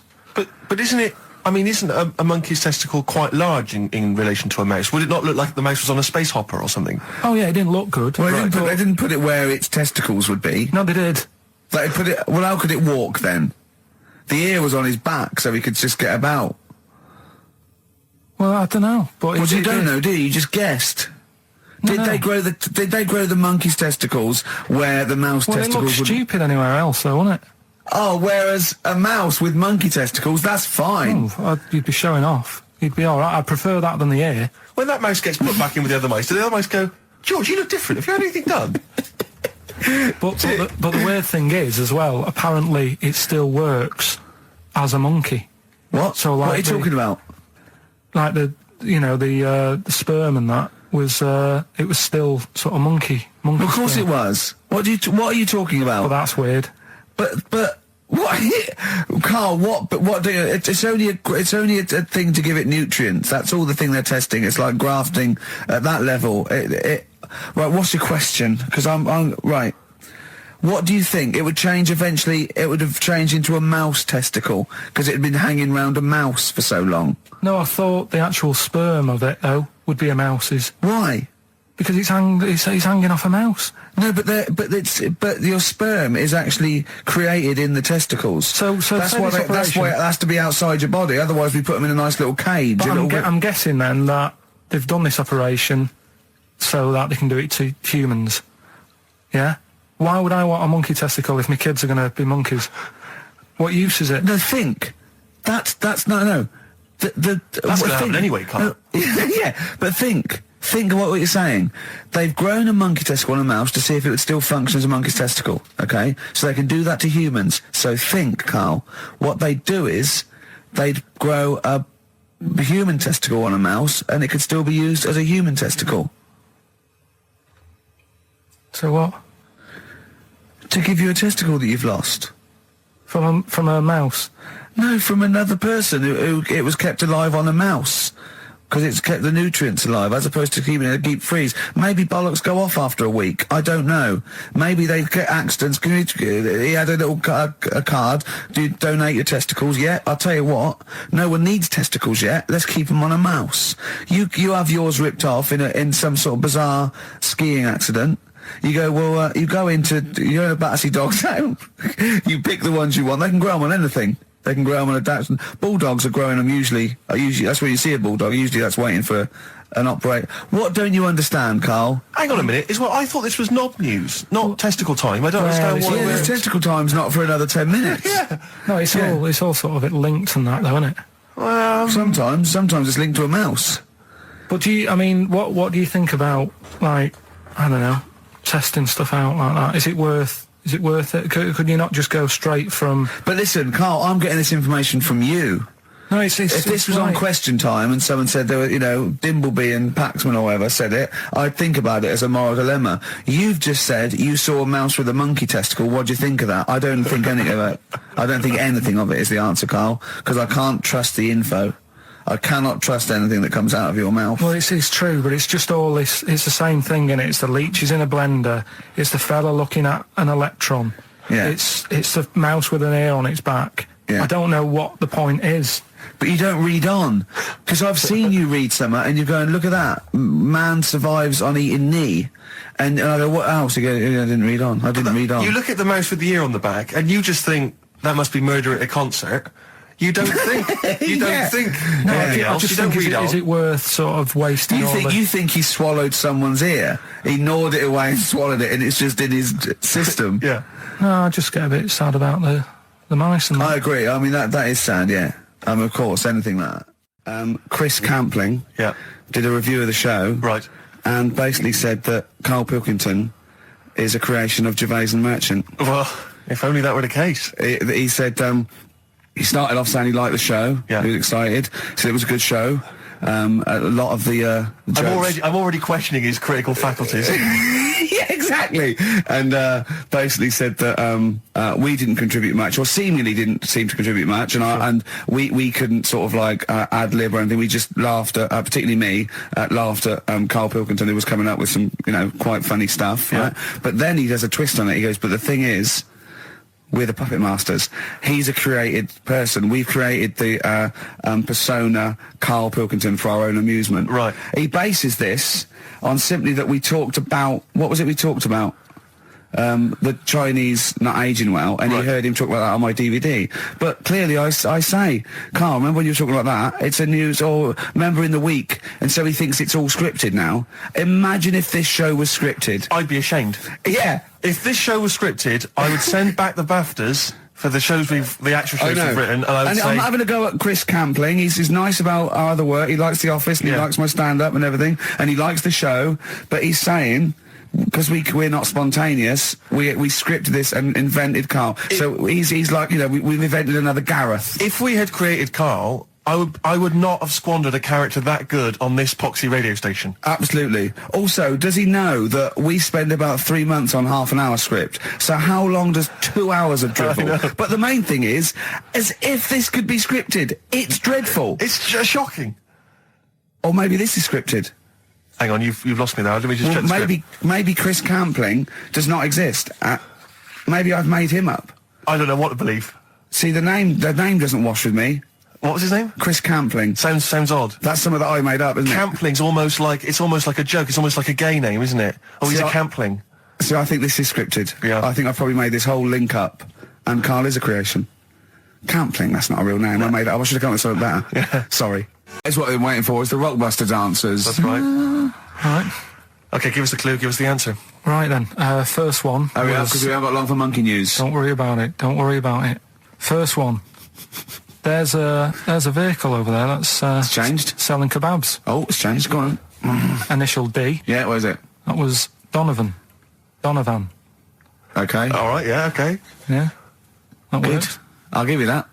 Yeah. Second That's a one. real clue. Well, they got it, like they always do, so they're always real clues. Second one. You're asked if you want that bit of the egg, right? You think about it, then you decide against it. I think I know this one. What was the initial again? Y-O. Is this, John Lennon's, wife, Yoko Ono? Yeah, that's right. I think that was her name, Yoko Ono, wasn't it? Yeah, it's Yoko No. It was Yoko No. No. You've got it wrong. You're thinking about it. You're asked if you want a bit of the egg. Yeah. You go yolk. You think about it. Oh no. Oh, so you say it twice, you stutter. So No, it's no. Yoko Ono. No, you didn't No, her wrong. name's Yoko Ono, though. Yeah, Yoko Yeah. Ono. Listen to the clue again. Okay, no. Listen to the clue. So what you say is, do you want this bit of the egg? You did the yellow bit. No. Yolk. Oh no. That's Yolk. right. Oh no. Yoko. Oh no. Yoko. No. Oh yolk. Yeah, go on. Brilliant. Yeah. Okay. Yeah. Yoko. No. Yeah. Go on. Works Yeah. perfect. Next. Yeah. And the last one was, Let me explain why. Go on. Steve, and to you, the listeners. Well, we came in to a big bunch of stuff. Dropped our fight. Was it Becky from Marks and Spencer? Just like lovely stuff. Food, presents for the cat, books, just, to Ricky and Steve. Ricky and Steve who do the show, right? Ricky Gervais and Steve Merchant. GQ presenters of the year. Creators of The Office, right? Award winning. Carl's looking over. I go, well, maybe, it's not for you, no. And then he told me why he's grumpy anyway. Go on. Do you know what XFM are giving everyone? How long have you been here? about 6 years. What are you getting for Christmas from XFM? 2 CDs. Is that of your choice, or do they choose them? There's a list of about 30. Right. Tell them what you chose. 30 CDs. I've gone for Kings of Leon album. Yeah. And the best of Bob Marley. Haven't we, given them away in the past or something? Or you could have burnt them off, couldn't you? You could have done copies. Illegal, but you could have done that. Anytime you wanted. I don't think Bob Marley minds if you bootleg his CDs. It's out of order, though, isn't it? It is bad. Although Is that always the case? Has it always been the truth of all the time you've been here? No, it has been better than this. Yeah, although you do get paid quite well and you do have an easier time. Yeah, but don't give me the CDs then. If it was a milkman, you don't go, I have 2 bottles of semi-skimmed. Happy Christmas. Yeah. That is a valid point. Do you know what I mean? Have you complained? Who is it who made this decision? There's no point. No point, is there? Why? Just no point. I don't like moaning anyway, just... Has it come from up top? Is it from the capital people? Just everyone. That's what everyone gets. Yeah. Yeah, but will Christian get 2 CDs for getting up at 4:30 every day for about 5 years? And keeping this station afloat. Probably. Yeah. So, that's why I'm a bit fed up. What you listen to first, Marley or Leon? Well, you have a bit of Marley. I'll tell you what Marley's good for as well. You'll go have a little beach holiday, aren't you, over Christmas, going to Lanzarote? Listening to that on the beach, you'll realise how wise XFM are in the long run. You go, well, look, they could have given me 400 quid, right? I'd have spent that. But this is, the legend lives on. That keeps on giving. So you're probably, you know what I mean? Think how much what you got to think of is how much all his great songs took, not only from the depth of his soul and, all his sort of angst and knowledge and love, and then all the studio time, the marketing, and they're just giving you one like that. They go, don't worry about that, Carl, just have it. And you go, what? All the time we spent with Bob Marley and everything. You go, have it, Carl, have it, Carl. And Gratis. Have that. Thanks, well done. Carry on. We're still going to pay you for the work. Yeah. That's just something on top. Here's a little piece of Bob, free. Yeah, so don't moan, it's extra. So, they didn't have to give you it at all. Play a record, you ungrateful little swine. Some people, like the homeless, aren't getting anything this Christmas. The alien gives man a beer. I am going to burst. Right, listen, Carl, you've got to tell me. Right, first, let's do it in reverse. No, we're not going to do it now anyway. What do you mean? We've got to do it now. This is the first interesting thing you've said in an hour. Okay, the listeners have just been subjected to rubbish and mistakes and everything for the last 6 months. Please, we've got to do Alien Gives Man a Beard. What is that? Tell us that. Right. Sorry, this is just you telling me something, is it? This feature is you telling me something. I'm teaching you something. Educating Ricky. Huh? So are we playing it now? We're already into this feature. Well into this feature, are we? Yeah, I suppose we are, yeah. Should there not be a jingle or something? Yeah, can we have a jingle? There's no point, because look, I come up with ideas and you dismiss them straight away, so I'm not wasting my time making stuff. Right. If you don't like okay, let's play Educating Ricky. Right. Brilliant. Go. Right. So... Ding-a-ling-a-ling-a-ling-a-ling. Educating Ricky. Right, what are we going for then? Hanging the bacon, airy Chinese kid, alien gives man a beard. I think alien gives man a beard. I'd like to do that. Right, there's this fella, I think it happened in America, and he saw a bright light in the sky. And, God, if you're bored. And he stood there. This is a true story, is it? Yeah. He stood there. Yes, of course it isn't, Steve. And he saw this bright light and it came closer and closer and it was a UFO, right? Yep. And he looked at it and it disappeared, right? And he gets back in his car. He looks in the mirror. And he looks in the mirror. Yep. He's only got a beard. He hasn't. Are you sure it wasn't someone else who got in the car and he was still standing out there? No, right? What? And it turned out, Yeah. he got home and said to his wife or his girlfriend, it's a bit weird. So I just got out of the car to look at a bright light, and I got back in the car and I grew a beard, and she said, never mind your beard, where have you been for 3 days? And what had happened is... He passed out because he was pissed. No. The UFO had taken him for 3 days. Yeah. But he'd only thought that he'd only looked at it and it went away. Yeah. But what had happened is, he took him and he grew a beard because he hasn't had a shave. Right, okay. I mean, was Will Smith or Tommy Lee Jones anything to do with this at all? Did you see this on a video maybe and thought it was an educational film? No, it's from a book that some kind person sent in to me. Here. Can I just ask again, just again, I'm just throwing this right back at you. Do you think there's any other possible answer here? Right? A man is absent for 3 days from home. He's grown a beard. The length of time that it could take to grow a beard, lest we forget. What if he hadn't actually seen a bright light in the sky? What if he was lying? What if he was lying? He got knocked unconscious. He'd had a car crash. Just lying. No, things. just lying. Or he was just lying. Yeah, he'd been on a bender, getting pissed for 3 days. And that with was his his mates. excuse to his wife. And they went, Dennis, what are you going to tell your wife? Well, wait a minute. Wait a minute. He's not going to believe I was out with you, lads. Just say you're only away for a minute. No, I wasn't away from it because of the beard. Oh yeah, look, it looks like you've been out for 3 days. Well, we have. That's exactly right. Okay, we've got to cover that then. Alien abduction. Great one.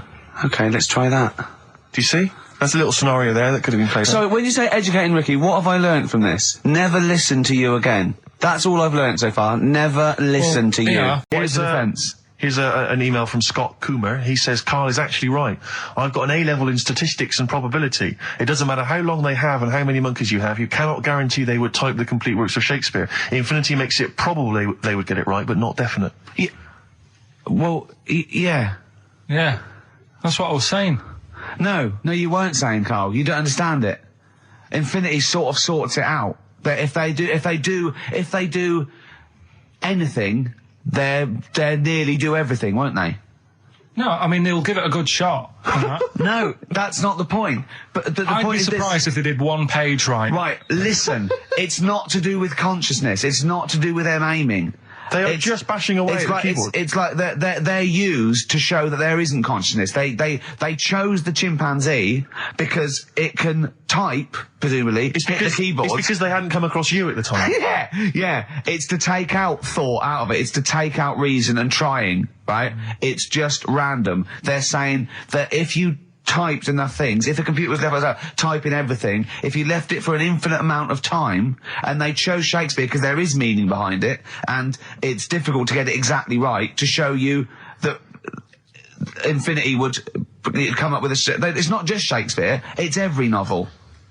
It's everything. Fairly eloquent there from Gervais. A quick riposte, please, from Karl Pilkington. No, I'm just saying, what I don't understand, if it hasn't read it, then how does it know where it's going? Rick, you may remember that last week we opened with some quality knob news. Knob news, yeah. It was Hitler's knob. Hitler's knob was one of them. That just sparked off into a whole bunch of other kind of knob-related discussions. Yeah. And I'm pleased so far to see that we're almost at the halfway mark for this first hour. And so far we've only talked about nudity and/or todgers. Yeah. So excellent work from us. Well done, lads. Yeah. I'm looking forward to Dr. Fox and the rest of the Sony award committee listening to this one. Yeah. But more knob news. I don't know if there's a jingle for that, maybe. You nearly had the eye out. Knob news. Knob news, excellent. This is an extraordinary story. A woman tried to sue her bosses for £210,000 after finding a cooked penis in a canteen stew. Hospital cleaner Sophie, something, I can't pronounce that name, was eating goulash for lunch and could not cut one of the lumps of meat. Oh, you can see where it's going. I've got so many questions already. I know. She picked it up and tried to chew it, but it was too tough. Then she inspected it with workmates, who all agreed it was a penis. Imagine that discussion. Yeah. Miss Matlata said she vomited for the rest of the day, instantly became a vegetarian, and had to have psychiatric help. It's not known whether the organ was from a human. The case continues. Well, it can be found out, so that's one thing. Obviously, the doctors aren't confused. They're not going, I don't know, I've never seen one like it. Yeah. Also, why is she eating goulash? I know. I mean, that's my first question. Why? Yeah. Lunch. Oh, what do you want? I don't know, I fancy some goulash. Yeah. Oh, some gooly lash. Gooly lash, Thanks very like much it. indeed. Lancashire cockpot Oh, is on the menu. Brilliant. Only £5.50. Wangers and mash. I'd love some wangers and mash, please. Coq au vin. Coq au vin. It's already done for There's you. there's wangers and mash, coq au vin, Lancashire cockpot.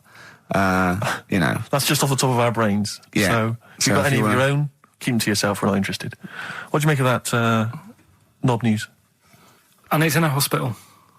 Oh, yes, it it was. could- No, hospital cleaner. You're right. Hospital Oh, cleaner. God. I know how your mind's thinking already. There's been a mix-up. What kind of mix-up? I love that. What, some bloke's gone in, some lesbian's gone in wanting a sex change. She's got a carrot for a cock. Bit of stewing steak.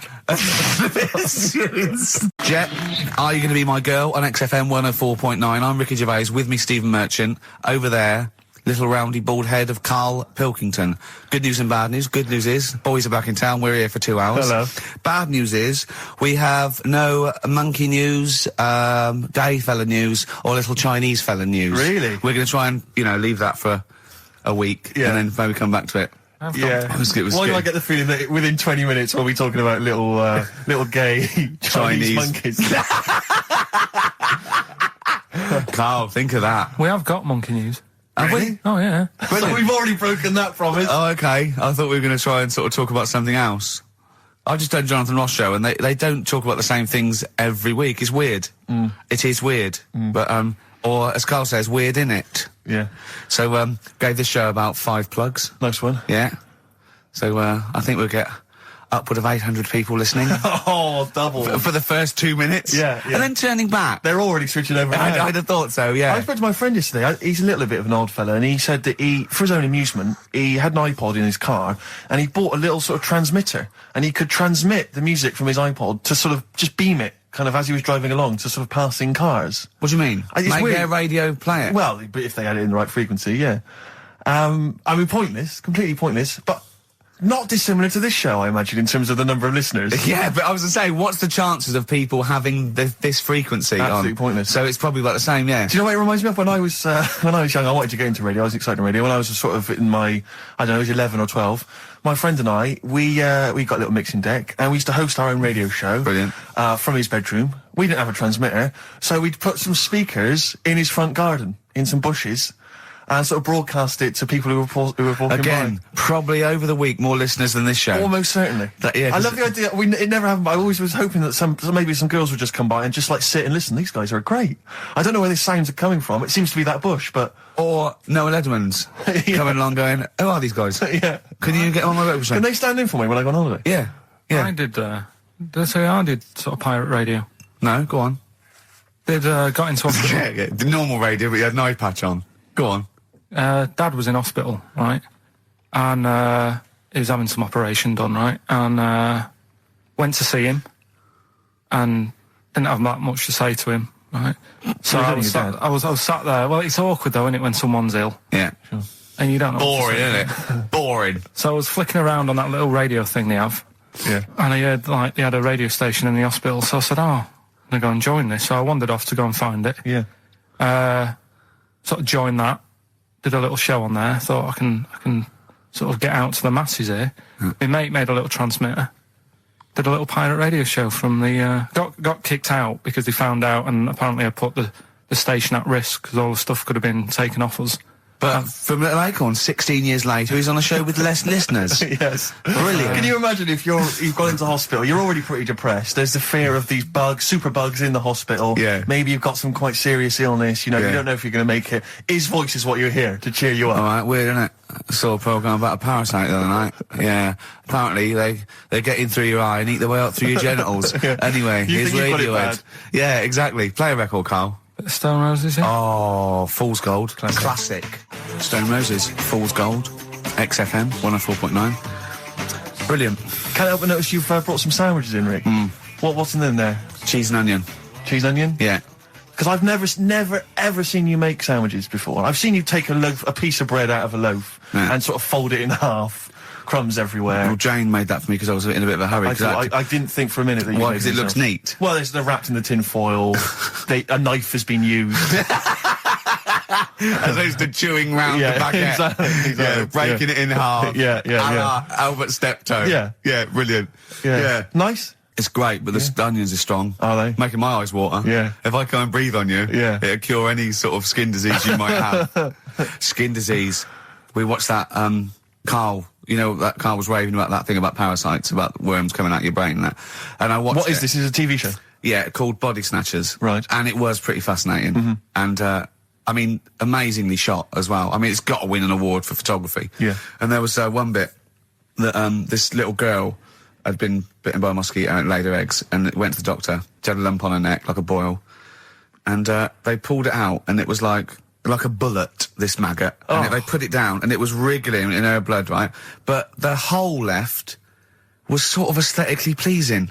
You know, like that feeling you get, like, I once had ingrown hair, and I quite liked it when I pulled it out. And it's a perfect little hole. And I thought, I wouldn't mind having those as long as they sort of like healed over. What are you talking about? I don't know, it's weird, isn't it? But why would you want a hole in your body? No, it's got pulling something out, sort of like pulling something out of your body. It's I sort don't of know what you're cleansing, talking isn't it? about. No, but it's sort of like, I don't know what This is it, you watch one programme recommended to you by Carl, you've turned into Carl. You want a hole in your body? No, it was like, like squeezing a really good sort of like spot. I mean, I haven't squeezed spots for ages, and I'd never had spots, but maybe that's it. I didn't have spots. Right. And I always thought that'd be nice, squeezing a spot.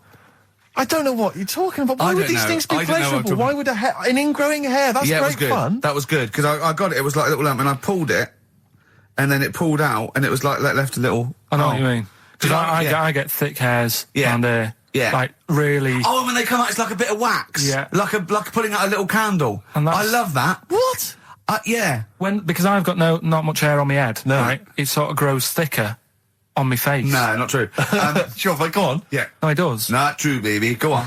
No evidence for that. Just made it up. So it grows sort of thicker on my neck and that, and now and again I'll see like something that's like a twig.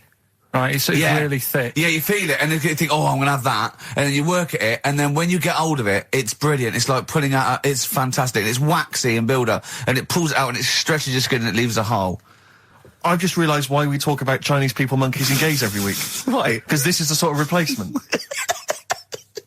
This is what we've got if we're not talking about them.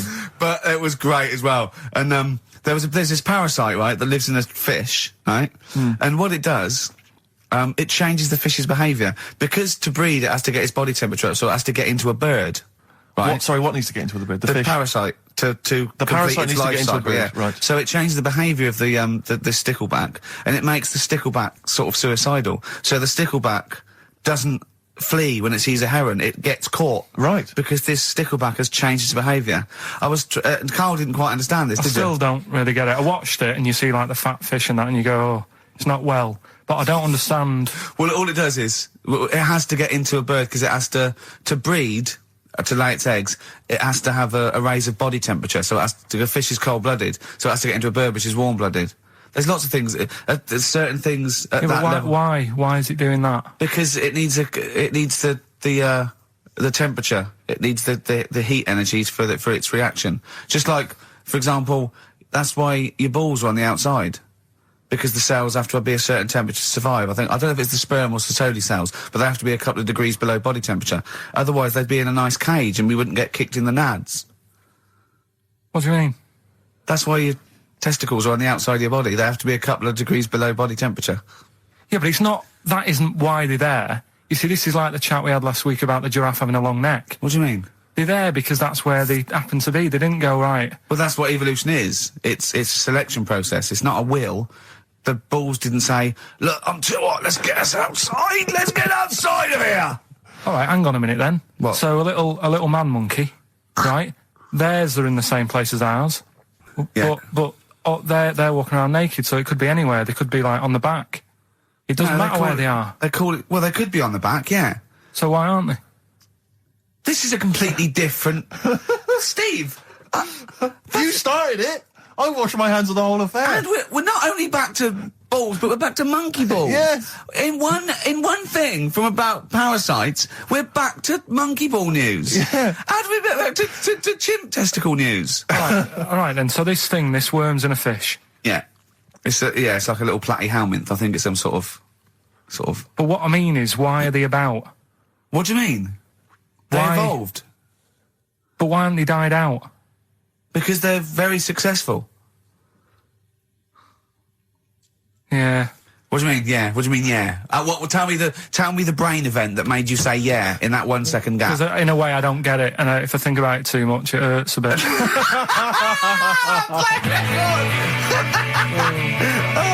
They've just been around for years, Carl. Yeah. Like Cliff Richard or something like that. Yeah.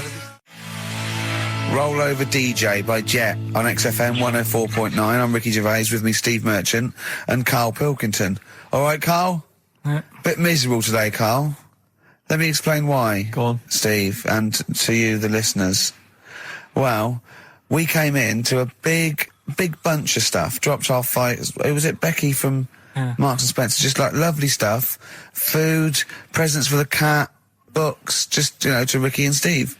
Ricky and Steve who do the show, right? Ricky Gervais and Steve Merchant. GQ presenters of the year. Creators of The Office, right? Award winning. Carl's looking over, I go, well, maybe, it's not for you, no. And then he told me why he's grumpy anyway. Go on. Do you know what XFM are giving everyone? How long have you been here? About 6 years. What are you getting for Christmas from XFM? 2 CDs. Is that of your choice, or do they choose them? There's a list of about 30. Right. Tell them what you chose. 30 CDs. I've gone for Kings of Leon album. Yeah. And the best of Bob Marley. Haven't we, given them away in the past or something? Or you could have burnt them off, couldn't you? You could have done copies. Illegal, but you could have done that anytime you wanted. I don't think Bob Marley minds if you bootleg his CDs. It's out of order, though, isn't it? It is bad. Although is that always the case? Has it always been the truth of all the time you've been here? No, it has been better than this. Yeah, although you do get paid quite well and you do have an easier time. Yeah, but don't give me the CDs then. If it was a milkman, you don't go, I have 2 bottles of semi-skimmed. Happy Christmas. Yeah. That is a valid point. Do you know what I mean? Have you complained? Who is it who made this decision? There's no point. No point, is there? Why? Just no point. I don't like moaning anyway, just... Has it come from up top? Is it from the capital people? Just everyone. That's what everyone gets. Yeah. Yeah, but will Christian get 2 CDs for getting up at 4:30 every day for about 5 years? And keeping the station afloat. Probably. Yeah. So that's why I'm a bit fed up. What are you listening to first, Marley or Leon? Well, you have a bit of Marley. I'll tell you what Marley's good for as well. You're going to have a little beach holiday, aren't you, over Christmas, going to Lanzarote?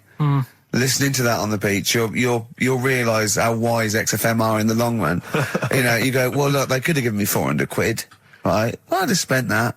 But this is, the legend lives on. It keeps on giving. So you're probably, you know what I mean? Think how much what you got to think of is how much all his great songs took, not only from the depth of his soul and, all his sort of angst and knowledge and love, and then all the studio time, the marketing, and they're just giving you one like that. They go, don't worry about that, Carl, just have it. And you go, what? But all the time we spent with Bob Marley and everything. Have it, Carl, have it, Carl. And Notice. Have that. Thanks, well done. Carry on. We're still going to pay you for the work. Yeah. That's just something on top. Here's a little piece of Bob, free. Yeah, so don't moan, it's extra. So, they didn't have to give you it at all. Play a record, you ungrateful little swine. Some people, like the homeless, aren't getting anything this Christmas. This is my favourite Elvis Costello track of all time. It's Alison. This wasn't on the list. What do you mean you're Why are you having an attack on me? You're the one who's sad and lonely. Oh, he's done you again. Yeah, but what I thought was interesting was I just scratched at him and he just went mental. Yeah, no, it's like a bear caught in a trap. It's funny, isn't it? You'll never learn. Carl. No, I was just interested to find out what the story was, because it might be a really romantic story. Well, it's not. All right, jeez. I mean, the fact he doesn't want to talk about his love affair. I was thinking about you in the week, and Does it worry you? I mean, you sort of joke about it now, and we're talking about it in the office, you know, like, oh, is Steve really touchy about the way he looks? And, oh, what's this? Where's that come from? He's done it again. He's done you again. I was walking home the other night, and I was thinking about it. And do you worry that when you're old, you will be on your own? You did start it, though, didn't you? Well, Carl, I'm glad you brought this up. because I mean, for me, you know, a lightweight, frothy entertainment show on XFM on a Saturday afternoon is exactly the place where I want to discuss the desperate, lonely future that's inevitably coming my way. Oh, God. I'll tell you what will cheer you up and forget all that. A bit of Embrace. Oh, one of the most hated bands. I'm a little bit concerned about your toilet discussion. What exactly is your point again? I was just a bit bemused. You see, it's a tricky one. All I'm saying is, right, there I was at the pub quiz. I go to the toilet, not thinking about anything. I try to go, right? There's a little gay fella next to me. I love this little gay fella. Now, the weird thing is, there's nothing stopping him having a little glance, right? Because he's allowed in the fella's toilet. Yeah. Now, I'm not allowed to go into the woman's toilet and have a little look round. Right. So all I'm saying is, should they have another toilet area? What, for gay people? Yeah. And so this would be gay men and lesbians? Is that going to complicate things? Well, I mean, I can only assume. I mean, to what point? That's your question, right? If you're intimidated, that's a shame. But you know, most gay men aren't looking at your knob. You know that. What do you mean? I can only say that 99.9% of gay men who use a urinal standing next to what they assume is a heterosexual man aren't looking at his knob. And what they're doing then? They're emptying their bladder. No, but the thing is, I can't talk. You're saying like, you know, about would you have one toilet for lesbian women and gay fellas, right? Well, does that mean? Would it be mixed? Would it just be? Would it have a man on one? That's heterosexual man. One little picture of a woman, other, and then what? What would the little icon be? A man and a woman. A man and a woman. Just having a chat. Yeah. In pink and Doc Martens. But you couldn't mix them because then what would happen is you'd get people who are going, oh, I'll play up to this a bit. What, pretend to be gay? And yeah, you know, sort of grow a moustache and shave their head. And pretend to be a lesbian. Right. Yeah. So I see. So you know, people pretending to be gay so they could go in and have a look at the lesbians. Yeah. Right. So that would mean that we need 4 cubicles now, would we? Yeah. No, this is fine. 4 cubicles. So every pub How now, many toilets do we need? Every pub's now got 4 toilets. Oh, Carl, bisexuals. Yeah. Now, interesting. Bisexuals. How many toilets do we need now? Call the council. Will you use any? Huh? No. No, because they're interested in everything, aren't they? Because the little bisexual fella will be looking at your knob. Right. With them, what you do, you just have a door, you open it, and there's one urinal there, so you can't get a queue. They have to sort of wait. I just thought that, well, why can't there just be a thing between the urinals? So no one can look at anyone else's knob. Wait a minute. Just to go back to Ricky's point, what stops, even if we've got the toilet for gay men, what stops the gay men who want to have a look at your willy going in the regular toilet and pretending that they're straight? Most men don't wear gay across their head. Exactly. They don't have a tattoo. There's no branding yet in the British House where they have to declare. So we're going to have to expand this. So we've all got to carry identity. Do you know you can see a gay, can you? Coming a mile off. No?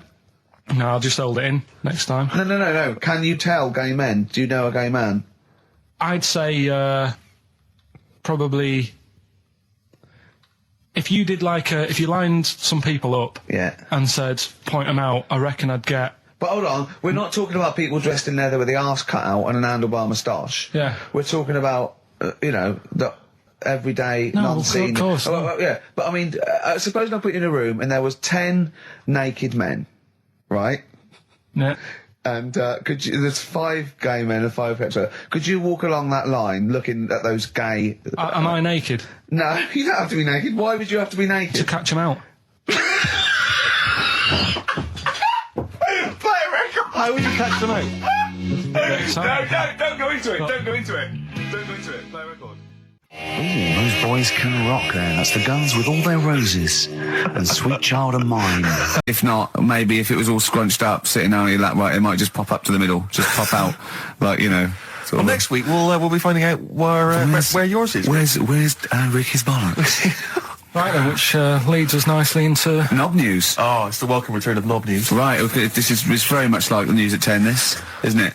I do a bong, or in this case a schlong, and he gives me the headlines, the knob news of the day. The big, where have you collected all this knob news? Was there a lot of knob news this week? It was mental this week. The amount of stuff. The way it works, you give us the bong, I'll give you the headline. Okay. Steve decides which stories we're going to talk about. And now on XFM, knob news. Schlong.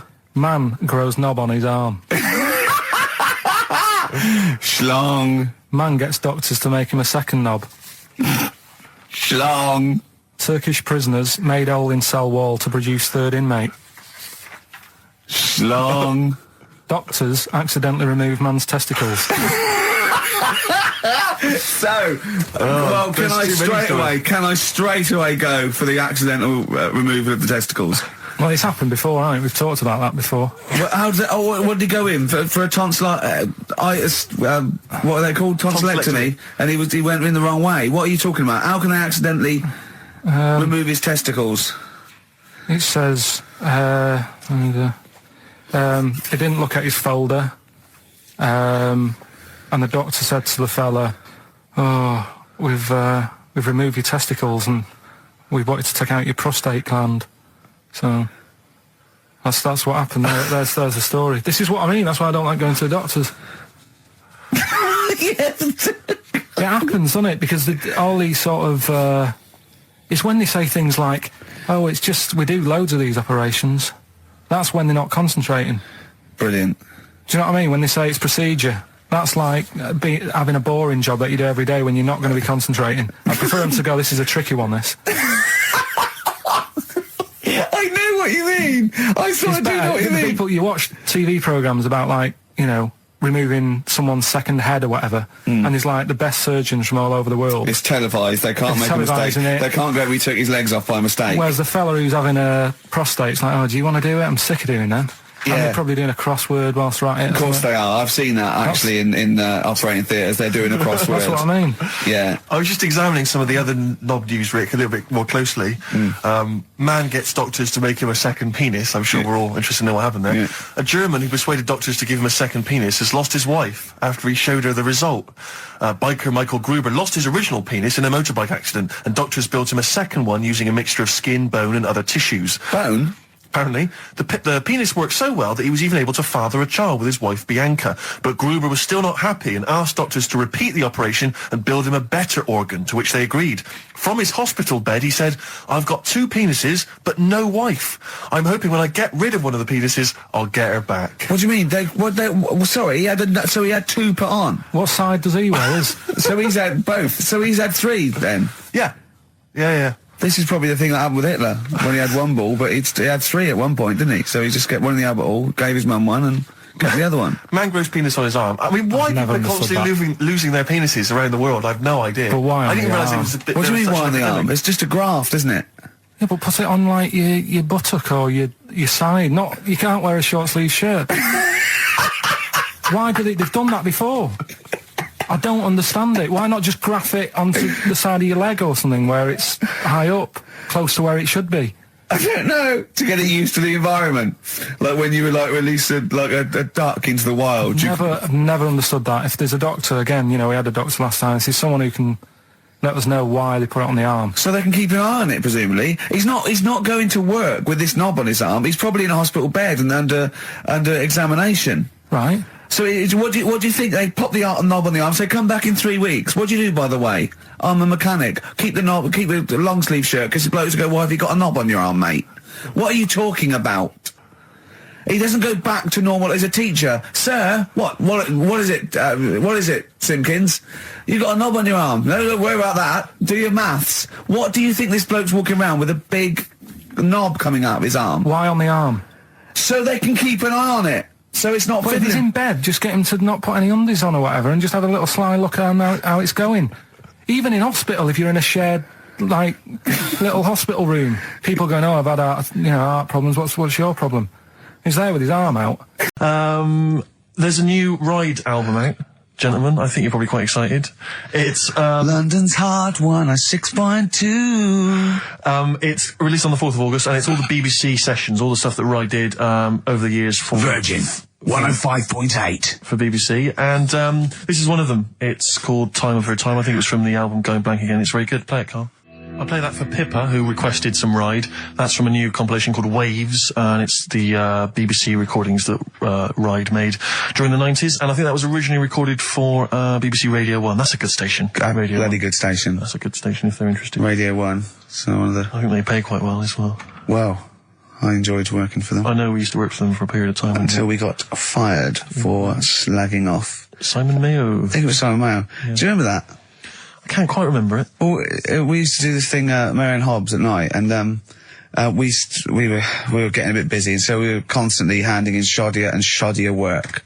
Right, we used to hand it like that and hand it to them. A theme there. A theme, I know, yeah. And to the point where they kept going, oh, like every other week they go, we couldn't put it out. Why? Well, because it was the most offensive, or it was inaudible, or it was twaddle, or you didn't record it. You know, there was things like that. Yeah. And then I think the straw that broke the camel's back was Simon Mayo had just broken the Guinness World Record for DJing, and we were going, oh, that's brilliant, yeah, in the air-conditioned studio with loads of scrotes getting cappuccinos for him. That's not work. Our dad used to build walls, you know, that's work, not sitting down. If he wants to break a record for work, and we went off on things like, I know... we know birds who do leisure stuff to feed their smack addiction. Yeah. That's work. I want to see Mayo on his knees outside McDonald's giving a rent boy a blowjob and all this sort of stuff. I want to see him hanging up in some kind of leather strap. In a Amsterdam torture garden with 13 blokes jizzing on him, all with beards. Yeah. But why aren't you still there? And, is that present day or old times? I'm talking like in the last 3 weeks. Okay. Right? Little midget, circus, really packed out show. People are loving it. Steve, you're asked the same question I did, I know. So there's little midget jumping up and down on a trampoline. What circus is this? Right? I pay good money to see it. So everyone's clapping, and he's getting carried away. Because he can't believe they're loving it. I didn't know they'd like a little person on a trampoline, but they love me. But you know what it's like when, if there's a crowd of people sort of encouraging you to sort of go higher and stuff. Yeah. And I'm sure he knew it was getting out of hand. But he was jumping and he was coming down the road going higher, and he's going really high in the air, right? So he's doing this, crowd are clapping. There's a hippo, right, just sat next to the trampoline getting ready to come on and do his act. Oh, right, I thought he was in the audience. Getting ready to do his act, Steve. Yeah. So he's a ventriloquist. What do you mean he's sitting by the trampoline waiting to do his act? Because why do they sit in the dressing room and they go, 5 minutes, Mr. Muss, 5 minutes, Mr. Muss. So anyway, right, so the hippo's there. He's getting annoyed, is he? Because the midget... He's going, how can I follow this? This is really annoying. They're going to be, no. So he's thinking, he's already done the trampoline, my pogo stick act is never going to work. Yeah, go on. So there's a hippo waiting. See, it's a great story, and I just know he embellishes it or it gets slightly wrong. Go on. So there's a midget jumping up and down. The hippo's getting annoyed. The crowd are going mad. The midget's loving it. Can't believe his luck. Although you think he probably knows he's dicing with danger. Yeah. So next thing you know, they're all saying higher. He gives it one big, like, heavy sort of landing on the trampoline, goes really high, but goes off at a funny angle. Oh, hypotenuse. Okay. Yeah. And sort of flies up. Hypotenuse! Sure. Flies off at a funny angle. Oh, dear. Hippo's there, swallows him whole. Crowd are clapping, thinking that's why the hippo was waiting there. Rubbish. Rubbish. Alright, that's Aqualung. Good time's gonna come, innit? Right, Carl, come on in, educating Ricky. So, don't let the cat out of the bag, that's where that comes from. Comes from a crafty butcher. Right, go on then. So the next little headline is Wash Up With You. Wash Up With You, go on. You want to know about that? Yes. It's a survey that they did. This week. They? Yeah, some university did some survey. Brilliant. Did a world test on washing up. Yeah. And each country were given 140 pots to clean. Brits were the quickest. Yeah. Yeah. Turkey were the slowest at washing up. The Turks. It's not because the little fellas that work in the kitchens with no... Is it? They can't reach. Spain were the cleanest, and the Germans were pretty good as well. So... I don't know where to start with this. Honestly, Steve, I don't know where to start with that. Look at his face. It was really light, right? We've had the parrot, right? These are things that I found. Found the parrot, right? I've told you about the dog in the car wash. Right, you didn't tell me about that. You said there's a car wash for a dog. That's all you told me. Yeah, but the parrot, you said there's a parrot. What? It's a problem at funerals. Yeah. That's nothing. That's nothing. That's nothing. Do you understand? And they used to eat cats. What else have we got? Travis on XFM 104.9 on Ricky Gervais with me, Steve Merchant, Karl Pilkington. We're doing Educating Ricky. Right, final one. Come on, Karl. Right, what was it? It was, why don't they just get a diary or some paper or something to write on? Yeah. Yeah. Because snappy. I couldn't think of a heading for it. It's basically, Go on. people who have tattoos, I've never understood it, right? That they have something put on their arm. Right, sorry. Have we started the educate? Is this part of it? Are you educating me? This is something that will be useful in my life that I didn't know about. Yeah. Go on then. No, it's just that they've got a machine out, right, that does tattoos. Tattoos. You come up with a design you want, and you sort of this machine scans it, and you put your arm in this thing, and you press print or whatever, and then it does the tattoo on your hand. Or on your like loads of little needles that follow a pattern? Yeah, the computer, basically, yeah. Is it a real tattoo? It's a proper tattoo. One. The fella said... well, as long as it goes out, it pierces the skin with a I just wondered if it's one of those kind of, those kind of... No, it must be lots of little needles or a moving needle that can go Sorry, along but how is this cleaned, like, in between each person? Dunno, probably... I don't know. Well, no, it's only that if it's one needle, it's just the head, isn't it? If it's one needle that moves, does it like loads of little... What are we gaining from a machine doing it? Just because they're not going to sort of mess it up. But hold on, how do you keep your arm still? Because your skin moves slightly. It's the machine sort of strapped to your arm. Right, and so it's spread... the fella said that the tricky thing was in all this, it was the fact that... nobody would let him test it out on anyone else, so he had to do it himself. But did it work? Because the thing is with a tattoo artist, they can see when your skin's moved and they can see what they've done and they keep wiping it and looking, whereas a machine's just got to trust itself. Yeah. So I think one needle could go wrong. If it was a lot of needles that it just came down, like, 1,000 needles that was an imprint. Yeah. But obviously I'm asking someone who hasn't delved any further than there's a machine that can give you a tattoo. That's all you've got at the moment, isn't it? Well, yeah, basically. That's all you've got? I mean, that's what I've got, because I'm not a fan of tattoos. I don't... But where did you read this again? This was... Internet? This was on the internet, yeah, it was, yeah. Okay. And I just don't understand why people do it. That's what got me attention. Because me... Sorry, what have I learned from this? That if you wanted to get one, you can get one done by a machine now. Well, you'd think it'd be Bughead, wouldn't you? What? Well, you'd think it'd be Bughead, wouldn't you? You'd think it beat... No, you'd think it'd be... Yeah. You'd think it'd be Buggered, wouldn't you? Bughead. This can't be... If this is anything with a bug living without a head, I'm not interested. Because we've done it. All you've done is fun. Let's just do what a cat. So it is that. Do that one first? Which one are we doing? No, do the Bughead one. Right, well, the Bughead one. Well, we've talked a lot about animals and that, haven't we, without heads. Surprisingly, we have. I think a disproportionate amount on it. If you're a new listener, this is the first time you listen, you'd be surprised. Yeah, we've done all that. We've covered worms. The way if you cut their head off, it grows back. If you don't cut too high above its neck. We've covered the chicken, the fella who blinked. Yeah, I can't go into it again. Right, let's not go into it again. We've had the chicken with no head that lived for 8 months. Yeah. And we've had the cockroaches. cockroaches living for a week without an egg. Right, okay. Well, it's a bit more on the cockroach front, really. Right. They've found, right, that if you get a cockroach and you cut its head off, right, and then you find a cockroach that's still got its head, but it hasn't got any legs. Right. Right, it's not over for both of them, right? Because what you can do, you get the one that's got the legs, right, with no head, sort of running around. Get the one with the head, sit it on top of it, right.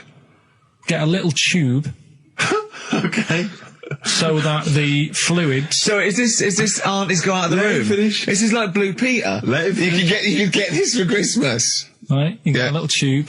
You sit that on top, so the bodily fluids are still running between the two. Right. The head of the one on the top will control the feet of the one on the bottom. Okay. What about that? Good. And will it continue to live? Yeah. Okay, you don't know that for sure, do you? That was just a question out of the blue he wasn't expecting. Well, what do you think of that? It's good, yeah, it's great. Yeah, just a primitive nervous system that can, yeah. Did you expect us to be more impressed and excited by that? Did you fall off your chair when you read that? Did you literally topple off? Snowbird from Mark Eichel, part of his covers album. He's so happy that the XFM listeners understand his stupid clues, and he knows it annoys me. We've got some right answers. We'll be giving out the answers just quickly, just in case someone sort of missed one of them. I'll just quickly do them, yeah? Yeah, go on. First one, there's a load of letters. There's a load of letters there asking for advice. Put them on Claire's desk. Oh, a Merry Christmas. Ask your mum if you should. Oh, a Merry Christmas. And a couple of people were arguing in the supermarket. It was Christmas, fruit and that's veg why. counter. And that's B. Okay, we'll give those answers out shortly. Yeah, right. Here's the last clues of the year. You had, there's a load of letters there asking for advice. Put them on Claire's desk. That was F. That was for foreigner. I don't know what you mean. Claire Rayner, she took advice, she gave people advice, so that's a foreigner. That is shit. Right. I'm sorry, that might be Christmas, that is absolute dark. A lot of people got the right answer. I know, that annoys me even more. That's what I'm saying. Right, we've got, who's that on the line? It's Rob. Rob, and, are you a doctor? I'm a final year medical student, I'll be a doctor in 2 months, touch wood. That's close enough, isn't it? Yeah. Excellent, so, where do you study? Do you want to give more details, or do you want to remain anonymous as you're calling in to talk? I study at Barts Hospital. All right, great. So, why do GPs sometimes put their finger up a man's anus? To see what's there. You know, if you've got hemorrhoids, if you've got an enlarged prostate, you know, it's either that or they stick up a big tube and have a look up with a light.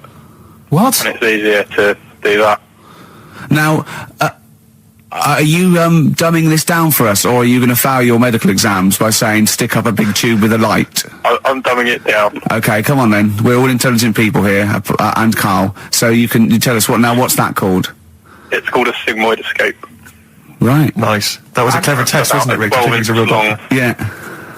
12-inch long tube that they can put up there. So, Carl, would you prefer that or a finger?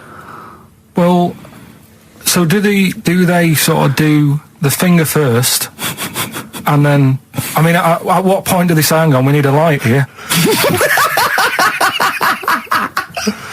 I mean... It's normally if there's something wrong. But, so if I go then, say if I go to this well-known clinic, right, and they go, yeah, the art's good and that, yeah. Finger, there you go, and then they go, hang on, I'm going to go and get me light and tube. I could start worrying then because they've sort of found something. And they're not likely to go straight in with the tube. They'll probably send you off some tests first. But Carl, there's nothing. But you go to these places to put your mind at rest and to know where you are with your health. I mean, it's not that you go along. That's what most people worry about. They think that because I'll go along and they'll find something. Well, one, that's illogical. It doesn't heighten the fact they'll find something because you go along. And two, if they do find something, it's a good job you went along. I mean, I'm a hypocrite because I don't go to the doctor, but I've had that done. You should be concerned if when they shine the little light in your ear, it comes out the other side of your ear. No, the other ear comes right out the other side. That's when you should be worried. But Rob, right, you said then, if they find something, they send me off for some tests. Why can't I just have the test without that and cut out the middleman? Do you know what I mean? Because you're wasting lots of money. There's hundreds of tests they could do, and they could do every test, and they could all come back with nothing, or they could do the finger up there and send you for the 3 tests you need to find out what's wrong with you. But in this day and age, with all the technology and that, and like brainy doctors and all that, the only way to find out is sticking a finger up there. What are you worried about, Carl? Is it fundamentally that this doctor who's has done 6 years medical training, is it embarrassing to have a man's finger up your ass? I just don't understand how you can get round to that without... But what don't you like? Is it fundamentally you don't like anything up your ass, or is it the fact that it's a man's finger up there? I don't like going to the doctors. It makes me nervous, because I think if anyone searches you long enough, they're going to find a fault with you, right? And especially if they're going that far into you. They're going to find something. And probably not. Well, you know, I just don't... I don't know how to get round to that sort of... that point where you get a... What do you talk to the doctor about? And he's like, all right, nice day. Strap your trousers. He goes, he says, I'm gonna just, Most people just shut up and let you do it, and then breathe a sigh of relief when you say there's nothing there. Yeah. But is that at the end of the test, or is that the first thing he does? It's the last thing. So that trousers up out the door. Because he knows it ends conversation. He knows it's a bit of a faux pas. The doctor says, I better not kick off with the finger up the arse. What I do is I'll start on with the, the head, and then we're down and go, one final thing, Mr. Pilkington. So Rob... He drops his keys and he goes, pick them up. And as you bend over... Will you be doing this, Rob? Is this what you're, like, open to do? You do all these... I'll have to do it at some point. All doctors do it at some point, no matter what they specialise in. So the first one, is the another doctor there to sort of make sure you're doing it right? Not dentists. No, but do you know... aren't doctors anyway. but do you know what I mean? Like, normally it's like a co-pilot will have someone with them for the first one. So when you put your first finger in, will someone be there going, right, you just want to move to the left of it? I've already done it. Have you? Yeah. So that's the thing with a student, you're learning. So you get people teaching and you learn on these things. Can I just point out, Rob, I think I'm right in assuming that you have a glove on. Yep. And there's lubrication. Yep. And it doesn't hurt. No. There you go. What are you worried about, Carl? Who's this person who everyone's testing on in your class? It's not one person. It's not one person. There's like, when a patient comes in and they've got a problem, your boss, the consultant, he does his finger up, and if he finds something, he goes to the patient, is it alright if the student has a feel as well? Then the student puts on a glove, puts the sleeve on the glove, and sticks his finger up and sees what he comes out with. Rob, I wish you could see Carl's face.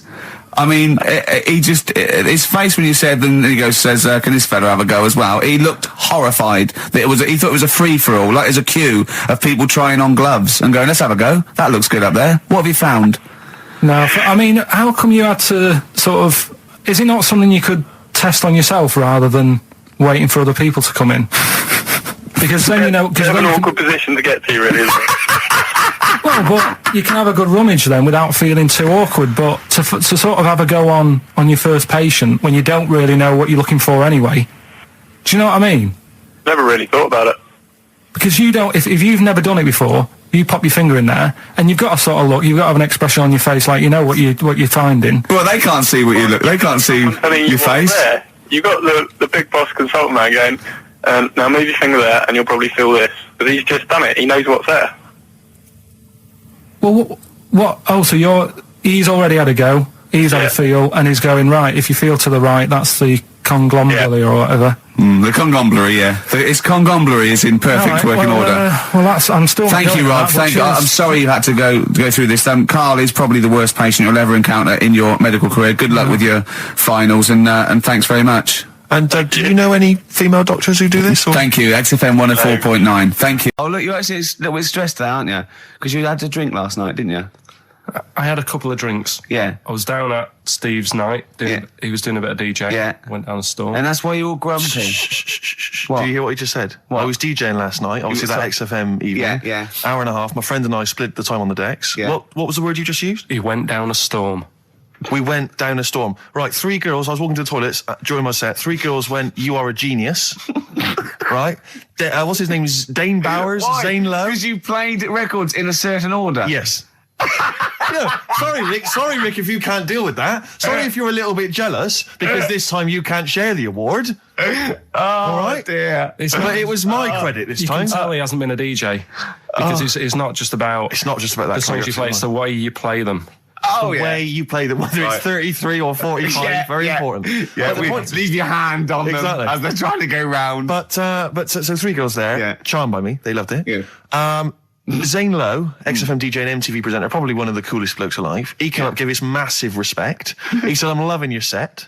He actually used those words, right? There were people coming up, they couldn't believe their luck. It was roaring. We'd stick on a track, people would cheer as it came on, right? My particular favourite, Carl, I think you'll agree, my particular triumvirate, LL Cool J, Mama Said Knock You Out, leading straight into House of Pain, Jump Around, then straight into that current Elvis track that's been re-released, remixed by Junkie XL. I played the original, which I'd already played on XFM before. I'm already there, cutting edge. Yeah. Right? 3 old tracks, you mean? 3 old tracks. In a row? Yep. And what I think the words that would best sum it up are, I kicked ass. Great. Rick. All right? Well, I'm going to be kicking some ass today. Hey, talking of DJing. Go on. You know, I did that storming set the other night for XFM. Yeah, sure, yeah. Go on. This was down at a little club, in case you weren't aware of it. Yeah. Anyway, I went to the Sony's the other night. Yeah. Karl Pilkington sidles up to me, slips me an envelope. Go on. 200 big ones in there. Did he get paid cash for that? Yeah. £200. Taxman won't know about that. Cash in hand. No, the taxman won't know, because, I mean, obviously no one who ever works in tax office is listening to local radio. Oh. Yeah. Well, so... No, the taxman will know about it. Yeah. Because I'll declare it. I would. Put it, it's going straight down. I'll do it when I get home. Do it when I get in later on. And don't write off rubbish that you buy anyway, like, you know. No, I won't. No. I'll do it all above board officially. Fill it all in correctly. And so I'll send it now, I'll send it tomorrow so that you get it early. So it's not too busy for you, sir. Oh, never mind. Well, go on. It's ages ago. Oh, yeah, literally. Like knights who wore armour. Okay. And that's armour going after something, that's how it came about. Okay, armour. They wore all the stuff, and they had the helmet, and say if they're guarding something at night, stood outside a castle or something, and there's probably going to be 2 of them, right? So they stood there talking and that, and talking about stuff. And the future, medieval stuff. One of them's like, "Oh, we should shut up. I've been stood here for hours," and he's going on and on. Yeah, sure. So he'd say, "Shut your face," meaning, shut the guard down on your helmet, the visor, and I can't hear you then. So shut your face. Shut your face. And that's how it came about. Well, I suppose it would be interesting if I could just rely on it. I'm not sure it's true. I know. I just never know.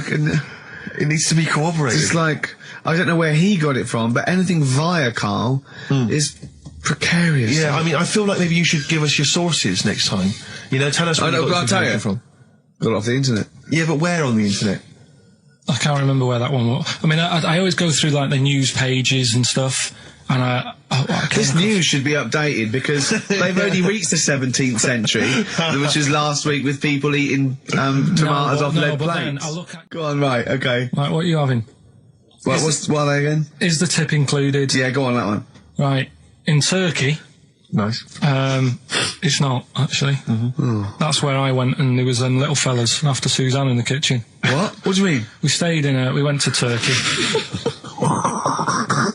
You went to Turkey and there were some little fellas? Well, they had quite a few sort of midgets working in the kitchen. Why? Is it a theme? No, was it a theme holiday? I don't know. Might get them cheaper or something. Was it... So they were working cheaper. They were working in the kitchen, and one of them fancied Suzanne and kept sort of eyeing her up, and she was winding me up saying, "Oh, not eyeing up and down, just eyeing her up." Anyway, no. So what was she doing in the kitchen? No, it's like a pick what you want to eat type buffet, but you have people clearing the tables and that ready for you to come along. Are they low tables? And he was just keeping an eye on her. What did he say though? Was it was Turkish, so I don't know what he was saying. But he was little fella, yeah. Did he? What do you mean a little fella? What do you mean little fella? Sort of dwarf-like. What do you mean dwarf-like? He had magic powers, or he was 4 foot? No, what do you mean, Karl? A little bloke, just like a normal bloke, but small. If you stood him in the desert, you wouldn't know. But TV hot and says, right, Carl. You should watch out for the monkeys.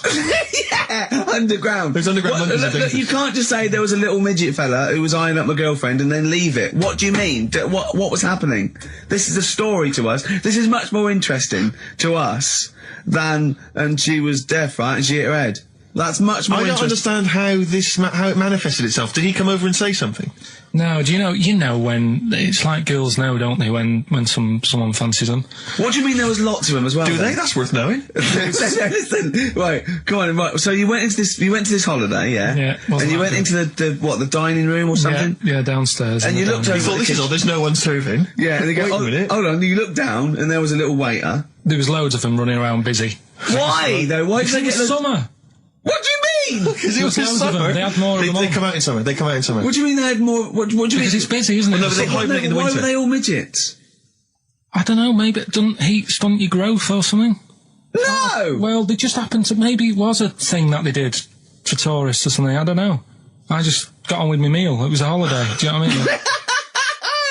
God. Right, so some midgets serving, I'm not going to ask any questions. Right, okay, yeah. So they're all little fellas running around, and this one always was like, you know, oh, do you want a new serviette? You know what I mean? Going out of his way to sort of... turning on the charm. Yeah, he was going out of his way, the others weren't. Right. I think what was happening is he'd been working with Santa all the winter. Yeah. This is sort of little summer break. This one was your waiter, and so he was being polite to you. Maybe. But what did Suzanne say then? Well, she was using it to wind me up. What was she saying? Oh, just like, you know, look. He may be small, but he's built like a... Yeah, he's all man. So... Were you jealous of a midget then? You were jealous of him? It is a bit annoying, isn't it? Why? It wouldn't bother me as much now, because I've been with her for ages. Right. But at the time, that might have been one of our first holidays, and it's like... You don't want to be what's going on? I paid for this holiday. Yeah. And then you get off with a midget? Yeah. Oh. So anyway. But it doesn't matter, because you got chatted by a bearded lady. So. yeah. Tell you what, no, that's got nothing to do with that. What were you going to say? What were you going to say? Oh, they're monkeys! Oh, Christ. No, right. okay. Right, Carl. She's a girl and I'm a man. Good that, innit? On XFM, 104.9, Ricky Gervais, Steve Merchant, Karl Pilkington. As ever, Rick, there's always someone who steps in to defend Carl. Okay, what is the defence? What is the defence? Here's an email from Scott Coomer. He says, Carl is actually right.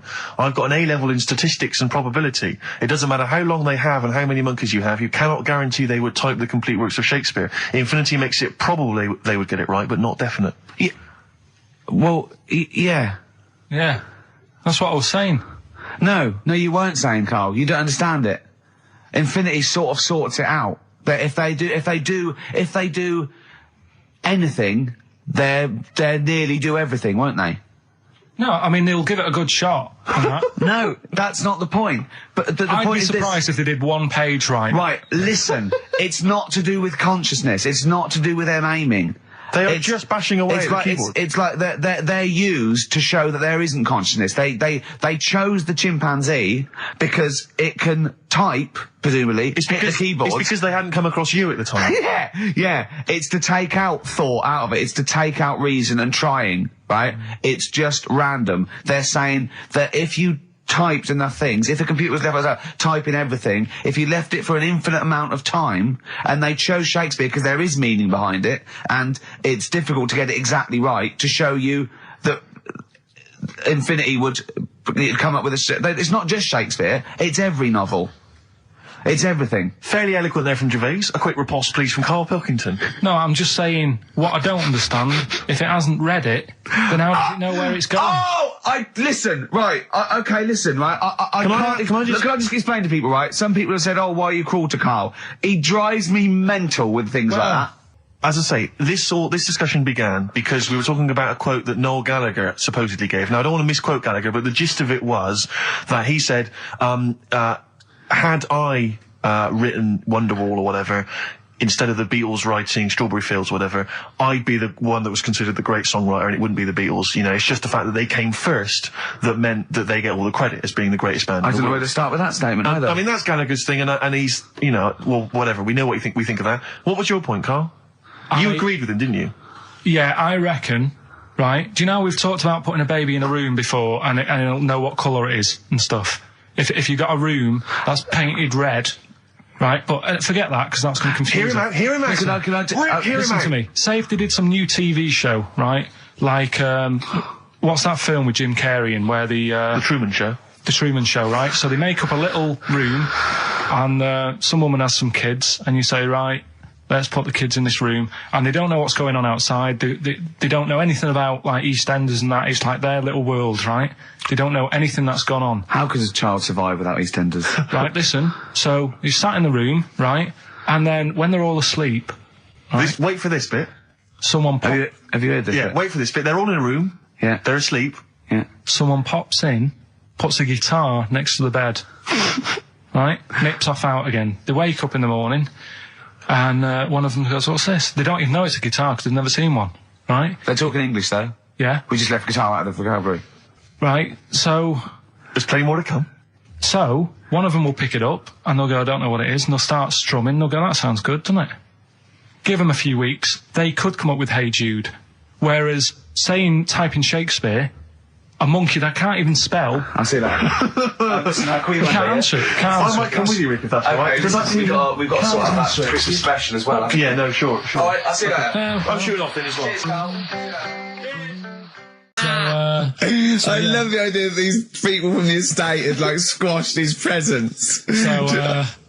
So I found a cigar that had been sort of lit up and then put out, so I thought, I'll have a go at that. Yeah. I went outside and had a go, and that's the last time I smoked. Right. So I tried it, I thought, I don't like that. I love the fact that he does everything once. Yeah. In his life, it's a line of, I've done everything once, I don't need to do it again.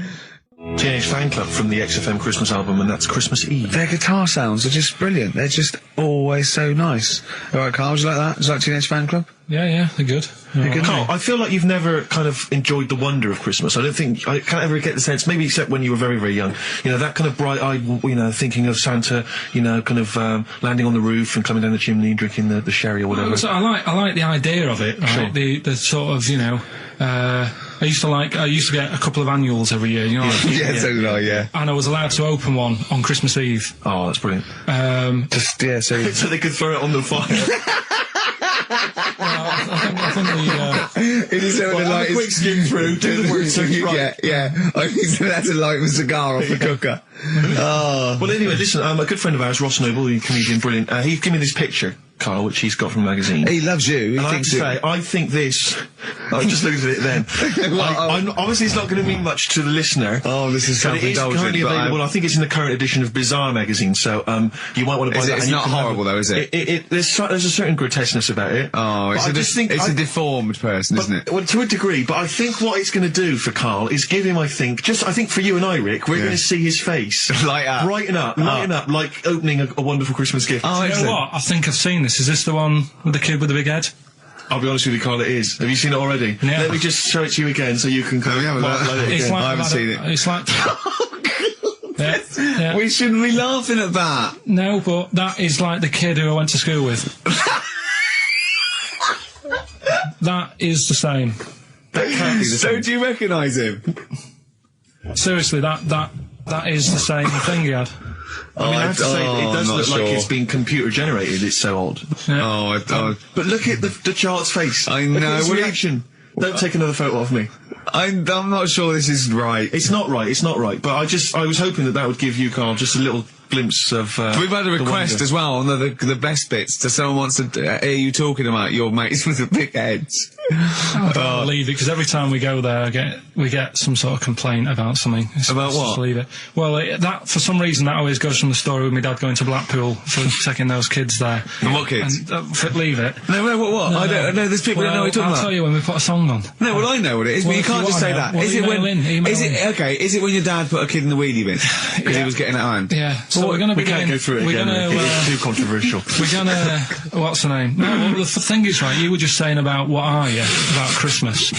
That's the funny thing, right? Because in our house there's no one who's religious, right? No. My dad got annoyed when I went to church that day. He was like, "What are you doing that for?" Of course. I went to see a gig in Liverpool. Remember the band The Christians? Yeah. He thought I'd join some club. Yeah. I said I've been to see The Christians. He was saying to me, "Man, what's he doing going out with them?" Yeah. And then the other thing is, because I'm not christened or anything, my mum used to say to me, "Don't tell anyone that, because there's witches and stuff." I want to go back and see his upbringing. I just want to go back and see him at 7. One day in the life of Carl, age 7. Just to have 3 ghosts visit him tonight. And take him back through time. But we could go with him. We could be some of the ghosts. Yeah, the ghosts of Christmas past. Remember this? That's incredible. Because don't tell me what. Just she thought. So she wasn't Christmas. She thought maybe someone could take your soul because you weren't christened. It's like there's cults and that, isn't there? And if they find out you're not christened, then right. I don't think they care. I don't think a lot of cults care. Well, but what can they do if you're not Christian? I don't know. I just said all right because then through that time there must have been a time when. But hold on, now they know. Yeah, but I'm older now, so I'm all right. She used to worry about me playing out on the street. Oh, she was worried about whether you were naive and stupid and easily led. Well, yeah. No. Good point. No, you're right now. Yeah. So, yeah. Good. Yeah. I just have to show you something, Rick, before we move on. I know we've got another Educating Ricky, but someone just sent this in. Yeah. They've been looking on eBay for Victoria Plum. You're joking? Come here and see the photograph. Oh, God, that's fantastic. Yeah. Let's have a look. That's it. Oh, God, he got that for his mum. It's the worst piece of tat I've ever seen. Carl! Carl. Imagine how... Oh, gutted. Carl. Imagine how... Look, think of him now, right? There it is. That's the worst thing I've ever seen. I'll tell you, it looks like a Diddy man gone wrong. It looks like a Diddy man prostitute.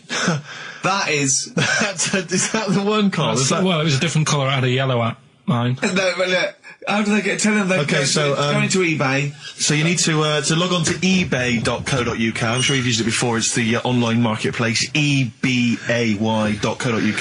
And if you type in Victoria Plum, I'm assuming that you can track this down. That's amazing. It's the worst piece of rubbish I've ever think seen. how cute he was as a kid, though, doing that. Just think of him, just going... just seeing that and thinking, she likes gnomes! It's the worst thing I've ever seen! I mean, to be fair, I don't know what her prize collection of gnomes looks like, but I can't imagine they're much better than that. I mean, gnomes are a fairly grotesque thing. But certainly your mum's taste and discretion is... Did you ever those houses on your estate, you'd go in there and it was just loads of those dolls still in their packaging all around the room? And sort of like one of those homes that keeps the sort of packaging on the 3-piece suite. Why don't you buy another one for her for Christmas? Yeah. It's $3.99. It looks, but that's £2.49 because that was $3.99. Well, oh, buy it, Carl. No, I've sorted out her passport this year. Anyway, I'll get her that next year. I've had an email from Andrew Forrest who has just simply entitled it Karl Pilkington. I haven't seen it. What is it? It's Scorsese, isn't it? It's Martin Scorsese, and I've bought the film actually recently because I was intrigued to see it, but I've not actually watched it. But from what I understand, the reason that it was so outrageous is because it has a whole sequence which shows what it would be like if Jesus had lived his life and not martyred himself on the cross, but lived his life as a human being, part of which is him having sex. And so I think that was chiefly what the outrage was, that it was showing this godly man to be, as human as he was supposedly, because he's supposed to be human as well. So that's the reason. That was the reason that there was complaints there. I don't know. I haven't seen the film. I can't say. You see him, do you? You see him having sex, I think, yes. Although it is an actor, Carl. Yeah, it's not actually Jesus Christ. It's not the real Robert Powell. No. It's an actor playing Robert Powell. It's that, you see, sex on films and all that, right? When I was growing up, I'd be watching... No, just saying an example of this, really, right? When I was growing up as a kid and I'd be, watching films with my dad, right? He'd really be enjoying a film, right? And then a sex scene would happen. Right. And he'd go... On film? Or just behind you? Yeah. In the film, a sex scene would happen. Your brother up to his old tricks again. And he'd get up and go make a cup of tea. Right? Right. Typhoon? That he'd stolen from some sort of telephone box? And, even recently, he thinks it ruins a film. Do you know what I mean? Because there's no need for it to happen, is there, really? Yes. Why? Sometimes it's warranted. If the film itself is some films it isn't though. Some films it isn't. Some films it's arbitrary. I think the films that him and his dad watched together on Channel 5. Probably not. Is it only on Channel 5 in your house? But let's put it. Yeah, if you're watching, I don't know, a late night Friday night, from 1983. Yeah, Illegal Briefs. A beautiful lawyer has to defend a man who may be a killer. She falls in love with him, but does she know a real man? Oh dear. You know what I mean, though. Lest you forget, of course, that I... Love Heat. With the bloke that is now in... Go on. You know, of course, that I, according to the Internet Movie Database, I once appeared in one of those films, in the film Killer Image, a Canadian film, I believe, from 1989. According to that computer... it's all wrong, isn't it? It's all wrong. It's all wrong. Of course it is, yeah. Apparently, I was in that, and I played the role of Kirk. Was it a porn thing? No, I think it's just an erotic thriller. Oh, right. I suppose it You is. only had a very small part, though, didn't you? Indeed. Yeah. But no, do you know what I mean? Sometimes you don't need to go that far. Say, like in this Jesus program, right? Film. What's it called? The Last Temptation of Christ. Just like talking. You know what? What's his name? Is it Ralph in The Simpsons? Yes. I drawed a kitty cat. It's like talking to that. Yeah. No, but right, this temptation thing, right? Do you know, often we don't get that many complaints on this show. We don't get very many complaints. And I think that's either because there's no listeners, or B, it's because most people agree with Karl. And that terrifies me. Or they let him off because it's like, you know, you can plead insanity, you can go mental and kill a few people, but they go, oh, he's a bit backwards. No, but was it because, like, they're saying that he was having it away? Or is it because you saw it? What got the complaints? The complaint was the very suggestion that Christ it was a blasphemous thing, not the fact that you saw an actor's knob. So what about if they just cut it down a bit and you like saw the little stable door closing? It wasn't the baby Jesus having sex. It was the grown man. The stable door shutting. No, but do you know what the nativity scene? Oh, that is brilliant. The wise men saying, I can't believe we brought myrrh, we should have brought condoms. It's like that, yeah. There's 2 for 1 offering, Boots. Yeah, that's not what we were thinking. With frankincense. It's just that it's always awkward. Should we apologise now to the Christian church as well? So sorry, the little Chinese fellas, little Welsh fellas, and the little Christian fellas. We haven't said anything wrong. No. It's like, you see, when I was growing stable up... door. I love the idea that in Karl's world, he was born in a stable, just thought, well, I love this place. Yeah. I'm just going to stay here the rest of my days. This is good here. Oh, brilliant. But when I was watching telly with my mum and dad, I mean, it still happens now, right? My dad will sort of go, oh, ruined. Good film ruined, right? Yeah. If some sex scene happens. But why doesn't he what are we talking about sex scene? Are we talking about a kissing, or are we talking about penetration and looking at the camera? Going, are you enjoying this, Pilkingtons? What are we talking about? What is sort of extreme levels we talking about? Right, last time I was down there, right? Yeah. What was it? Meet Joe Black. Meet Joe Black. Meet Joe Black is a terrible film. Yeah. Right? There was good film, and then you know it's going to happen because like the music comes in. Brad Pitt's keeping quiet. A woman's eyeing him up. Sure. So my mum. I love that. My mum's worked it out already, and she's going. Anything on the other side, love? She knows. She knows. It's something's. So you can be enjoying a film, and you can be an hour and 10 in, and then some spidey senses of one of them can go. Should we turn it over? And the other one goes, yeah, all right. Are you sure it's not them protecting you from scenes of sex? So that what they're thinking is, what if Karl gets the idea to have sex? Yeah. That could lead to procreation. We don't want any more like him. We've got to end the line here. You sure it's not the doctor? Keep calling out going, you are keeping away from women, aren't you? He must never find out. Are you sure they're not embarrassed because they're watching a sex scene with their son? It happens every time, right? There's 2 things that my mum does, right? It's that, if there's sex scene on the telly, she'll go, anything on the other side, love? And the other thing she always says, if ever there's anything on the telly with Elvis in it, she goes, oh, I like him, right? And we all know, we sat there, we know what she's going to say next. Yeah. So you don't even bother saying why, right? And she goes, he likes fat, ugly people. He what? He liked fat, ugly people. He didn't always go for, like, the good-looking fans in the crowd. What Elvis did? Yeah. Right. That was always the thing. And I'm sorry. Now, hold on. I don't know what we're doing now with our lives, Steve. Wait a minute. Right. So your mum says 2 things, right? She either says... Is there anything else on the other side? Or, I like Elvis. There's a pause because you know what she's going to say next. She says, he liked fat, ugly people. How often does this occur? Well, because they've got, like, Sky, there's a lot of those channels on. They're like the music channels. So Elvis always comes on. There's either an Elvis film, there's, like, a classic hit by him on... And she'll go, I like Elvis, he liked fat, ugly people. And what do you mean he liked fat, ugly people? Is she a fat, ugly person? Because there's that special Vegas show, isn't there, where he's dancing about, right? And he's got loads of scarves around his neck. Towels. Yeah. And, like, he always hands them down to the fat, ugly ones. Right. And I always say it's because they're the fat, they've got a sweaty face because they can't, you know what I mean? I don't know what world they I live in. I don't know how we've got onto this subject. What sort of world are you got when you're watching his face?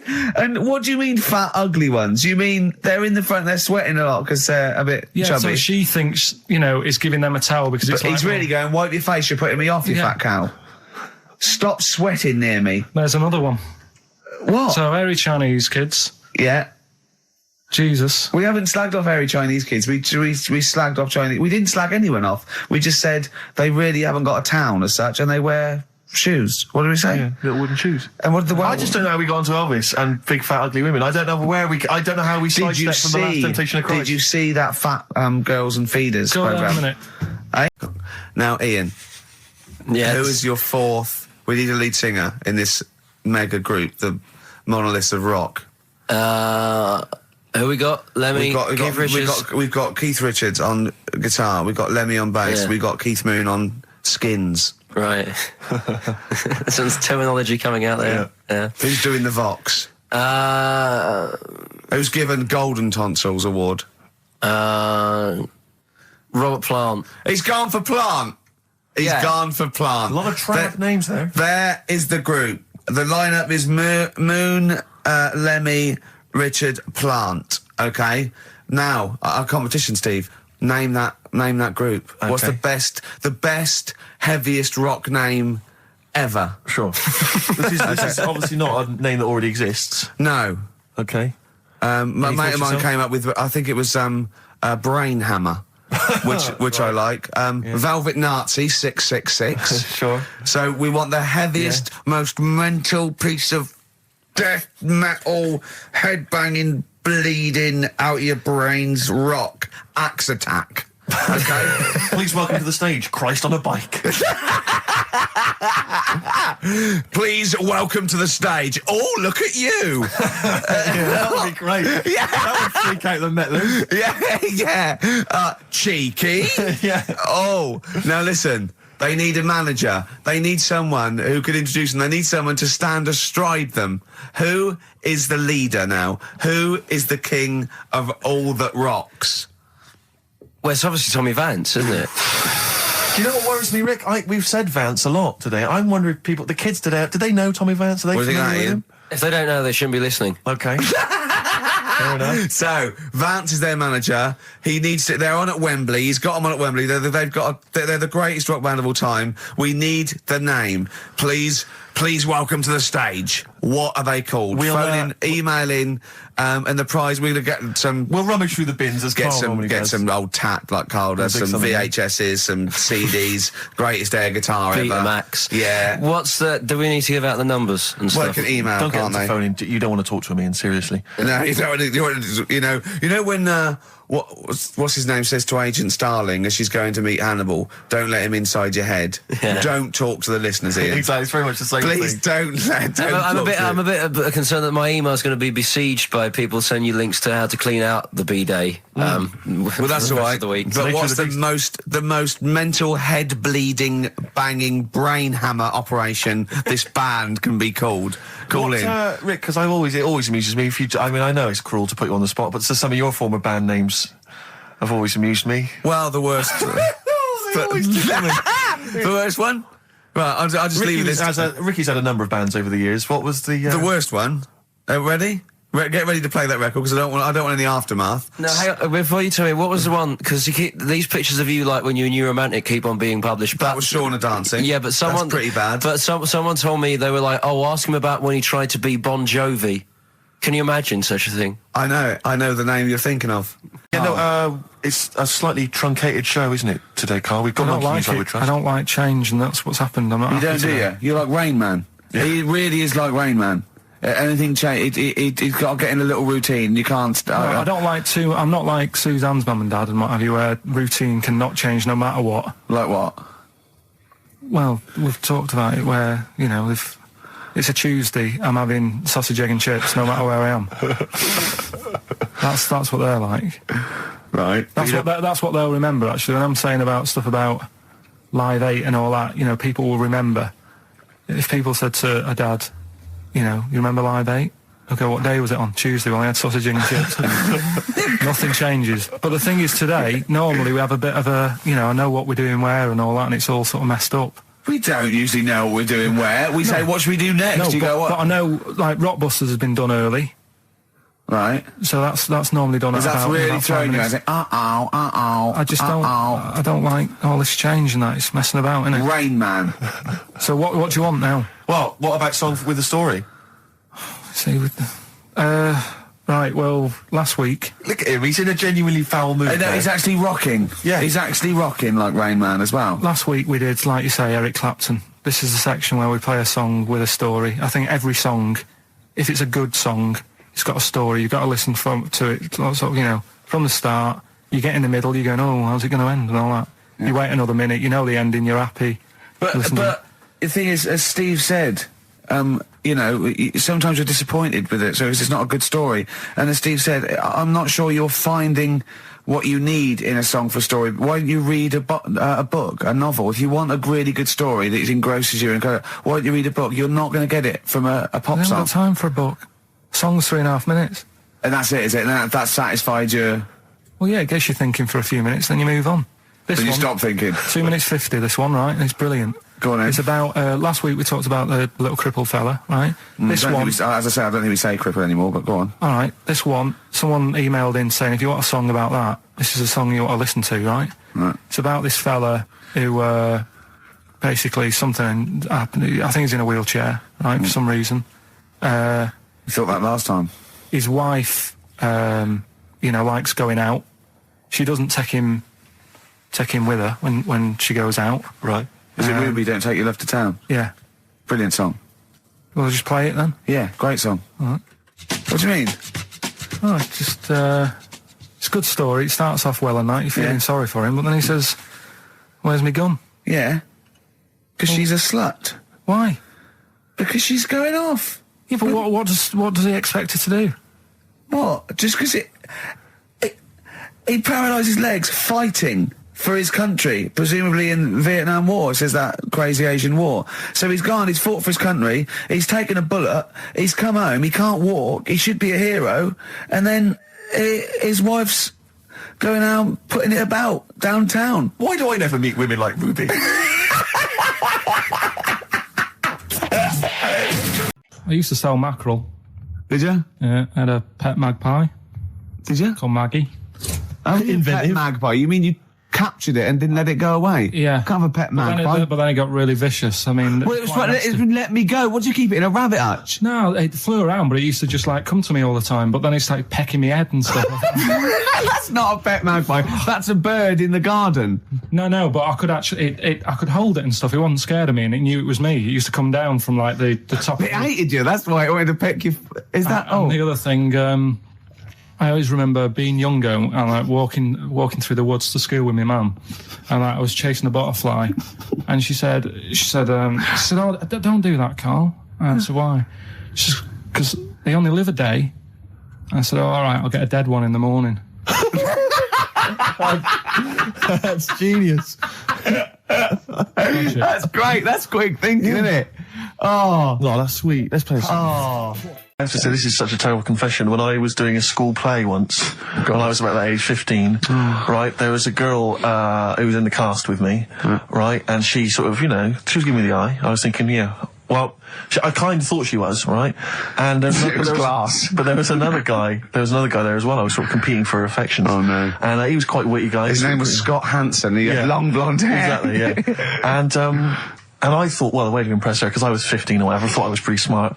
I sat in one of the adjoining dressing rooms reading a copy of the philosophical book Zen and the Art of Motorcycle Maintenance, which I didn't understand, but which I sat there reading it in the hope that she would walk in and think, my God, you're reading Zen and the Art of Motorcycle Maintenance. You don't go with the crowd. You don't want to come next door where we're talking about nonsense and people are flirting. We're talking about the bangles and curly whirlies. You're in here saying, look, just, if you want to come and talk to me, you're welcome, but I'm not... I'm a thinker. I bet you thought you were Kwai Chang Caine, didn't you? I thought it was like she'd think, Jesus Christ, I've never met anyone like him. That is genius. And I remember the one time she accidentally walked in, she went, oh, sorry, wrong room, and left again. And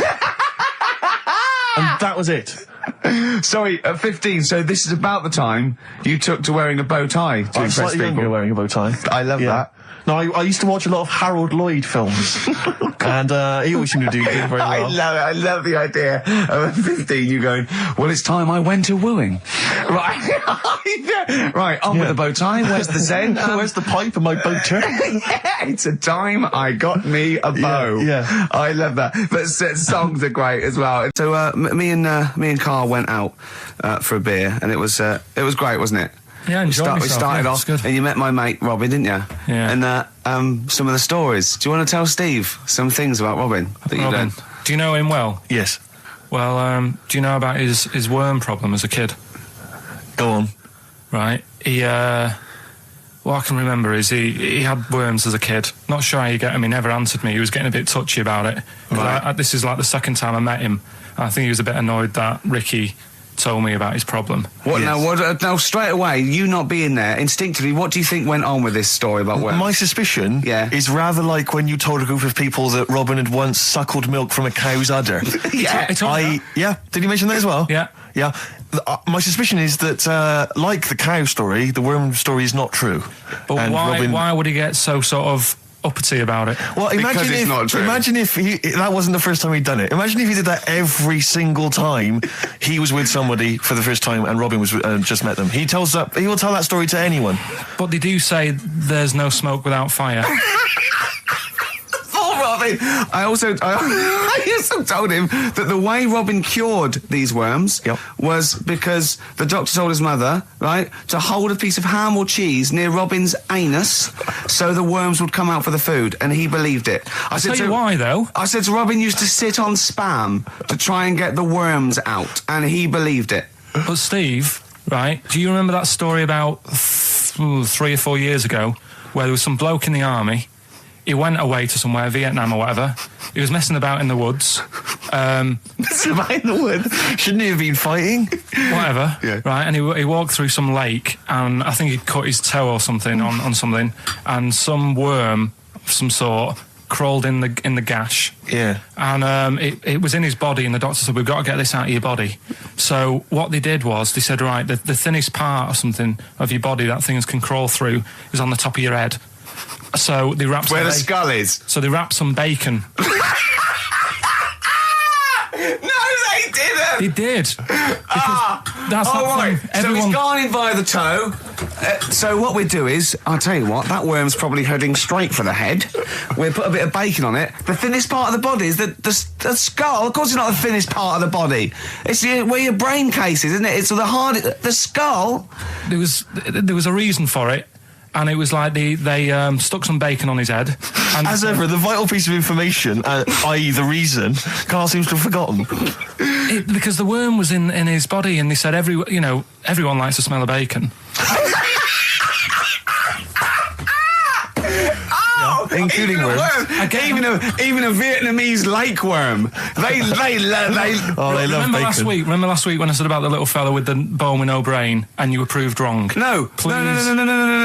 We were saying it wasn't a little fella. We were saying it was a stillborn child. It wasn't a little fella. You're changing it now. You weren't having any of it last week. Right, hang on a minute. I'm getting confused. There was a Vietnamese snake that went inside of a soldier. A little, like, maggot or some sort that you have to get out of your body because it causes problems. Yes, and so in order to get it out of the body, they strapped bacon to his head. Yeah. That is great. This doctor. And did that work? I think so. They had a picture of him smiling. Oh, God, what, the worm or the bloke? The bloke. Oh, dear. Honestly, I hope someone knows the story. And it was about 3 years ago, I reckon. Okay. And, it did work. G.I. Bacon. So this is why the worm burrowed out of his head to get the bacon? Get to the bacon. Right. That's great. So this is why when Robin was telling his story, I was a little bit disappointed if it wasn't true. Right. Because in a way... You know Robin's never been to Vietnam. No, but what do you really think that Robin... Well, as Robin said at the time, Karl, why would I sit on ham, then tell Ricky Gervais? It's a very good point. Because if he was a kid, you do daft things like that as a kid. Right. He is telling Ricky Gervais, though. Yeah. And then, bless him. Okay. And then anyway, Robin left, and I tried to chase him, but he got away. He knows that and then we had a few pints, and then Karl embarked on some of the greatest stories ever told. Can you tell the story about your dad? Let me run it by. I haven't spoke to him all week, so let me run it by him. Okay, play record. Because, you know... What we got? We've got, one of Steve's... Yeah, well, bizarrely enough, this comes from the Teachers 2 soundtrack, the soundtrack to the current TV series. There's a slight whiff of nepotism in the air. Yeah. Rick, would you like to explain why? Well, that's why you're doing it. No, my girlfriend worked on it, but you were going to play this anyway, weren't you? Well, I was, actually. Bizarrely enough, I was going to play some I Am Clute, and this is from, as I say, the Teachers soundtrack. This is called To You. It's a good track. That's I Am Clute, a track called To You from the Teachers soundtrack. That's also got, I noticed, the Electric Soft Parade, the Hives, Star Sailor, Feeder, Turin Breaks, Mercury Rev on there. It's a good little collection. Lovely. Karl has just had confirmation. He's looking smug because someone phoned up and went, it is true, it's a Laogai chi worm and you wrap bacon around your head. That's all the bloke knew as well. Yeah. And his name was Gary. Yeah. So I'm not having it. No. And he said, see, that's why the Robin thing isn't so weird. He said, but when you said he tried it with cheese, he said I was having none of it. He's got standards. Tell me that. Why did the giraffe? What's that rubbish about the giraffe getting a long neck? I said, well, it didn't try and get a long neck. It was selected because, anyway, I went into evolution for him, and he said, but why would evolution do that? I went, well, you think that evolution didn't do anything? There's not this consciousness, there's not this will that a giraffe has to stretch its neck to reach the leaves. One had a long enough neck to survive and pass it. He was going, yeah, but why did evolution? This isn't. But by the way, this isn't the most stupid thing. This is warming up. This is about 8:45. Right? He said, "Why didn't evolution make a giraffe good at carpentry so it could build a ladder?" Right. Yeah. Okay. No. All right. Okay. So he's thinking around it. He's trying to pick holes in evolution. Yeah. We get on to, I said, well, things are, I said, we can see the speed of evolution in lower life forms like bacteria, viruses, they evolved. That's why soon we won't have an antibiotic that can kill some certain bacterial strains. And he said, and this is about 11:30, and I said, I'm going to bed, right? He said, in the future, they reckon that you'll be able to wake up and eat a yogurt you can have a chat with. I don't know what that means. Let's put a song on, right? And we'll come back to it. So you're going to explain that? Yeah. You've got an explanation? Yeah. The Verve and Sonnet on XFM 104.9. I'm Ricky Gervais, with me Steve Merchant and Karl Pilkington. So let's just get this right. What did Karl say? He's just specifically giving those words again. He said, they reckon, and I said, I'm going to bed. He went, no, really? I said, no, I'm going to bed, Karl. There's no point now, because, it's just like you're talking gobbledygook. You know what I mean? I might as well talk to a pot plant. Yeah. He said, in the future, they reckon, I don't know who they are. Sure. I don't know, people who post things on the internet that he reads. I think the Telegraph. Anyway, complete the sentence. They reckon that in the future you'll be able to wake up. I love it. There's a little scenario, an embellishment, like this little. Oh, hello, darling. It's your yogurt. Hello. You'll be able to wake up and eat a yogurt you can have a chat with. All right. Well, thanks for that, Rick. I'm looking at you. I'm going to throw that over to Karl now. Right. It's when I was away on holiday, right? I got. I don't normally buy the Telegraph because it's too big and that, innit? So, but they were giving it away for free on the plane, so I thought, ding dong, might as well have it. Mm-hmm. And I saw a couple of things in it. I thought that'll be interesting. I saw this thing about the future, and it was talking about evolution and what have you, right, which I always find weird, because I always think that maybe we've sort of done it wrong anyway. Do you know what I mean? I sometimes think by definition, evolution can't get things wrong. Things change, that it's not successful, it can't pass on its genetic material, but if you're around, it's working. If you're around, it's working. Slugs are as evolved as they need to be. Slugs are as evolved as you and me. That's true enough. Yeah, no disrespect, but it works. It works. Sorry, they're around. What's your point, Karl? No, I mean, I think we probably would have been better off staying as a fish. Just because there's more water than land, isn't there? Right. And you wouldn't drown. This is why I went to bed. No, I can imagine. I'm thinking of dozing off now. Yeah. No, but it went... do you know what I mean? From... What was it? It was bacteria, it was fish, mermaid, man, onwards and what have you. So anyway... Oh, God! there are a few knowledge gaps in your theory of evolution. You generally got it right though. So I mean, basically, it went bacteria, fish, mermaid, man. What's next is the big question. So it was telling you all about this and what have you, and saying how like we shouldn't have interfered because maybe if we wouldn't have invented planes and what have you, maybe we'd be able to fly and what have you if we really needed to and stuff like that. Okay. So we've interfered with evolution, you see. Right. Well, then it was saying, well, what's the future got? Well, yes, in one way we have interfered with evolution. Yeah, the evolution of the human being in society is changing. It's no longer based on the strongest or the fittest because medical science can keep us alive long enough. People can pass on their genetic material where without this civilization they wouldn't have been able to. So yeah, there are different parameters, there are different pressures, there are different things that say whether we're going to pass on our genetic material or not. Okay, so in that sense you're right. And that, Rick, as far as I'm aware, has led to a yoghurt that you can eat and have a conversation with. So this is what it was saying. It was just saying, you know, we're living in mad times and that. You know, there's a lot of weird stuff going on. One of which is... And the fellow was just saying, you know, with computers and stuff like that, the way it is, we'll be able to wake up... Go on. Have a chat with your yoghurt and have something to eat. What do you mean, have a chat with your yoghurt? Because of the amount of... I mean, you have them yoghurts already, those friendly yoghurts. Those bacteria-friendly ones, so this is just a really friendly one. Yeah, they don't... Oh, God! I'm my best! Do you know what, sometimes, Carl, I think that we're having a chat with a yoghurt. Do you know there can't be any difference. Yeah, but then I'm always reminded that would be more entertaining. That would be more informative. God! XFM.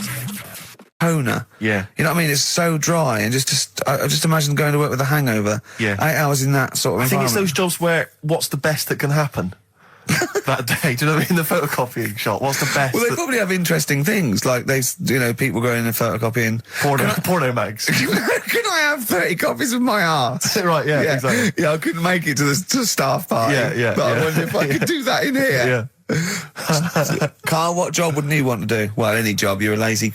You're joking, aren't you? I've done loads of stuff. I'm quite happy now doing what I'm doing. Yeah? You look happy. Trying to think. You sound happy. Yeah, I mean, calm down. You on drugs? I'm all right. Are you on E? Before England have won and that. I'm happy for them. Yeah, go on, happy for them. I'm happy in that. Yeah, what do you mean happy for them? We are England. Happy for us. Yeah. I mean, we didn't play. I did very little towards it. No. It was mainly Johnny Wilkinson. Yeah, I barely contributed. Switching on the TV was about as much as I did. Exactly. And shouting, come on! Yeah. Talking about jobs and that, though, I was reading the other day about, rubbish jobs that people have had and stuff. I haven't got time when I'm at work, man. I just get on with it. I'm like Squiddly Diddly. Fingers in pies, different jobs. Go on. Do you know Ivor the Terrible? Ivan. His Russian. Yeah, that was the Welsh fella. It was bloody awful, but not as bad as his Russian cousin, Ivan. Yeah. Go on. He had a fella doing some work for him. Right, this fella built his house. Yeah. After it was done, right, the terrible fella was like, fella Ivan. He was going, oh, it's brilliant. You've done a good job there. Yeah. I don't want you to build another one like that. Took his eyes out. Just stopped him making an house like that. One. Blimey. That's bad, isn't it? Why didn't he take away his trowel? Then he could have seen that he couldn't have built a house without a trowel. You can't build a house without a trowel. Yeah. I suppose he probably later thought that once he'd been nicknamed Ivan the Terrible. Yeah. He thought, why? Because you gouge people's eyes out. Yeah, but I didn't want to build another house. I know, but take his trowel away. What would I have been then? Ivan the crafty at most. Exactly, yeah. Ivan the jealous, Ivan the spoilt brat. But gouge someone's eyes. That is bloody terrible. I'm surprised you're not called Ivan the... Do you know what I mean? You're going to get on in history like with Vlad the Impaler. Yeah. He's mainly remembered for impaling people. Yeah. He did a lot of other stuff. He did a load of great charity work he did. The impaling is the thing that's really gone down in history. When were you reading about Ivan the Terrible? No, it's just... Or Ivor the Terrible is the thing you remembered from this informative article? No, it was just little bits like that. Talking about him, there was a thing about someone who worked for that fella who painted the ceiling. Sistine Chapel? Yeah. There was a thing, a woman who worked for him in his house.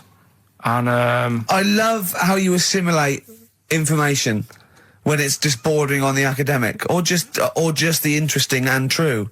It's wonderful. Ivor the Terrible gouged someone's eyes out, built him an house. That fella who painted that ceiling had a woman work for him.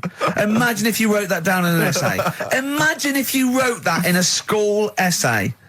Well, you'd probably end up with not getting a grade or thinking you turned up to more than you had. Exactly. Anyway, the woman who lived with... Yeah, the woman who lived in a shoe. Go on. Yeah, there was this woman who lived with him, and she used to, like, you know, go out and do all this shopping and that. Yeah. But because she couldn't read or write, he used to have to draw everything that he wanted. Why couldn't you just tell her? I don't know. No, wait. That's an excellent point. Could she talk? Yeah, but if it's a big list and that, loads of different coloured paints. But why couldn't she draw on a piece of paper? Why did he have to do it? Because he's a better drawer, isn't he? That's the point. That's it. That is. We were just looking forward to Christmas. Loving it. I'm always a big fan of Christmas. Actually, yeah. No, I'm not a bah humbug type. It's not far now, is it? It's this month now. Is it? Are we in December? Is it the 1st? Yeah. Jeez. Yeah. Oh, yeah. Jeez. Jesus. Yeah.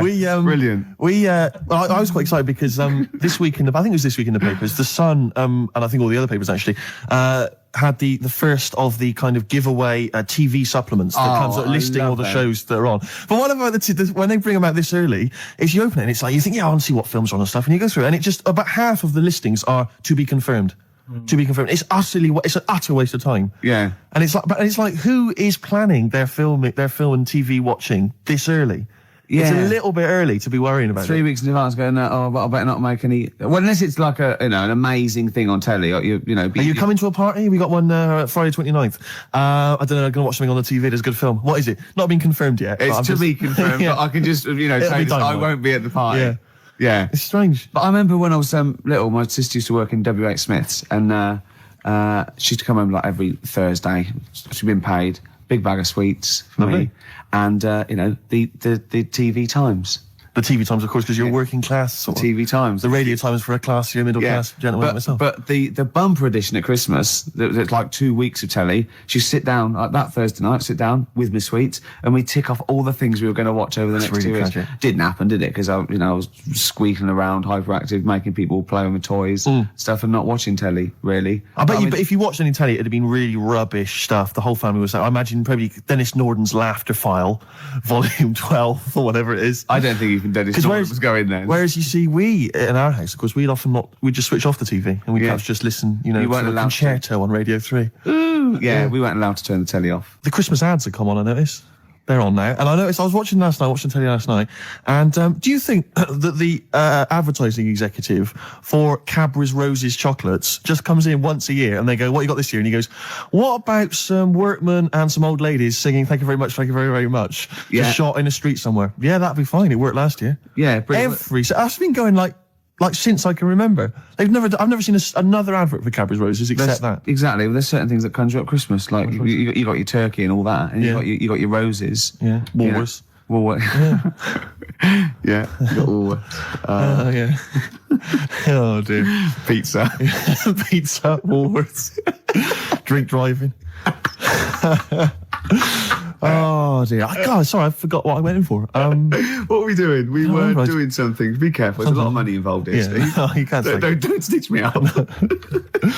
XFM's Claire Sturgis. Yeah. She stayed off it for just a day. She's not. No. She's just. She's clean for a day. You're on methadone or what? Are you on? No, I'm clean now. You can actually clean. Yeah, well done. absolutely. Yeah. Well done. Well done. Congratulations. Well done. Yeah. Clean for Christmas. Oh, that's beautiful. You're still thieving though, aren't you? Still thieving. Just can't lose the thieving. But at least the money now goes on like 40 Benson as opposed to a little £5 starter pack. It's lovely. Yeah. No, it's sweet. Right. Okay. It's nice to see a little miracle for Christmas, Rick. It's beautiful. It's lovely. Yeah. Yeah. I'm already in the Christmas mood. Are you in the Christmas mood? The thing is, though, what she's still got left over from it, and these are the scars and the reminders of your smackhead thieving days.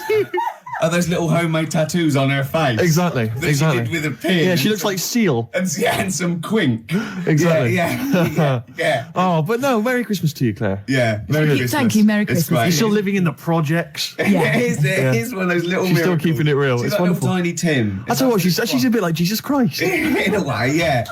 That's blasphemous. Please play a record player. Anyway, it's Christmas. Let's not disrespect each other. Let's be cheery. Yeah. Can I tell Sturgis what you got your family for Christmas last year?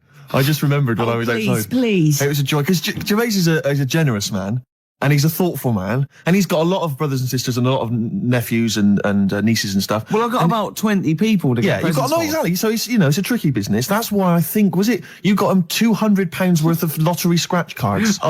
I had about a minute. I was getting a lift down to Reading, and it was my mate Jimmy, and I went, hold on, I just got to get the presents, and I ran into the 7-Eleven opposite me and got the scratch cards. That's amazing. It's such a working class Jippo gift, isn't it? But did any of them work? Anyone win anything? Yeah. I mean, some people were down. That was a present. Hard luck. That's the risk you take when you accept this present. Some people were up £70. So they had a great Christmas. Let's bear in mind that there's like some children who are like 7 or 8, scratching off scratch cards. They got to be 18 to claim them. And just the rest of your family sort of, I can imagine, just wrestling them off. You can't claim it anyway. No, have I won? No. No, you haven't. No. Look, I've got 3 dumbbells. 3 the same. You don't get anything for that. Not in this game. Unlucky. Are you going to do that again this year? Maybe, yeah. Christmas. We were talking about Christmas. Yeah. Gifts. What's wrong now? I didn't know what that meant. What? Were you having a go at me because I went on Jonathan Ross show? No. I thought you'd said something. You'd said my name by mistake. You'd said someone else's name when you were talking to me. Oh, but I didn't hear that. So when I heard you just go Steve, I thought you were correcting a mistake you hadn't made. No. Exactly. No. Oh, okay. All right. You see? Blunder. What did you call me? Fatty. Good. Right. We're talking about Christmas, yes. Well, it is because it's just the fact that it's the right time of year to talk about it. To be honest, it's topical. So let's carry on. Go on, shoot. Well, I just wondered if your Christmas gift buying had always been as thoughtful as it is. Oh, well, no, that was actually, even though it was thought pretty lazy and thoughtless, it was quite generous in the sense of financially. But I remember, God. Now, even though I sort of come from a working class family, my dad was, a labourer, and my mum was like a housewife, but I was spoiled at Christmas. I didn't have like pocket money or gifts and that, but, she'd get out of a catalogue and pay for it the rest of the year. So I did have great presents. Yeah. And because I had older brothers and sisters, they were earning, so I had good presents. And it was okay for me to, give them nothing or do a card or something rubbish. But then I remember one year when I just suddenly realised I was too old to be doing this. It was like, in Jaws when it pulls focus. And you go, oh my God. And I just realised that's the worst present you've ever, I think it was about 12 or 13. And I remember it now. My sister had got me a Cat Stevens album. Great. I think a birdhouse, and like a quiz book or something. And it was my turn to give her a present. And it was a bottle of shampoo that I'd found in the bathroom and wrapped up.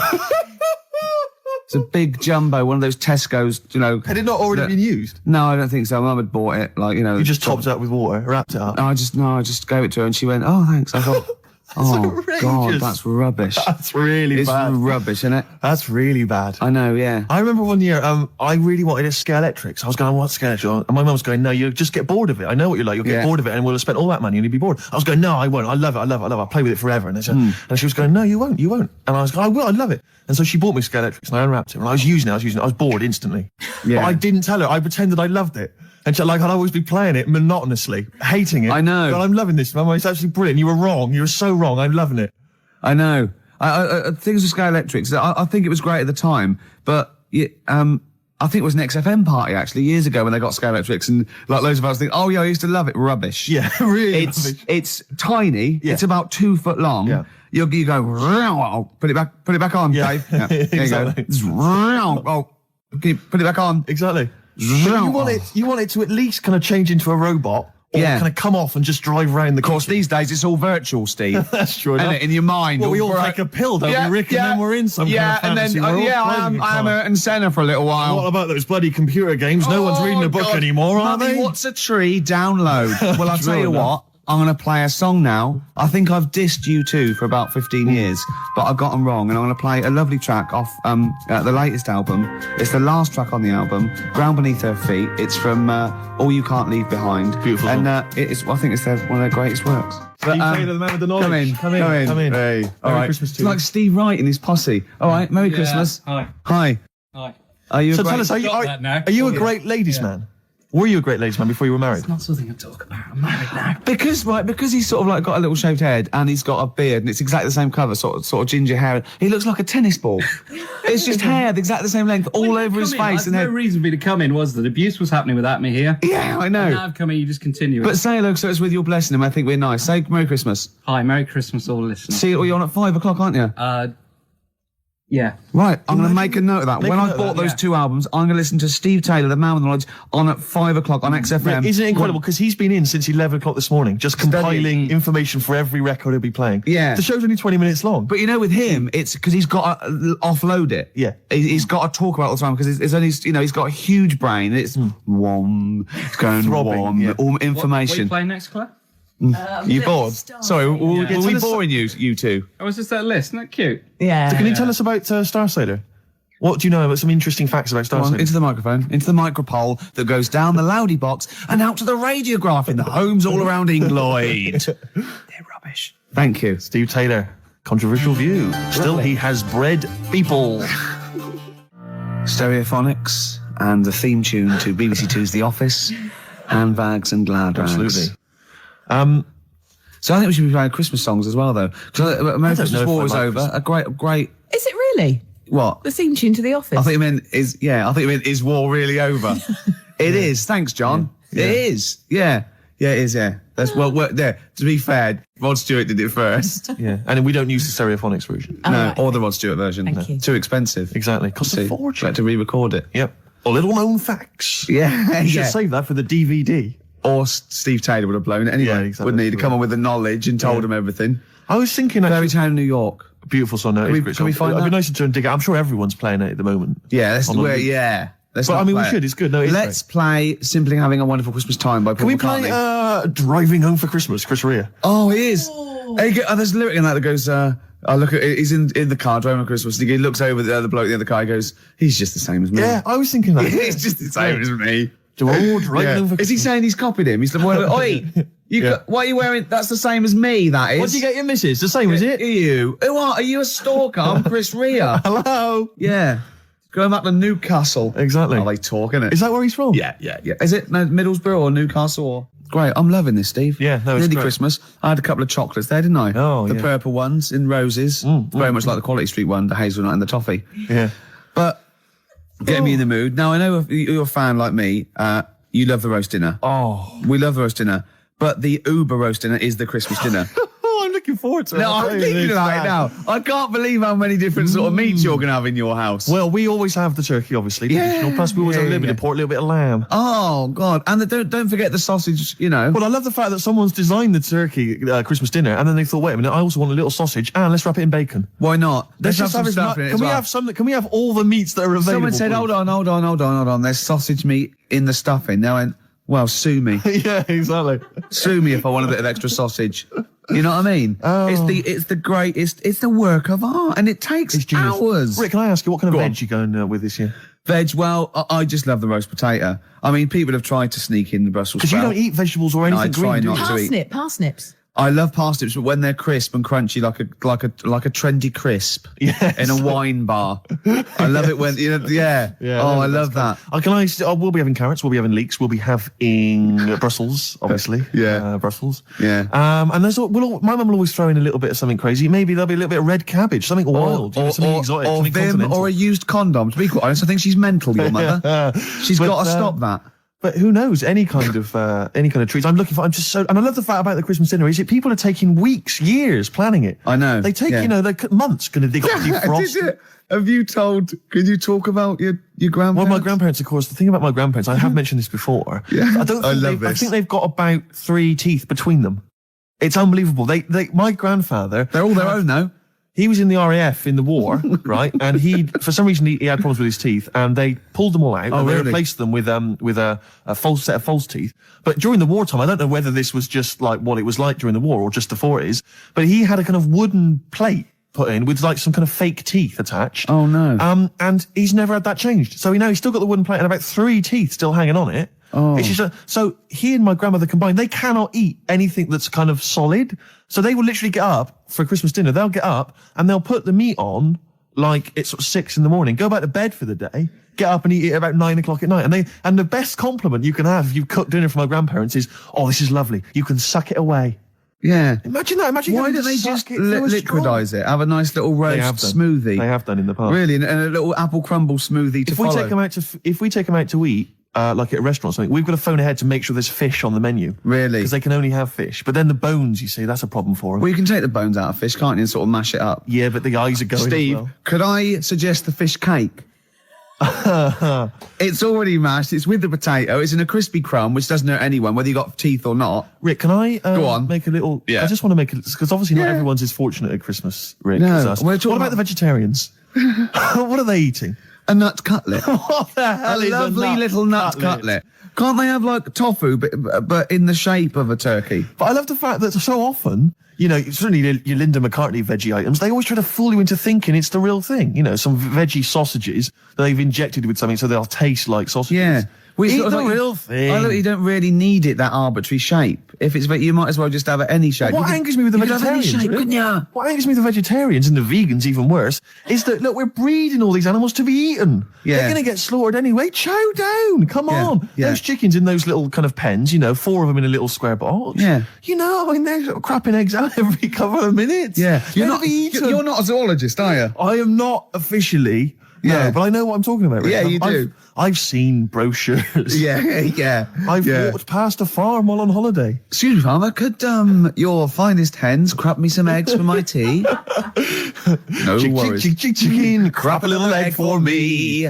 Oh, brilliant. An old Christmas classic. Oh. No, spare a thought for the vegetarians, and we're still the vegans. Yeah, and what about Travis? What do you think they'll be doing this Christmas? I've no whale of a time. I'll tell you what, Steve, it was an excuse to play the record. Genius. It was a link. It's the Christmas edition of the Ricky Gervais Show with Steve Merchant. Hi. I'm loving it. Yeah, it's good. I'm in the Christmas spirit, actually, I have to say. Yeah, definitely. I do enjoy it. Will you be looking forward to, I know everyone talks about it, Rick, but Christmas telly? I love Christmas telly. Christmas Day telly's got. I get up and Noel's giving out some presents around hospitals and that, and then you might have the number ones of the year from Top of the Pop. Then you might have a little. I don't know. I don't watch the Queen's speech, but you have a little sleep then, don't you? Maybe exactly. After a big roast dinner with too many sausages. Yeah. I'm only joking, Mum. Let's have some more. It's true enough. More chocolate, please. Yeah. Well, let's not. There's people starving in the world, so let's not rub it in. Hopefully, they're not listening to the radio. No, probably not. It's been a great show. It has. Even though I say so myself. Yeah. I've enjoyed it. Looking back over the year, Rick, looking forward to Christmas. Go on. Can I just throw a big thanks out to all the people that have emailed us and phoned in and written to us over the last 6 months. I think it's about 4 people who keep doing it. Yeah. Recycling the same under different names though. Exactly. But we don't tend to read stuff out, but it is appreciated. It is, and it's often gets into the show whether you know it or not. Exactly. In some way we steal your jokes and pass them off as our own. Nice email from someone there saying there is a tofurkey. A tofurkey, yeah. So a tofu turkey. Yeah. You can buy it in the whole trimmings. See, I made that up. I could have written that down and, it had already been done. Yeah. So I said we can't paint in the tofurkey. Sure. So I've embarrassed myself again. Sturgis, are you going to be driving home for Christmas? No, I'm going to be here. Christmas. I'm going to be here. God, she's working. He's just the same as me. She's working on Christmas, Sturgis. Oh, yeah, I'm here. Yeah. Someone emailed me the other week saying, will I be voice tracked over what Christmas? Does that mean? Well, I'm not quite sure. It's a radio term, apparently. But no, I will be live. Wow. On Christmas Day? Oh, yes. Christmas Day evening. So you can't drink and stuff? Well, not as much as you would have liked. I mean, you're always drunk on air, obviously. Yeah, but it's getting to that point. I didn't know she drank till I saw her sober one day, Sunday morning when she came in to do an early show, and she was talking differently. Yeah. She went, the pub's not open yet. Exactly. And I realised. It's terrible, isn't it? Well, what should we play now? I don't know, I kind of felt like we've sort of exhausted ourselves, really. We've run out of stuff to say. We've made all our observations about Christmas. Yeah. We've taken a sideways glance at the sausage. Yeah, exactly. Oh, another funny word. This year's stuffing. Remember we talked about stuff? Do you remember I think it was 4 links ago. Yeah, sure. No, listen. We're going to call it sausage loving. And we talked about all the different things you have on a plate and that. And we started off with like turkey, and then we went. I'm just trying to remember some of the amusing bloopers that took place over the course of. Do you remember when you didn't make it back in time for the link and you were making tea? I was making tea. That was a classic, God! What was that one when I think you said something like that was a white stripes. He's going to say the word wrong or something. Yeah. Oh God! If you're one of those. Oh, this is great. I'll tell you what. I'd like to play a record because I'd like to talk about this link later. Yeah. Should we play a record? Yeah, no, we were talking earlier about the fact, because I've been ill this week, and so I've just been lying on the sofa, dosed up. I was a bit feverish as well in the week, and I, at one point, I had a real kind of movie. If I'm ill, I like to be like you're ill in the movies, and I was tossing and turning in bed. I had the fever. I was waking up. I was sweating, all sorts, and I keep waking up really early, and I'm sort of watching daytime TV for hours, and the adverts that you see in the daytime, I mean, because we do actually work. A lot of people think we just doss around all day, but we do actually work, and so I don't get to see TV in the day much. And the adverts, it's not adverts you see at night during. I know. They're incredible, and it's like. Was it for surgical stockings? Well, a lot of them are either aimed at people who basically are waiting to die. Right. It would seem. Or I love that advert. Waiting to die. Well, they are a bit like that. I mean, there's a couple. There's one with Christopher Timothy. He sat in a pub on his own, just having a pint in the afternoon. I think this was before he. Became a doctor. He's having a pint on his own, looking through the job ads. He's had a good career, any vet, doctor. I think he's always wanted to play a lawyer. Yeah. And he basically says in so many words, I can't remember it verbatim, but he basically says, you're probably getting on a bit. You're not going to be around forever. You could drop dead tomorrow. Have you made provisions for your children and your family and your wife? And I think you at home were supposed to go, oh Christ, I haven't. Oh. And I was feeling my testicles earlier. They are a bit lumpy. Yeah. Oh no. Or I had to bend down quite low to feel them. Exactly. So, I am getting on a bit. Exactly. In fact, what I do now is pull them towards me and kick them up like Beckham with a ball. Yeah. And on the way back down, I have a quick feel. Yeah. Or when the kids come to visit. Yeah. And stop playing with Grandad's testicles. Where have you put them? Where have you put them? We've put them on the mantel. Oh, you little devils, go on with you. Do you want a Werther's original? And that's another advert you see constantly, Werther's originals.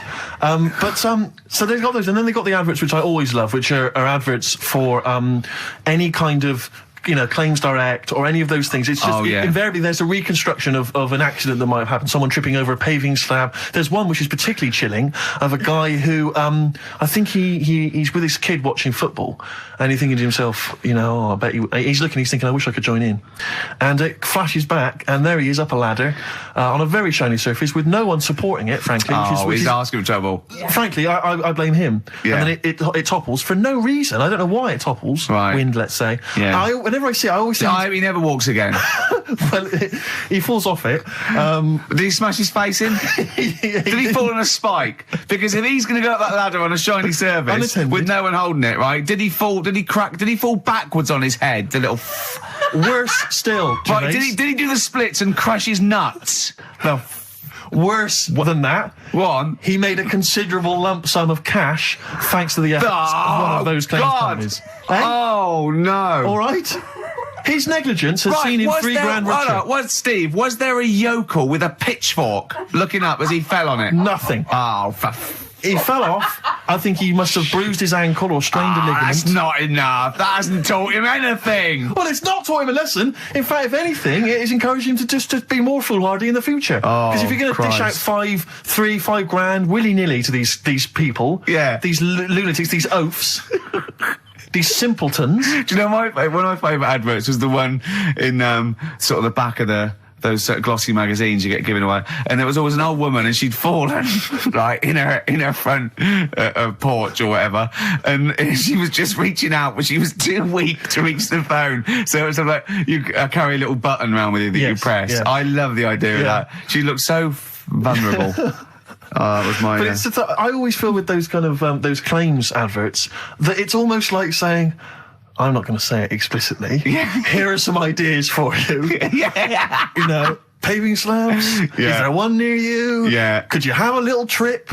Exactly. Yeah. If you've got a step ladder. Yeah. I'm not saying anything, but maybe read between the lines. The shiny floor. There is money to be made.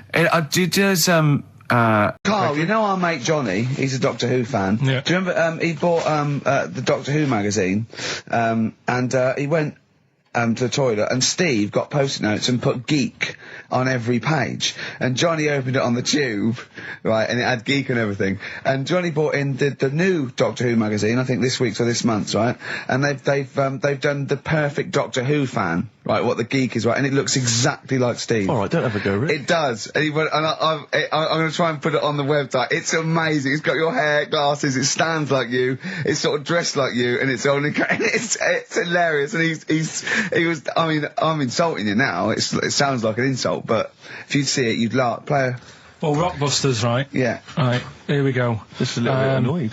Just, 3 clues. We've lost all the energy in this show, haven't we? Well, I can't get over that insult. I'm just a little... No, we did though. It just came out, no, I can be honest with you. It came out left field. I wasn't expecting an insult. No, but I think there was a sense of camaraderie on this. Just email in ricky.gervais@xfm.co.uk. I'm just annoyed. I can't what are we doing? I'm just reading out the clues. Should we put this, let's put this one in for the Sony Award. Let's put this show in for the Sony Award. Play a song, Carl, because I need to discuss things with him.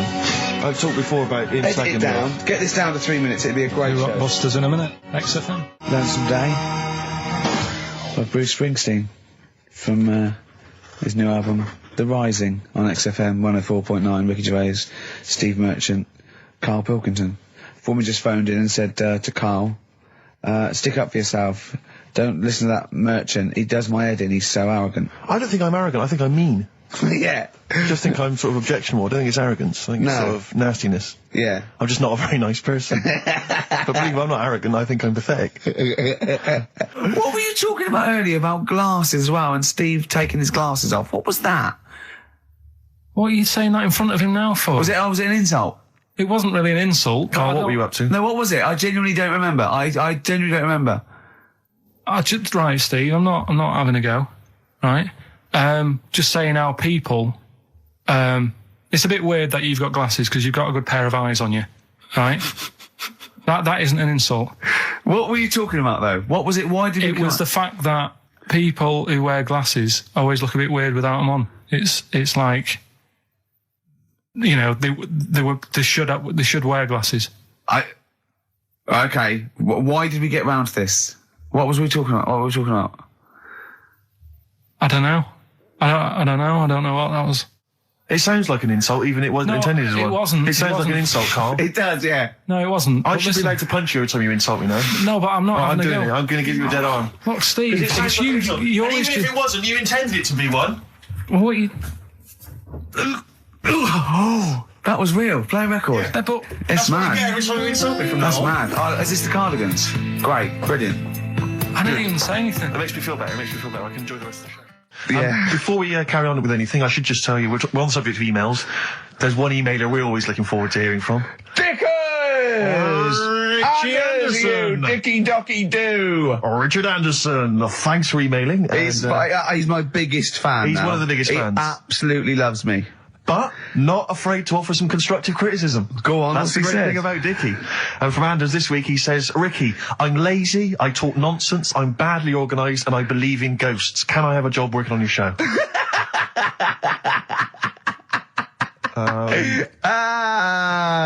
Possibly, Anders. Maybe send in a CV. Or email a CV. He's put a little bit of all of us in that, hasn't he? I'll ask him if he's a goggle-eyed freak, Steve. All right, calm down. Well, no, I didn't mean... No, there's no need to get insulted. No, I didn't necessarily mean you, did I? No need to get nasty. Well... I was thinking about that, actually, Steve. Oh, God. Just talking of the old... What? What? Talking of the what? No. Do you know, like... This better be good. No, you don't have that many girlfriends and that. What do you mean? Carl, why are we on this? I was defending you in the whole monkey discussion. Come on, what's your point? What's your point? No, what's the point? I just was thinking... if there was an infinite number of Steves? You're an odd-looking fella. Come on, Carl, get to... No, you know I know that. I've told you that loads of times. What do you mean, you know I know that? Well, there's no point pretending anymore. Steve, I'm flabbergasted. But also, you don't like spending money, right? He's mean and weird looking. Valentine's Day. Are you sort of... you know... You've got to love him now, haven't you? What are you happier with? The fact that no girls like you enough, right? This is really mental. Or are you happy because you don't have to spend any money on a card for someone? A little from column A, a little from column B. Right, let's have more monkey news. What have we got? No, we've got so much to get into this show. Insults. We don't need stupidity. the insults. I think we've got enough. We don't need the insults. Yeah, there's no more insults. No more What insults. angers me with Carl is he's been planning that. No, I haven't. I was thinking about it on the way in because Valentine's Day is coming up and I'm not a big fan of it.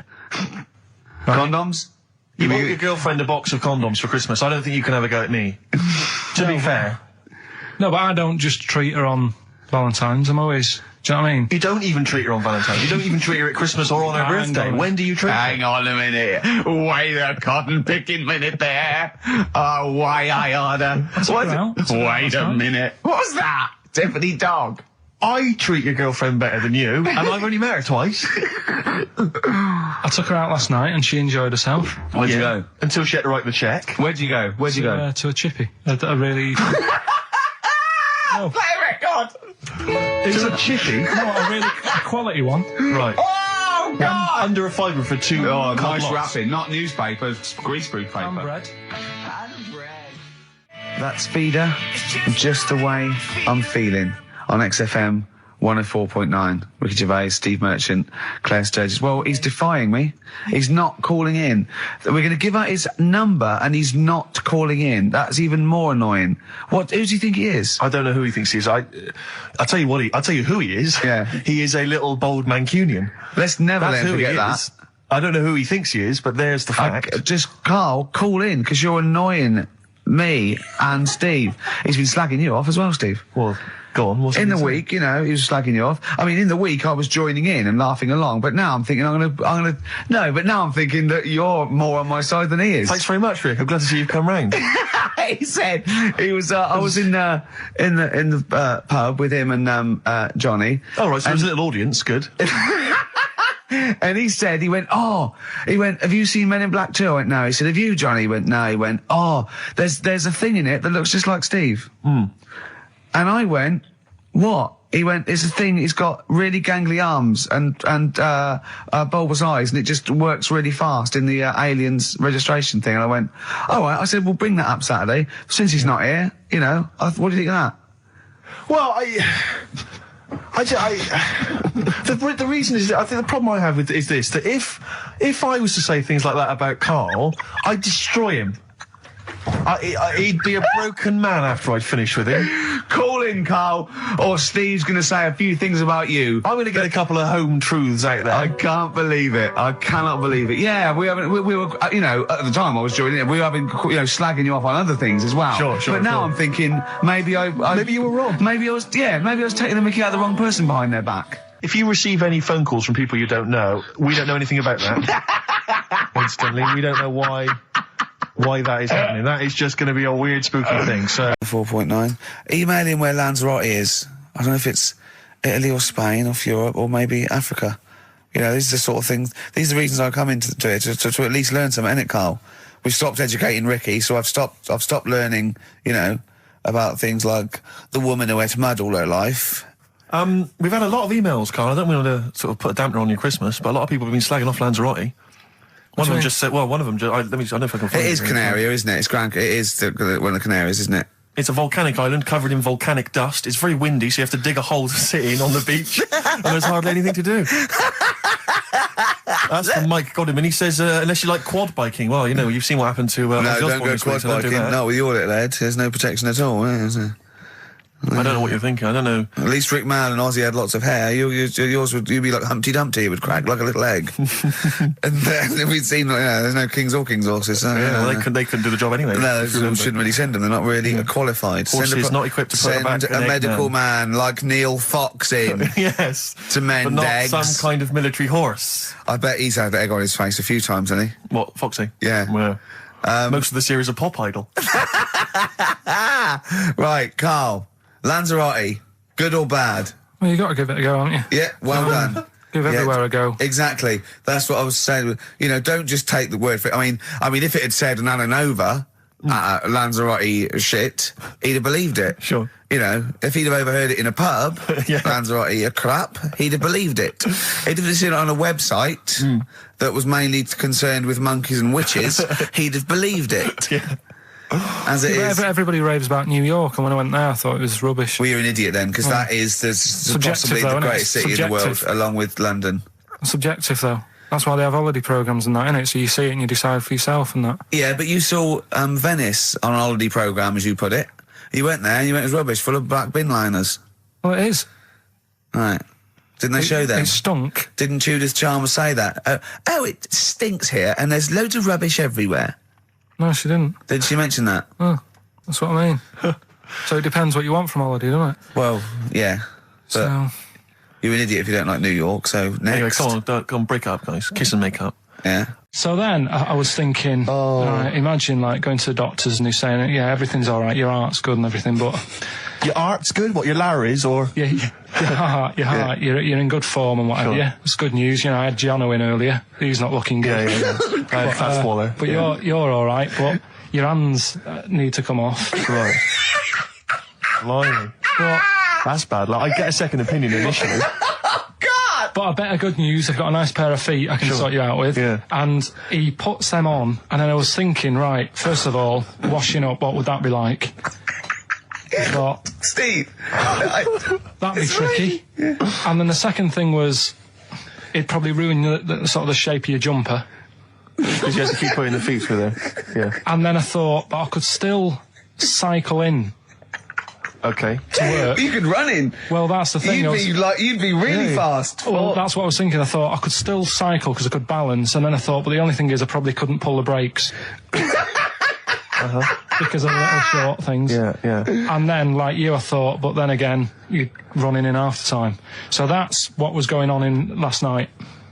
Right. That's what I was thinking about. So did you How long did this take? Well, how long does it take to wash up? Right, because I imagine you just being there for, like, all night. Probably 25 minutes. How long did the little Chinese fella dance for in his pants? He's always doing it. Last night he was at it for, like, 10 minutes. Yeah. And his girlfriend never sits in the same room as him. She's always sat in the bedroom. She's going, you dance in pants again, I go in next door. Well, she was in the bedroom. She's always in the bedroom, sat on the floor, on the mobile phone. Right. All the time, yeah. It's weird how people's lives are just like, it's like that Groundhog Day thing. It's like, you know, he's jumping about in his underpants. The old woman's sat there reading a book. Yeah. And that's what got me thinking about my life. Do you think she ever goes... Are you sure she's not dead? Every time you look down there, she's just flicking through it. She's just reading this book. The pages never turn. She never seems to finish it. She never moves from her chair. Are you sure the Chinese girl's cats going? Are dead around her. I'm going into next door again. That little round-headed fella's looking in. He's looking in at me. The bouncer goes, "Don't worry, love. I'll go and beat him up." But he's always getting ready. That's true. They see you staring at him, washing up, going, "I could have feet here," and they get scared. The old woman's dead. Oh, Carl, dear. can you tell us roughly which neighbourhood you live in, so that we know? It's central. Central, is it? Yeah. Wow, imagine if that little... Was he a Chinese fella, did you say? Yeah. Imagine if he was listening now. I'd love him to call in and explain his actions. Well, he might be on some other radio station talking about a lad who's always washing up and looking at his hands in a mysterious way. But do we have this doctor that would go, "Well, all right, Carl, you can either leave them as stumps or I've got a lovely little pair of feet." Why? I mean, I told Jane this, and Jane went, "Is that the only choice?" Could you say, "Could I have some dead man's hands?" Have you got any? Where do you get the feet from? Can I have? What would you rather have then? Human feet or monkey paws? Well, I mean, that wasn't an option last night. But if the doctors said... No, it wasn't an option last night, but don't forget, it's in your head, Carl. This didn't happen. I'm just saying, at the time, that's all the doctor had to offer. But, you know, it's your head. You can go anywhere. No, it wasn't a real doctor to offer. It's in your head. You can go anywhere. You're not trapped. Yeah, but if you can do anything, then you'd say, "We'll sort us out some other hands." Fair point. Let's play record. Show, is it? I just suddenly caught myself. This is nothing. I told you that before. It's been bad today. No, but I mean, it's the way, this casual way that it's like we almost have no regard for our listener, and I'm not proud of that. I just don't know what to do about it. Do you know what I mean? I don't know how to do this properly. I mean, we're just chatting here. I mean, it's only Anderson who's seen through us. And that surprises me, that more people haven't... I mean, what are the figures like? Do people listen to this show? I'll find out for you. You keep saying that. But, yeah, there's this parrot And apparently, it lives. I mean, Rick, it's unique, if nothing else. I mean, when you wake up with Woken Tomorrow, you're not even going to hear him start a line with "There was this parrot." Go on, there was this parrot. Yeah, go on. And it can talk and that. Someone's obviously, taught it how to speak and that. And it flew away. And it's living in this church, right? And people are at the church doing hymns and that. And then Trouble's brewing. In between the hymns. That parrot was owned by an old miner who used to swear a lot. Yeah. Well, then the vicar is going to be really annoyed. That vicar, that vicar's going to go on. I just hope it stays quiet, Rick, during the vicar's sermons. Yeah, go on. Have you read it? No, go on. Have you read it? No, because that's what happens, right? Go on, tell us, Carl. During the hymns, it's sort of effing and jeffing and stuff. Effing and jeffing? Yeah. And everyone's like going, it's quite funny, really, it doesn't know what it's doing. Everyone's having a laugh. Yeah. But it's causing a havoc at funerals. I thought he'd gone away to some sort of theme holiday. Yeah. But no, this is I think Gran Canaria or the Canaries or whatever it's. And how old is Carl? 30. Is he 30? 30 last week, I think. Yeah. Oh, so it was actually a birthday present? Oh, yeah, right. yeah. Okay, I just thought, but that's all right. So have you got a competition that you can regale us with, Claire? Because obviously Carl provides a lot on this show. Hold on. We could do White Van Claire. White Van Claire? Yeah. Are you familiar with this? We ask No. you questions, topical questions, just getting your opinion really on the week's news. Okay, yeah. It's on the If you spot. look forward to that. But I'm a little bit, A little bit simple? That's fine. just a little bit, What? I always sit on the fence. Oh, right. Well, don't sit on the fence. You see, the worst thing there was she was saying I'm a little bit liberal. You went simple. Yeah. You assumed. I didn't know. I thought I'm a little bit, coked up? I don't know. Who knows? It's Sturgis. Anything could be possible. But the other thing is with Carl, we didn't know how good value Carl was until we asked him sort of intelligent this is questions. true enough, yeah. Because he looks quite intelligent. Well, this is it. I mean, the thing with you, Claire, is I don't think we've probed you enough. We don't know what, your views are on a lot of me things. enough, But we actually, don't know what your Steve, views are, This is what I'm saying. We don't know where you stand. I mean, don't sit on the fence. This is the new Claire Sturgis. Yeah. Okay. All right, we're going to delve deep, find a personality in there, Claire. Let's go back to the old days. How about a bit of the Smiths? That was beautiful, Rick. Go on. Oh, you've been practicing. Richard Ashcroft. Check the meaning on XFM 104.9. We're back, Steve. It's Saturday. That's true enough. Steve Merchant, that is. Hello there. I'm Ricky Gervais, obviously. Hello there. Carl's still away. Claire Sturgis is back. That's absolutely true. Yeah. Hello there, Claire. Nice to see you. So, I think a lot of people were hoping that Carl will be back this week, but we're pleased to have you. No, they were actually. I did get some emails during the week. Really? Saying what? Just saying it's really nice to hear you again on the Saturday afternoon. It's nice, and but you're not really very funny. And when's Carl coming back? So it's sort of being Sure, nice it wasn't to to me. us. No, it was definitely Because they think that as well. directed to me. But no one can compete with Carl. They can't. Well, we used to sort of come in and when we discovered Carl early on, we just thought this is comedy gold. Just let him speak his mind. But then we started thinking, we can't follow him now. Yeah. So I remember Steve going, look, we've got to come up with some stuff. We need to chat. If anything we've got to say to each other, we've got to say that in the first 20 minutes, and then you just unleash Carl. Yeah, because it's just you can't follow him, and he's off on one. And they have stories of upbringings with bizarre creatures that lived in Manchester that were half human, half bat and frog and things. I'd love to take him back to Manchester in some kind of TV documentary. When Carl went home. And just wander back, maybe try and find the amphibian twins or whatever those people were. They weren't. So there was two boys, both had big heads and webbed feet. They weren't related. They didn't hang around with each other. That was all the information we had. I went, why not? He went, that would have been too obvious. Yeah. Like they look at each other across a room and go, you think if I'm coming to see you just because we're a similar species? Yeah. You're mistaken, mate. You make your own friends. One starts to walk over, the other one shakes his head and just mouths too obvious. Yeah, Don't do it. Too obvious. Out of one of his mouths. Yeah, that's what they're expecting. Yeah, Don't do it. Don't do it, Webby. Yeah, but anyway, he'll be back shortly, I'm sure. He phoned me. His dad's ill. His dad's in hospital, so Carl went back to sort of look after his mum. And he was so sweet. He said, I'm back out just driving my mum around. And he said so unbegrudgingly. He just went, it's like old times. And I said, sorry to hear that. And he went, that's all right, yeah. I think it's going to be fine. And I said, how was your holiday? He went, yeah, it was good. Except it were a nudist beach, so he didn't tell me. I went, of course it was. I went, what do you mean? He went, well, sitting on the... I don't know why they have to do it. I don't know why they have to do it. Why do they have to do it? He went, Suzanne said they think there's nothing wrong with it, like being a transvestite. Right? I went, I love the fact that your girlfriend has to tell you what's wrong and right in the world. And he went, well, we're walking along the beach, fella coming towards us with knob out. I went, oh, what's going on here? Right? And he said, and because it wasn't all nude, he's walking round, he's stark naked, and he wants the freedom of that, but he's got a big rucksack on his back with his clothes on just to get changed. He went, so what's the point in that? Right? And I went, he should just carry the book. He went, what, and covered it up? When he went, oh yeah, good idea. See? He went, but I wasn't happy. He says, and that was the first day, so we didn't go there again. I can just imagine his little face. Yeah, just going, all right, gobsmacked. That's out, that's out. What's that doing out?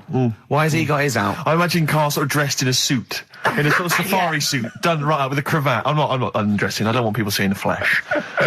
That's for you, love, and no one else. But I love the fact that it's going and goes, Karl, they don't think there's anything wrong with it. They're just happy that way. and he in his own mind just goes, like being a transvestite. He knows there's nothing wrong with that. I'm always a little bit suspect about people who like walking around nude. I think you meant transvestite. No, nudists. What? Hold on. Can you be a naked transvestite? What are you then? Yeah, I suppose you're a... When Eddie Izzard's naked, is he a naked transvestite? That's an interesting metaphysical question. Yeah. Yeah. On XFM 104.9. If you know the answer to that metaphysical question, or indeed any of the famous ones... Go on, that one. Right. In Turkey... Nice. It's not, actually. That's where I went, and there was them little fellas after Suzanne in the kitchen. What? What do you mean? We went to Turkey. You went to Turkey and there were some little fellas? Well, they had quite a few sort of midgets working in the kitchen. Why? Is it a theme? No, was it a theme holiday? I don't know. Might get them cheaper or something. Was it... So they were working cheaper. They were working in the kitchen, and one of them fancied Suzanne and kept sort of eyeing her up, and she was winding me up saying, "Oh, not eyeing up and down, just eyeing her up." Yeah. Anyway, no. So what was she doing in the kitchen? No, it's like a pick what you want to eat type buffet, but you have people clearing the tables and that ready for you to come along. Are they low tables? And he was just keeping an eye on her. What did he say though? Was he Turkish? So I don't know what he was saying. But he was a little fella, yeah. Did he? What do you mean a little fella? What do you mean little fella? Sort of dwarf-like. What do you mean dwarf-like? He had magic powers, or he was 4 foot? No, what do you mean, Karl? A little bloke, just like a normal bloke, but small. If you stood him in the desert, you wouldn't know. But he'd be hot and says, right, Karl. You should watch out for the monkeys. Yeah, underground. There's underground monkeys. Look, you can't just say there was a little midget fella who was eyeing up my girlfriend and then leave it. What do you mean? What was happening? This is a story to us. This is much more interesting to us than, and she was deaf, right, and she hit her head. That's much more interesting. I don't understand how it manifested itself. Did he come over and say something? No, do you know when it's like girls know, don't they, when someone fancies them? What do you mean there was lots of them as well? Do they? That's worth knowing. Listen, right, come on, right. So you went to this holiday, yeah? Yeah. And you went into the dining room or something? Yeah, downstairs. And you looked over. You thought, this is all, there's no one serving. Yeah, and they go, wait a minute. Hold on, you looked down and there was a little waiter. There was loads of them running around busy. Why though? Why did they get summer? What do you mean? Because it was summer. They had more of them. They come out in summer. What do you mean they had more? What do you mean? Because it's busy, isn't it? Well, no, but they hibernate in the winter. Why were they all midgets? I don't know. Maybe it doesn't heat stunt your growth or something. No. Well, they just happened to. Maybe it was a thing that they did for tourists or something. I don't know. I just got on with my meal. It was a holiday. Do you know what I mean? God. Right. So some midget serving. I'm not going to ask any questions. Right. Okay. Yeah. So they're all little fellas running around, and this one always was like, oh, do you want a new serviette? You know what I mean? Going out of his way to sort of for turning on the charm. Yeah, he was going out of his way. The others weren't. Right. I think what was happening is he'd been working with Santa all the winter. Yeah. This is sort of little summer break. This one was your waiter, and so he was being polite to you. Maybe. But what did Suzanne say then? Well, she was using it to wind me up. What was she saying? Just like, look. He may be small, but he's built like a... Yeah, he's all man. So... Were you jealous of a midget then? You were jealous of him? It is a bit annoying, isn't it? Why? It wouldn't bother me as much now, because I've been with her for ages. Right. But at the time, that might have been one of our first holidays, and it's like... You don't want to be what's going on? I paid for this holiday. Yeah. And then you get off with a midget? Yeah. Oh. So anyway. But it doesn't matter, because you got chatted by a bearded lady. So. Yeah. Tell you what, no, that's got nothing to do with that. What were you going to say? I was going to say the hotel was half board, and maybe... Oh, right. I thought you were going to say it's just one of her shortcomings. So listen, right? Play a record. Right. Badly drawn boy, born again. Right, just get this educating Ricky out of the way. So, Turkey, yeah. So what is this again? This is educating Ricky. Is the tip included? Right. Apparently a fellow was on holiday in Turkey. He's just having a normal holiday. Weather's good. You know, he's having a good time. Weight is all normal height. Yeah. He's having his meal. He hears a load of screaming going on in the kitchen. Hold on. Has his girlfriend wandered in there? And they do, with a step ladder. Yeah. the circumcised people in the kitchen, and apparently... What are you talking about? Whoa. Slow down. We were sidetracked there for a minute. What are you talking about? Well, I'm excited about two things at once here. One, they circumcised people in the kitchen. Two, I guessed it was someone losing the end of their knob. He did, yeah. I started thinking like Karl Pilkington. Extraordinary. That is amazing. Apparently it was going on. It wasn't just a one-off either. Well, when I say a one-off, I mean they did it more than once. Yeah. Right? And there was...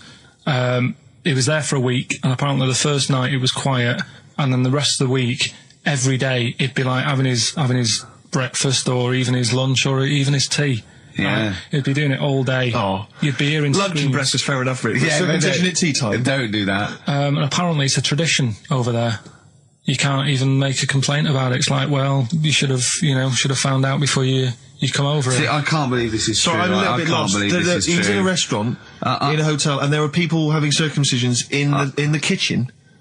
Yeah. Is that right? I'm even worried that we're bordering on the racist here, suggesting that is tradition, that Turkish people cut the end of their cocks off in the kitchen.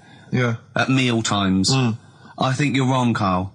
This sounds ludicrous, Karl. No, I don't think it happens everywhere. Right. I think this just in this hotel.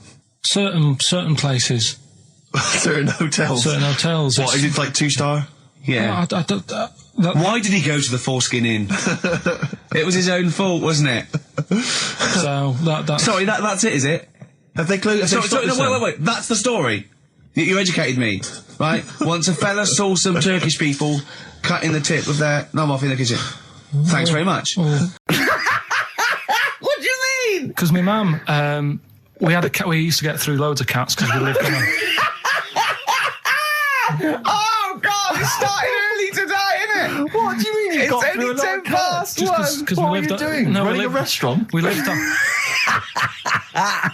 Oh God! What do you mean? No, we lived on like a main road. Oh yeah. Right? So we used to get through a lot of them. My dad kept saying, risk. Stop wasting money.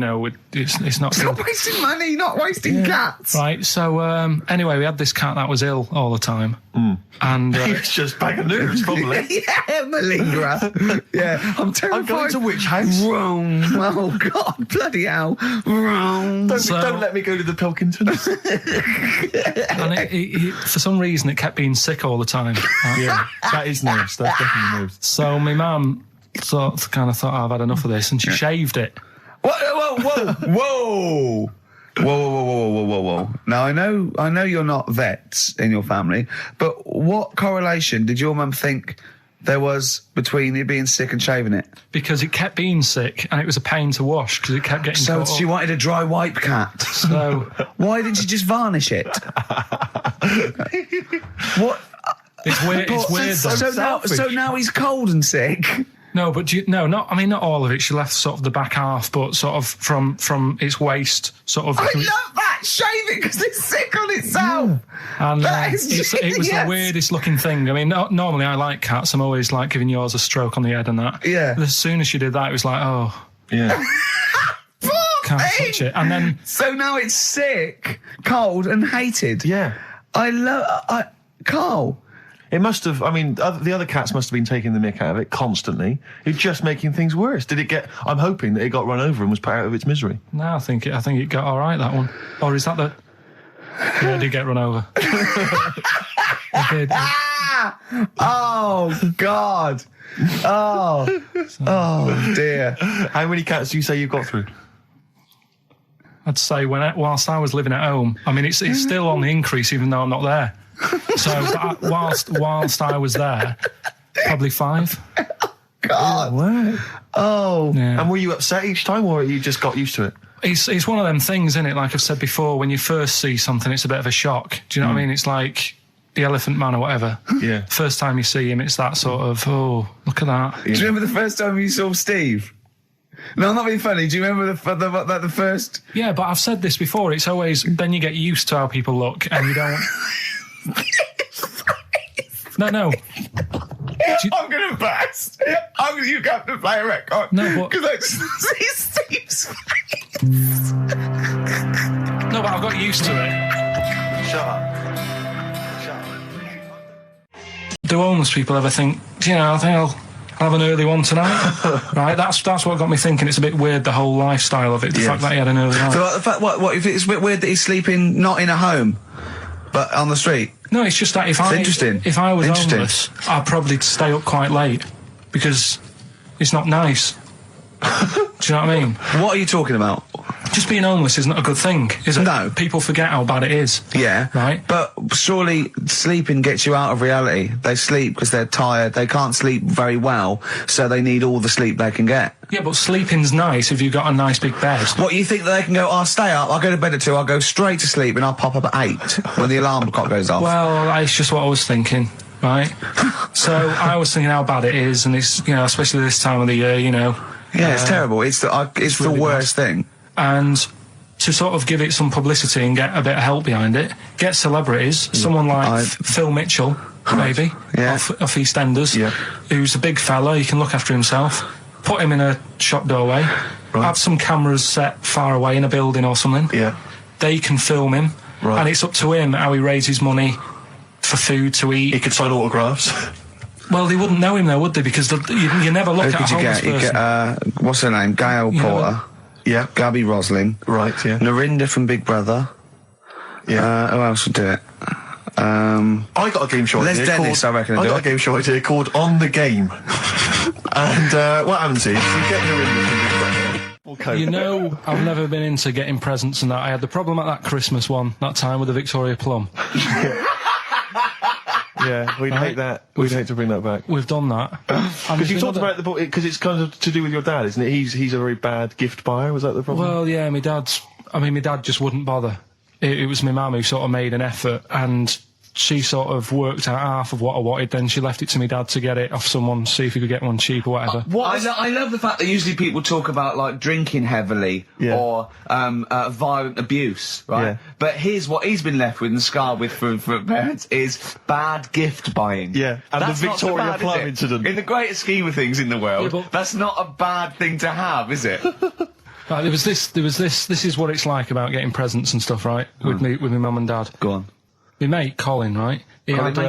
No, Colin Bailey. Oh, right? Yeah. He had a little Sinclair Spectrum, right? Computer, which was like the thing to have at that time, right? Yeah. You used to always go round to his house. The deal was... Not the one you had to play through the window because you weren't allowed to. No, that's another lad. Oh, right? yeah. This is a different lad. And the deal was, he came to our house and my mum gave him a pie. And then I'd go round to his and I'd stay there for a few hours playing, Hungry Horace and stuff like that on it. Right? Now, my mum and dad knew that I really wanted one of these computers, right? So I waited about a year. Came round to Christmas Day. I thought, I reckon might have one. Turned out they bought me the wrong one. They bought me a ZX81 instead of a Spectrum, right? And Christmas Day, I'm there trying to load the games up. It's not working. I'm thinking, what's wrong, right? And the thing with me, when I was a kid, I used to get quite sort of agitated. This is the moment, right?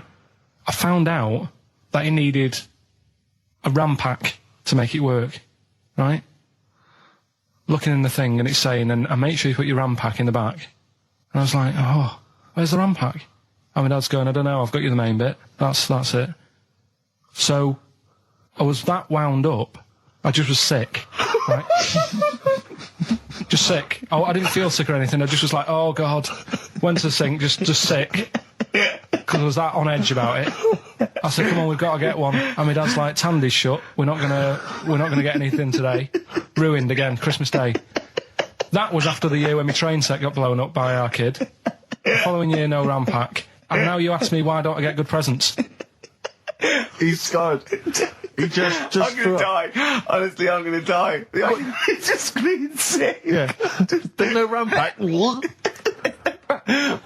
you get to the bottom of it? Why wasn't there a RAM pack? You have to buy them separate. Oh, okay. What do you mean I can't play Frogger? Oh no. So, wasn't there another incident when you threw up? Spontaneously threw up? Through sheer anxiety?